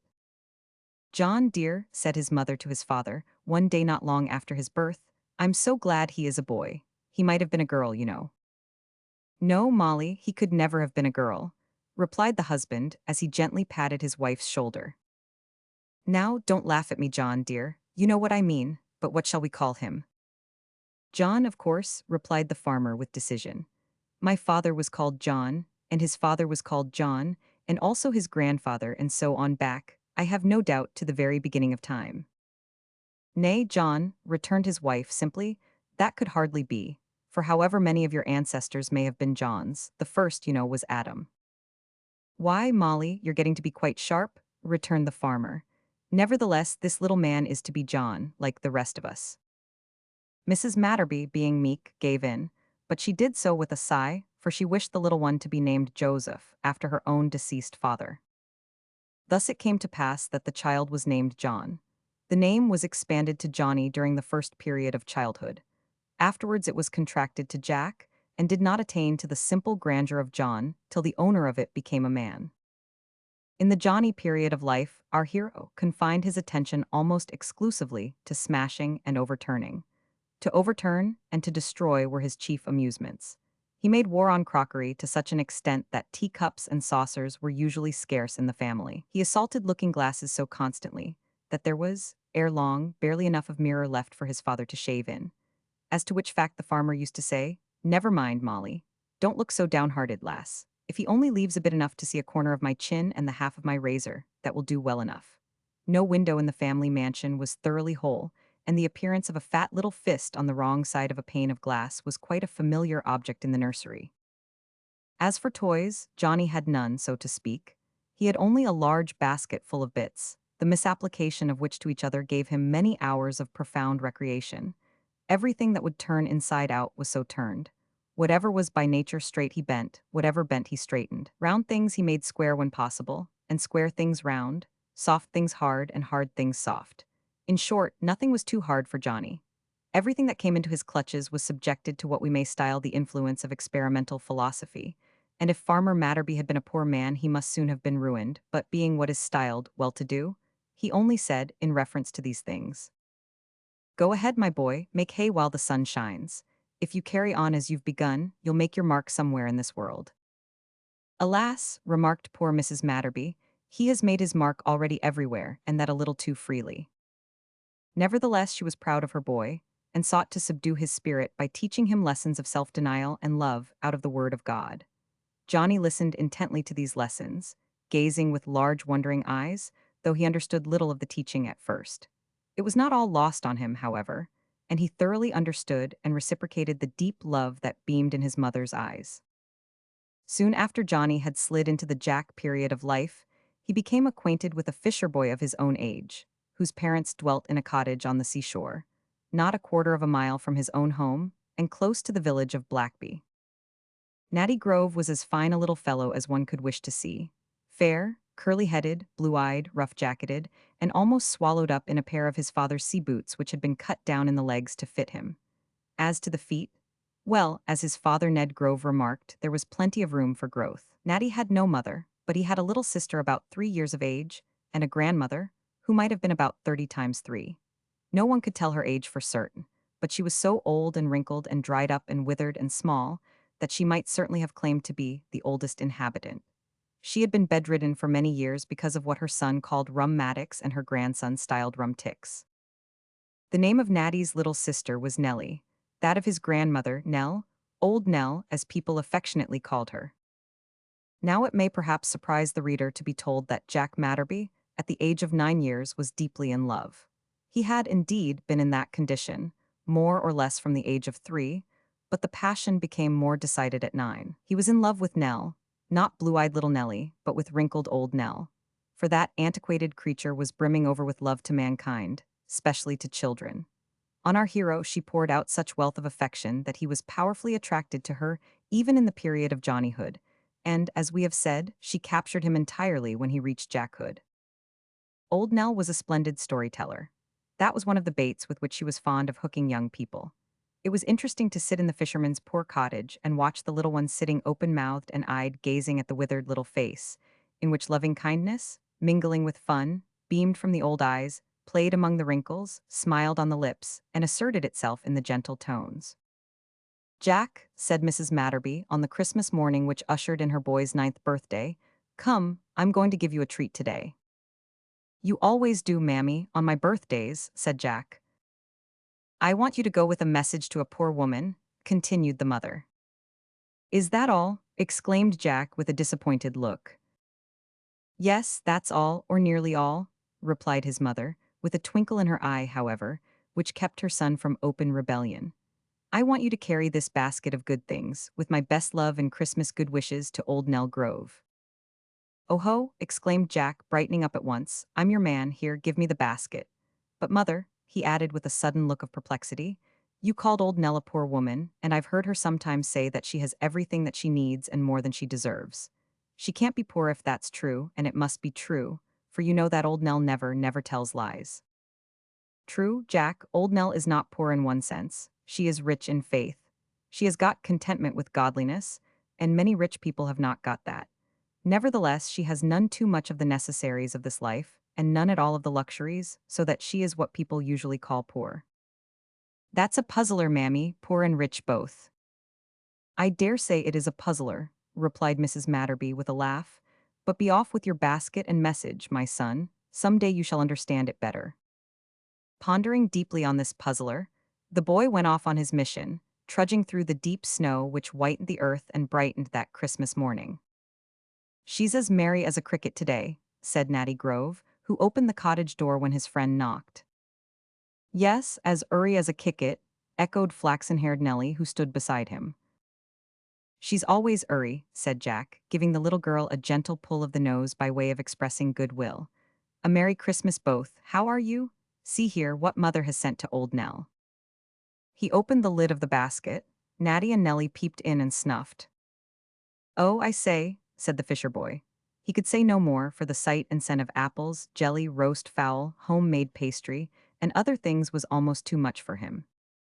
"I expected it, dearie," said old Nell, extending her withered hand to the boy as he set the basket on the table. "Every Christmas morning, for years gone by, she has sent me the same, though I don't deserve it, and I've no claim on her but helplessness. But it's the first time she has sent it by you, Jack. Come, I'll tell you a story."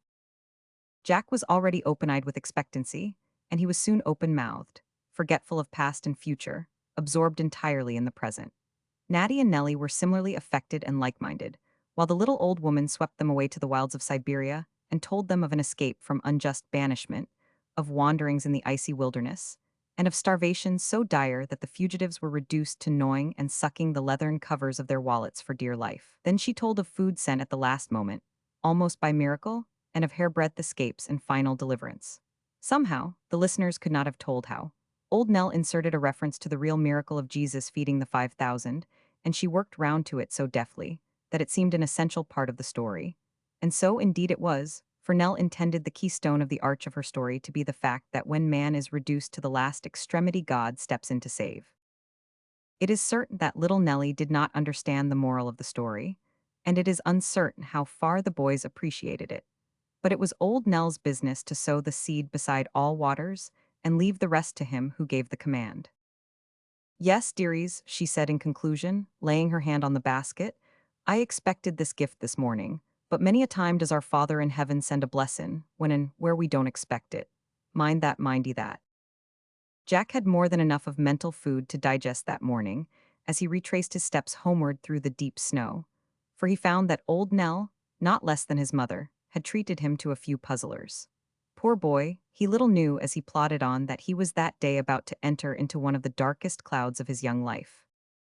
During his absence, a letter had been received by his father, intimating that through the failure of a bank he was a ruined man. The shock had paralyzed the farmer, and when Jack entered his home, he found him lying on his bed in a state of insensibility from which he could not be rallied. A few days later, the old man died. Farmer Matterby's widow had few relatives, and none of these were in circumstances to help her in the day of trial. They and her numerous friends did, indeed, what they could. Besides offering sincere sympathy, they subscribed and raised a small sum to enable the bereaved woman and her only child to tide over present difficulties. But they could not enable her to continue to work the farm.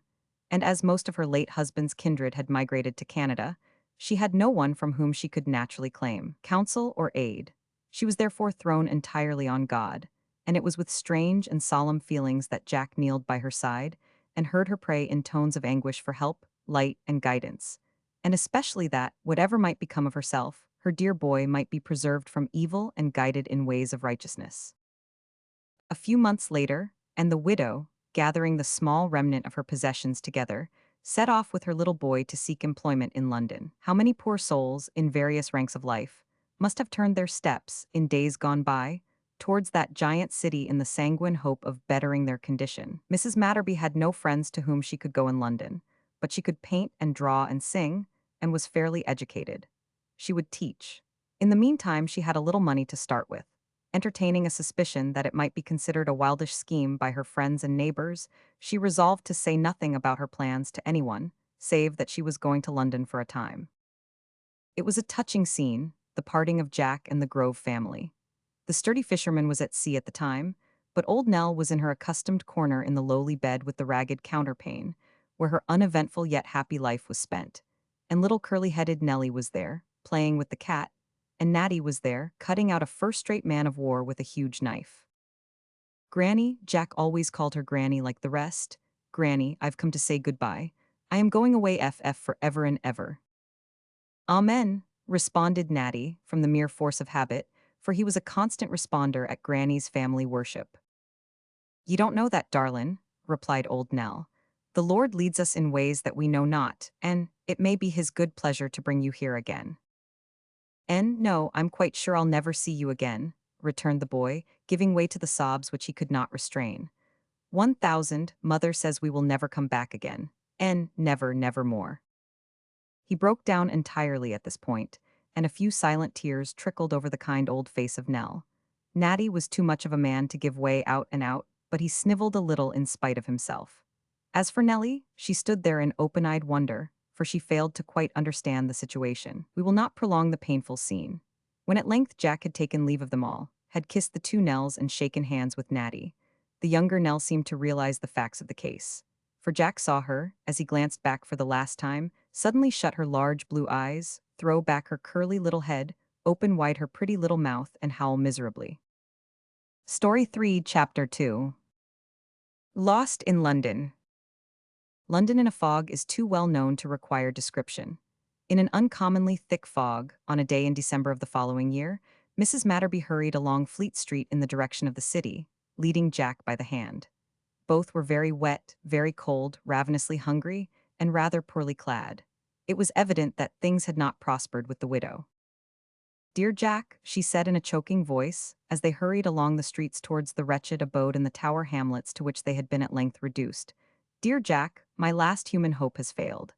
Mr. Block has told me that I need not go there again. He has no more work for me. Jack's experience of life was too limited to enable him to understand fully the depth of distress to which his mother had fallen, with health broken, money expended, and work not to be had except on terms which rendered life a misery, and prolonged existence almost an impossibility. But Jack's power of sympathy was strong, and his passions were vehement. Mother, he said, with tearful eyes, as he clung closer to her side, I would kill Mr. Block if I could. Hush, dear boy, you know that would be wrong and could do no good. It is sinful even to feel such a desire. How can I help it, mother? Returned Jack indignantly. Then he asked, What are we going to do now, mother? For some time the poor widow did not reply. Then she spoke in a low tone, as if murmuring to herself, The last sixpence gone, the cupboard empty, nothing left to pawn. She stopped short and glanced hastily at her marriage ring. Mother, said Jack, have you not often told me that God will not forsake us? Does it not seem as if he had forsaken us now? It only seems like it, darling, returned the widow hurriedly. We don't understand his ways. Though he slay me, yet will I trust him. It seemed as if God were about to test the faith of his servant, for at that moment, a cab drove furiously round the corner of a street and knocked her down. Jack was overturned at the same time. Recovering himself, instantly, he found his mother in a state of unconsciousness, with blood flowing from a deep cut in her forehead. In a state of semi-bewilderment, the poor boy followed the stretcher, on which Mrs. Matterby was carried to the nearest hospital, where he waited while his mother's injuries were examined. My boy, said a young surgeon, returning to the waiting room and patting Jack's head, your mother has been rather badly hurt. We must keep her here to look after her. I dare say we shall soon make her well. Meanwhile, you had better run home and tell your father, if that is, your father is at home, I suppose. No, sir, father's dead. Well, then your sister or aunt. I suppose there's some relative at home older than yourself. No, sir, none but mother and me, whispered Jack. No relations of any kind at all in London. None, sir, we know nobody, at least not many, and they're all strangers. A sad case, murmured the surgeon. Your mother is poor, I suppose. Very poor, sir. But of course you have a home of some sort somewhere. Yes, it's not far from here. Well then, you'd better go home just now, for you can't see your mother tonight. We dare not let her speak, but come back early tomorrow, and you shall hear about her, perhaps see her. Here, put that in your pocket. Poor Jack took the shilling which the sympathetic surgeon thrust into his hand, and ran home in a state bordering on distraction. But it was not till he entered the shabby little room which he had begun to consider home, that he realized the full weight of the calamity that had befallen him. No mother's voice to welcome him, no bit of fire in the grate to warm, no singing kettle to cheer, or light of candle to dispel the gloom of rapidly approaching night. It was Christmas Day, too. In the morning he had gone forth with his mother, she in the sanguine hope of renewing an engagement in a clothier's shop, which terminated that day, he in the expectation of getting a few jobs of some sort, messages to run or horses to hold. Such were the circumstances to which they had been reduced in 12 months. Jack had arranged to call for his mother and walk home with her. On the way they were to invest a very small part of the widow's earnings in something nice for their Christmas supper, and spend the evening together, chatting about the old home in Blackby, and father, and Natty Grove, and Nellie, and old Nell, in the happy days gone by. And now, thought Jack, seating himself on his little bed and glancing at that of his mother, which stood empty in the opposite corner, now. But Jack could think no more. A tremendous agony rent his breast, and a sharp cry escaped from him as he flung himself on his bed and burst into a passion of tears. Childlike, he sobbed himself to sleep, and did not awake till the sun was high next morning. It was some time before he could recall what had occurred. When he did so, he began to weep afresh. Leaping up, he was about to rush out of the house and make for the hospital, when he was checked at the door by the landlord, a hard, grinding, heartless man, who grew rich in oppressing the poor. You seem to be in a hurry, youngster, he said, dragging the boy back by the collar and looking hurriedly round the room. I've come for the rent, where's your mother? In a sobbing voice, Jack told him about the accident. Well, I don't really believe you, said the man, with an angry frown, but I'll soon find out if you're telling lies. I'll go to the hospital and inquire for myself. 500 know anything about your mother's affairs? No, sir, said Jack meekly, for he began to entertain a vague terror of the man. No, I thought not. Well, I'll enlighten you. Your mother owes me 3 weeks' rent of this here room, and has got nothing to pay it with as far as I knows, except these sticks o' furniture.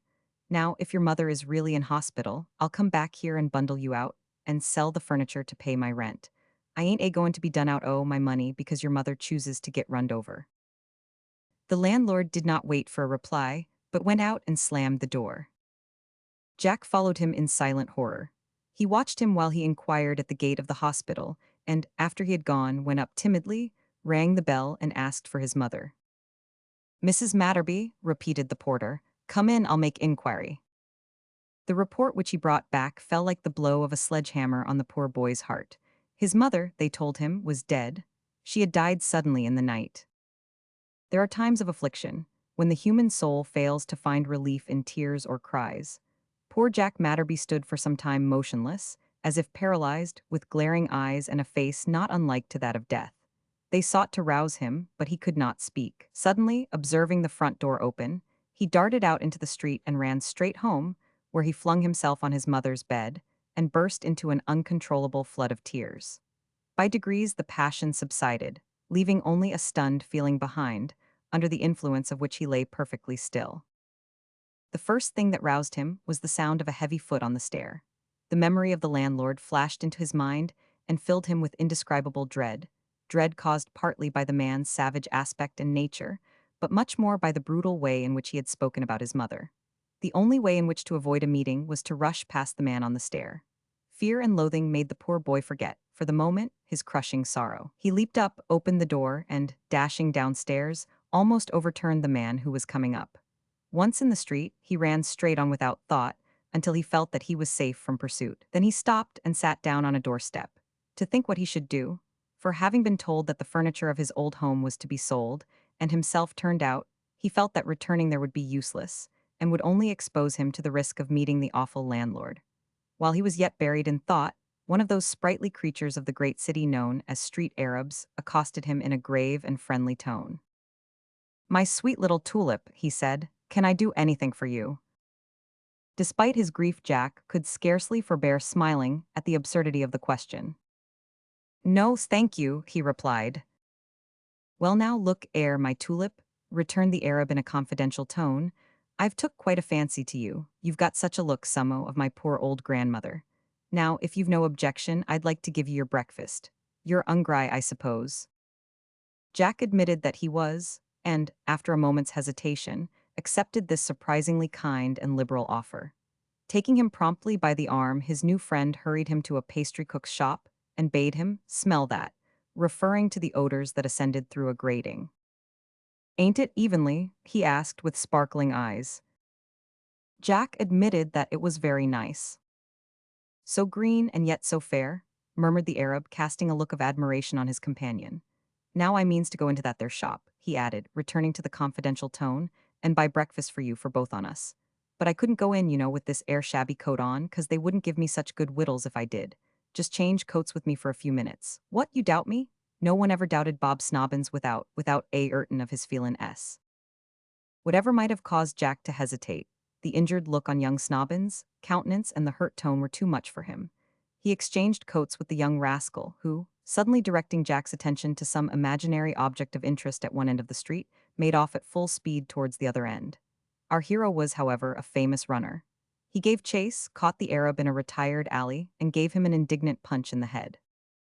But although Jack had plenty of courage and a good deal of strength, he was no match for a street warrior like Bob Snobbins, who turned about promptly, blackened both his opponent's eyes, bled his nose, swelled his lips, and finally knocked him into a pool of dirty water, after which he fled, just as a policeman came on the scene.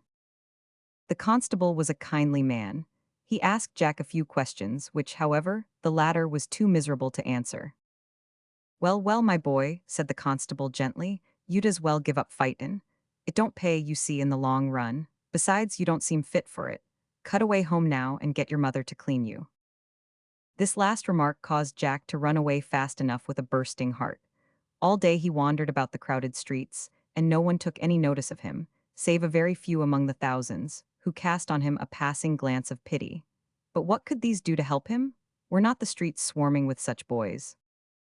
And in truth, Jack Matterby was a very pitiable object, at least according to the report of shop mirrors, which told him that his face was discolored and bloody, his coat indescribably dirty and ragged, besides being out of harmony with his trousers, and that his person generally was bedaubed with mud. Hunger at last induced him to overcome his feelings of shame so far that he entered a baker's shop, but he was promptly ordered to be off. Later in the day he entered another shop, the owner of which seemed to be of a better disposition. Changing his shilling, he purchased a penny roll, with which he retired to a dark passage and dined. When night came on, he expended another penny and supped, after which he sought for some place of shelter in which to sleep. But wherever he went, he found the guardians of the public requiring him to move on. Several street Arabs sought to make his acquaintance, but, with the memory of Bob Snobbins strong upon him, he declined their friendship. At last, wearied out and broken-hearted, he found a quiet corner under an archway where he sat down and leaned his head against the wall, exclaiming, "I'm lost, lost." Then he wept quietly and sought to find temporary relief in slumber. He was indeed lost, and more completely so, in the feeling of lonely isolation, perhaps, than he would have been if lost in the backwoods of America. Yet he was not utterly lost, for the tender shepherd was on his track. Some such thought seemed to cross his mind, for he suddenly began to pray, and thoughts about the old home in Blackby and of the Grove family comforted him a little until he fell asleep on his hard bed. But for the time being, the poor boy was lost, lost in London.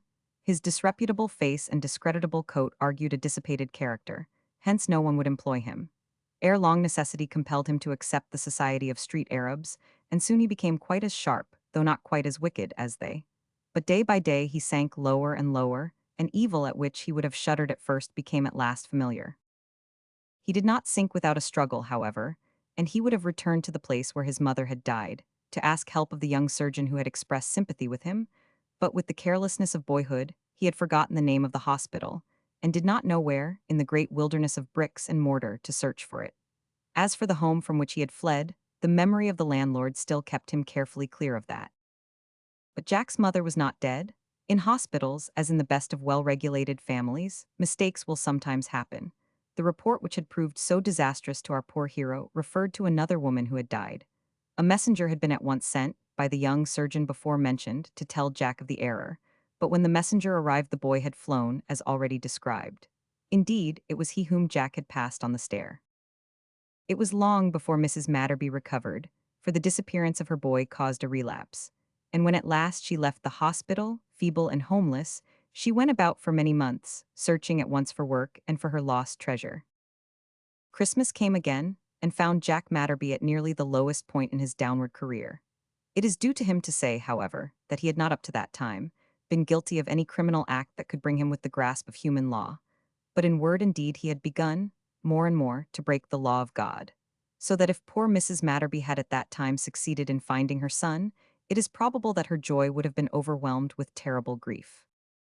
It was not exactly Christmas morning, but it was the Christmas season of the year, when our little hero, wearied in spirit and body with the hard struggle for life, sauntered down the now familiar Strand in the hope of finding some odd job to do. He paused before a confectioner's shop, and, being very hungry, was debating with himself the propriety of giving up the struggle and coolly helping himself to a pie.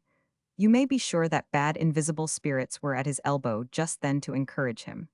But God sent a good angel also, and she was visible, being in the form of a thin little old lady.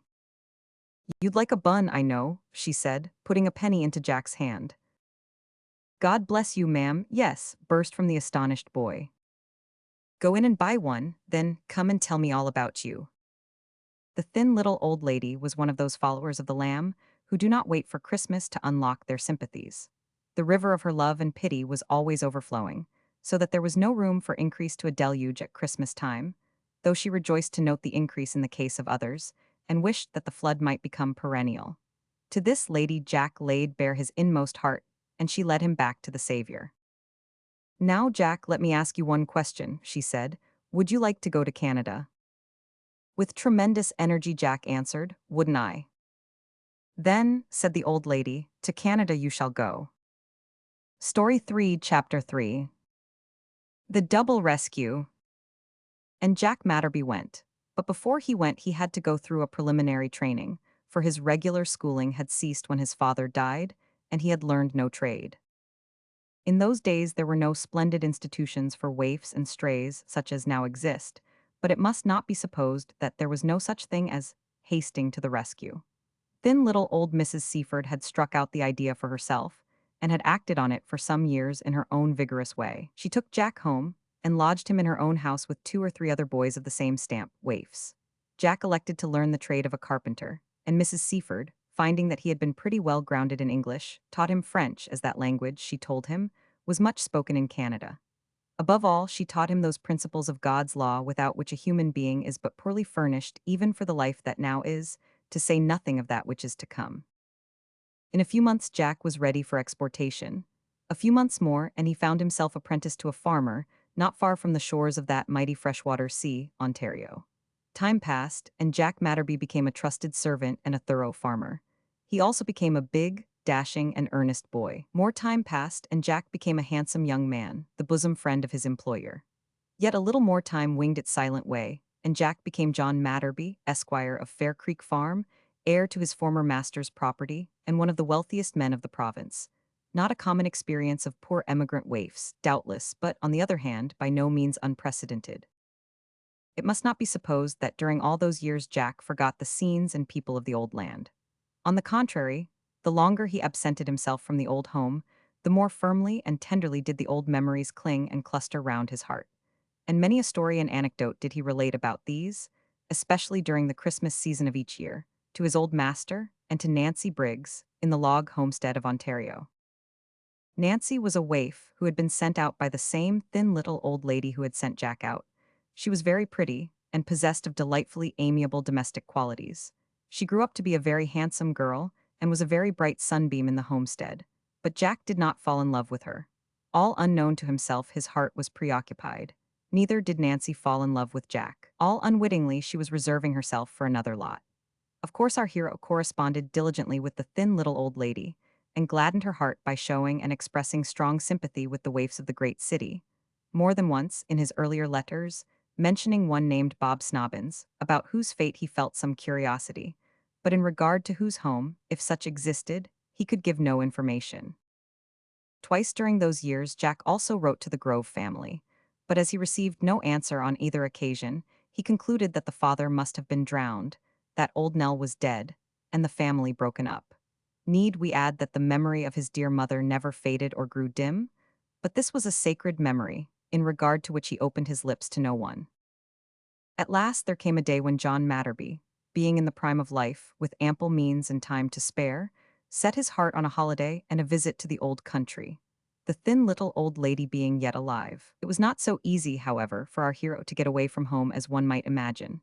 For besides being a farmer, he was manager of a branch bank, secretary to several philanthropic societies, superintendent of a Sunday school, and generally a helper of and sympathizer with all who loved the Lord and sought to benefit their fellow men. But being a man of resolution, he cut the cords that attached him to these things, appointed Miss Briggs to superintend the Sunday school in his absence, and set sail for England.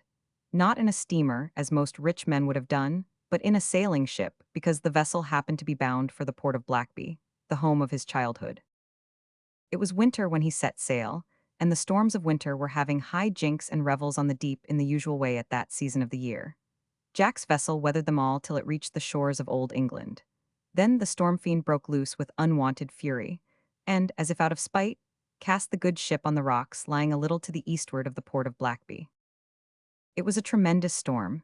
The oldest inhabitant of Blackby said, as well as his toothless gums would let him, that it was the wust gale as had blowed since he was a leetle buoy, and that warn't yesterday, no, nor yet the day before. The gale was at its height in the grey of early morning, when the ship struck, and all the manhood of the port and neighboring village were out to render aid, if possible, and to gaze and sympathize. But who could render aid to a vessel which was rolling on those black rocks in a cauldron of white foam, with 100 yards of swirling breakers that raged and roared like 1,000 lions between it and the base of the cliffs? Even the noble lifeboat would have been useless in such a place. But hark! A cry is raised, the Coast Guard men in the rocket. Yes, there is one hope for them yet, under God. Far below the men are seen staggering along over the shingle, with their life-saving apparatus in a handcart. Soon the tripod is set up and the rocket is fired, but the line falls to leeward. Another is tried, it falls short. Still another, it goes far to windward. Again and again they try, but without success, until all their rockets are expended. But these bold men of the Coast Guard are not often or easily foiled. They send for more rockets to the next station. Meanwhile the terrible waves are doing their awful work, dashing the ship on the rocks as if she were a mere toy, as indeed she is in their grasp. Can nothing be done? She'll never hold together till the rockets come, said a young seaman stepping out from the crowd. Here, let me have the line and stand by to pay out. Don't try it, lad, it'll be your death. The youth paid no regard to this advice. A man can only die once, he remarked in a low voice, more as if speaking to himself than replying to the caution, while he quickly tied the end of the light rope round his waist and dashed into the sea. Oh, it is grand and heart-stirring to see a stalwart youth imperiling life and limb for the sake of others. To see a powerful swimmer breasting the billows with a fixed purpose to do or die. But it is terrible and spirit-crushing to see such a one tossed by the breakers as if he were a mere baby, and hurled back helpless on the sand. Twice did the young sailor dash in, and twice was he caught up like a cork and hurled back, while the people on shore, finding their remonstrances useless, began to talk of using force. The man's object was to dive through the first wave. If he could manage this, and the second, the rest would not be beyond the power of a strong man. A third time he leaped into the rushing flood, and this time was successful. Soon he stood panting on the deck of the stranded vessel, almost unable to stand, and well he knew that there was not a moment to lose, for the ship was going to pieces. Jack Matterby, however, knew well what to do. He drew out the hawser of the rocket apparatus, fixed the various ropes, and signaled to those on shore to send out the sling life buoy, and then the men of the Coast Guard began to haul the passengers and crew ashore, one at a time. The young sailor, recovering in a few minutes, lent a hand. Jack knew him the instant he heard his voice, but took no notice of him, for it was a stern matter of life or death with them all just then. When Jack and the captain stood at last awaiting their turn, and watching the last of the crew being dragged over the boiling surf, our hero turned suddenly, and, grasping the young sailor's hand with the grip of a vice, said, "God bless you, Natty Grove." Nat gazed as if he had been stunned. "Can it be?" he exclaimed. "We had thought you dead years ago." "Thank God I'm not only alive but hearty. Here comes the life buoy. Your turn next, but one word before old Nell and Nellie. Both well and living with your mother." Jack could not speak. A tremendous shock seemed to rend his heart. Young Grove felt that he had been too precipitate. "Your mother is alive, Jack, and—" He stopped, for the captain said quickly, "Now then, get in, no time to lose." But Jack could not get in. If he had not been a strong man, he must have fallen on the deck. As it was, he felt stunned and helpless. "Here, Captain," cried Nat Grove, leaping into the life buoy, "lift him into my arms. The ropes are strong enough for both."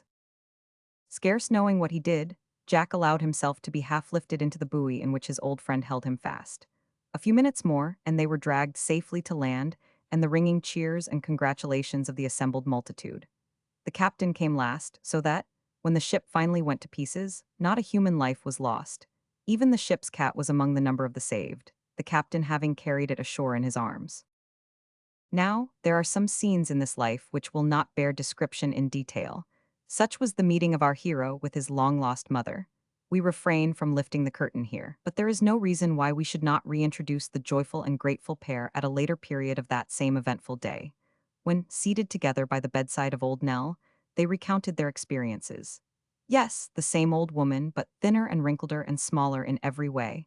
And the same bed, as far as appearance went, though softer and cozier and bigger in all ways. On the other side of the bed sat the manly form of Natty Grove. But who is that fair girl with the curling golden hair, whose face exhibits one continuous blush, and whose entire body, soul and spirit is apparently enchained by an insignificant piece of needlework? Can that be Nellie Grove, whom we last saw with her eyes shut and her mouth open, howling? Yes, it is she, but let Mrs. Matterby explain. "Now, Jack," said that lady in a firm tone, "it's of no use your asking question after question of every one in this way, and not even waiting for answers, and everybody speaking at once. Excuse me, dearest mother, Miss Nellie Grove has not yet spoken at all." "Miss Nellie, indeed, times are changed," murmured Natty with a look of surprise. "Her not speaking proves her the wisest of us all," resumed the widow, looking at old Nell, who with tremulous head nodded violent approval. "You must know, old Nell had become as deaf as a post, and, being incapable of understanding anything, she gratified her natural amiability by approving of everything, at least everything that was uttered by speakers with a visible smile. When they spoke with gravity, old Nell shook her tremulous head, and put on a look of alarmingly solemn sympathy. On the present occasion, however, the antique old thing seemed to have been affected with some absolutely new, and evidently quaint, ideas, for she laughed frequently and immoderately, especially when she gazed hard at Jack Matterby after having looked long at Nellie Grove. "Now, Jack," resumed the widow for the 50th time, "you must know that after I lost you, and had given you up for dead, I came back here, feeling an intense longing to see once more the old home, and I began a school. In course of years God sent me prosperity, notwithstanding the murmurings of rebellion which rose in my heart when I thought of you. The school became so big that I had to take a new house, that in which you now sit, and sought about for a teacher to help me. Long before that time, poor Ned Grove had been drowned at sea. Your old friend Natty there had become the first mate to a merchantman, and helped to support his grandmother. Nellie, whose education I had begun, as you know, when you were a boy, had grown into a remarkably clever and pretty girl, as, no doubt, you will admit. She had become a daily governess in the family of a gentleman who had come to live in the neighborhood. Thus she was enabled to assist her brother in keeping up the old home, and took care of Granny. At this point our hero, as he looked at the fair face and modest carriage of his old playmate heartily admitted, to himself, that she was much more than pretty, and felt that he now understood how a fisherman's daughter had, to his intense surprise, grown up with so much of gentle manners, and such soft ladylike hands. But he said never a word. Most happily for me, continued Mrs. Matterby, Nellie lost her situation at the time I speak of, owing to the death of her employer. Thus I had the chance of securing her at once. And now, here we have been together for some years, and I hope we may never part as long as we live. We had considerable difficulty in getting old Nell to quit the cottage and come here. Indeed, we should never have succeeded, I think, had it not been for Natty. That's true, interrupted Nat with a laugh. The dear old woman was too deaf to understand, and too obstinate to move. So one day I put the bedclothes over her head, gathered her and them up in my arms, and brought her up here bodily, very much as I carried you ashore, Jack, in the life buoy, without asking leave. And she has been content and happy ever since. What more of this tale there is to tell shall be told, reader, by excerpts from our hero's Christmas letter to thin little Mrs. Seaford, as follows. Pardon my seeming neglect, dear old friend. I meant to have run up to town to see you the instant I set foot in England, but you must admit that my dear, long-lost mother had prior claims. Pardon also my impudence in now asking you to come and see me. You must come. I will take no denial, for I want you to rejoice at my wedding. Yes, as old Nell once said to me, God sends us a blessing sometimes when we least expect it.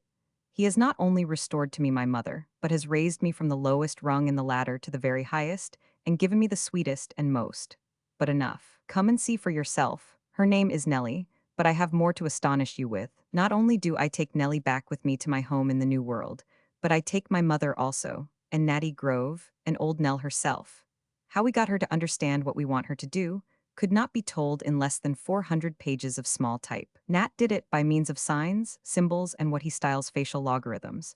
At all events, she has agreed to go, and we hope to set sail next June. Moreover, I expect to get you to join us. Don't laugh, I mean it. There is good work to be done.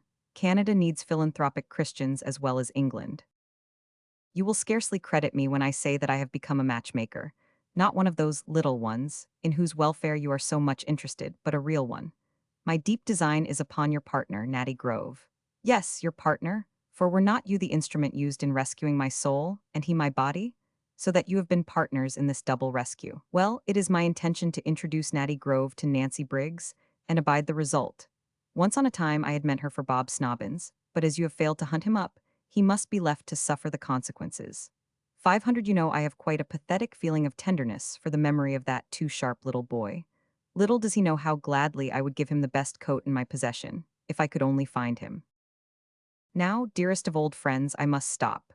Nellie is sitting on one side of me, mother on the other, and old Nell in front, which will account to you, in some degree, for the madness of my condition.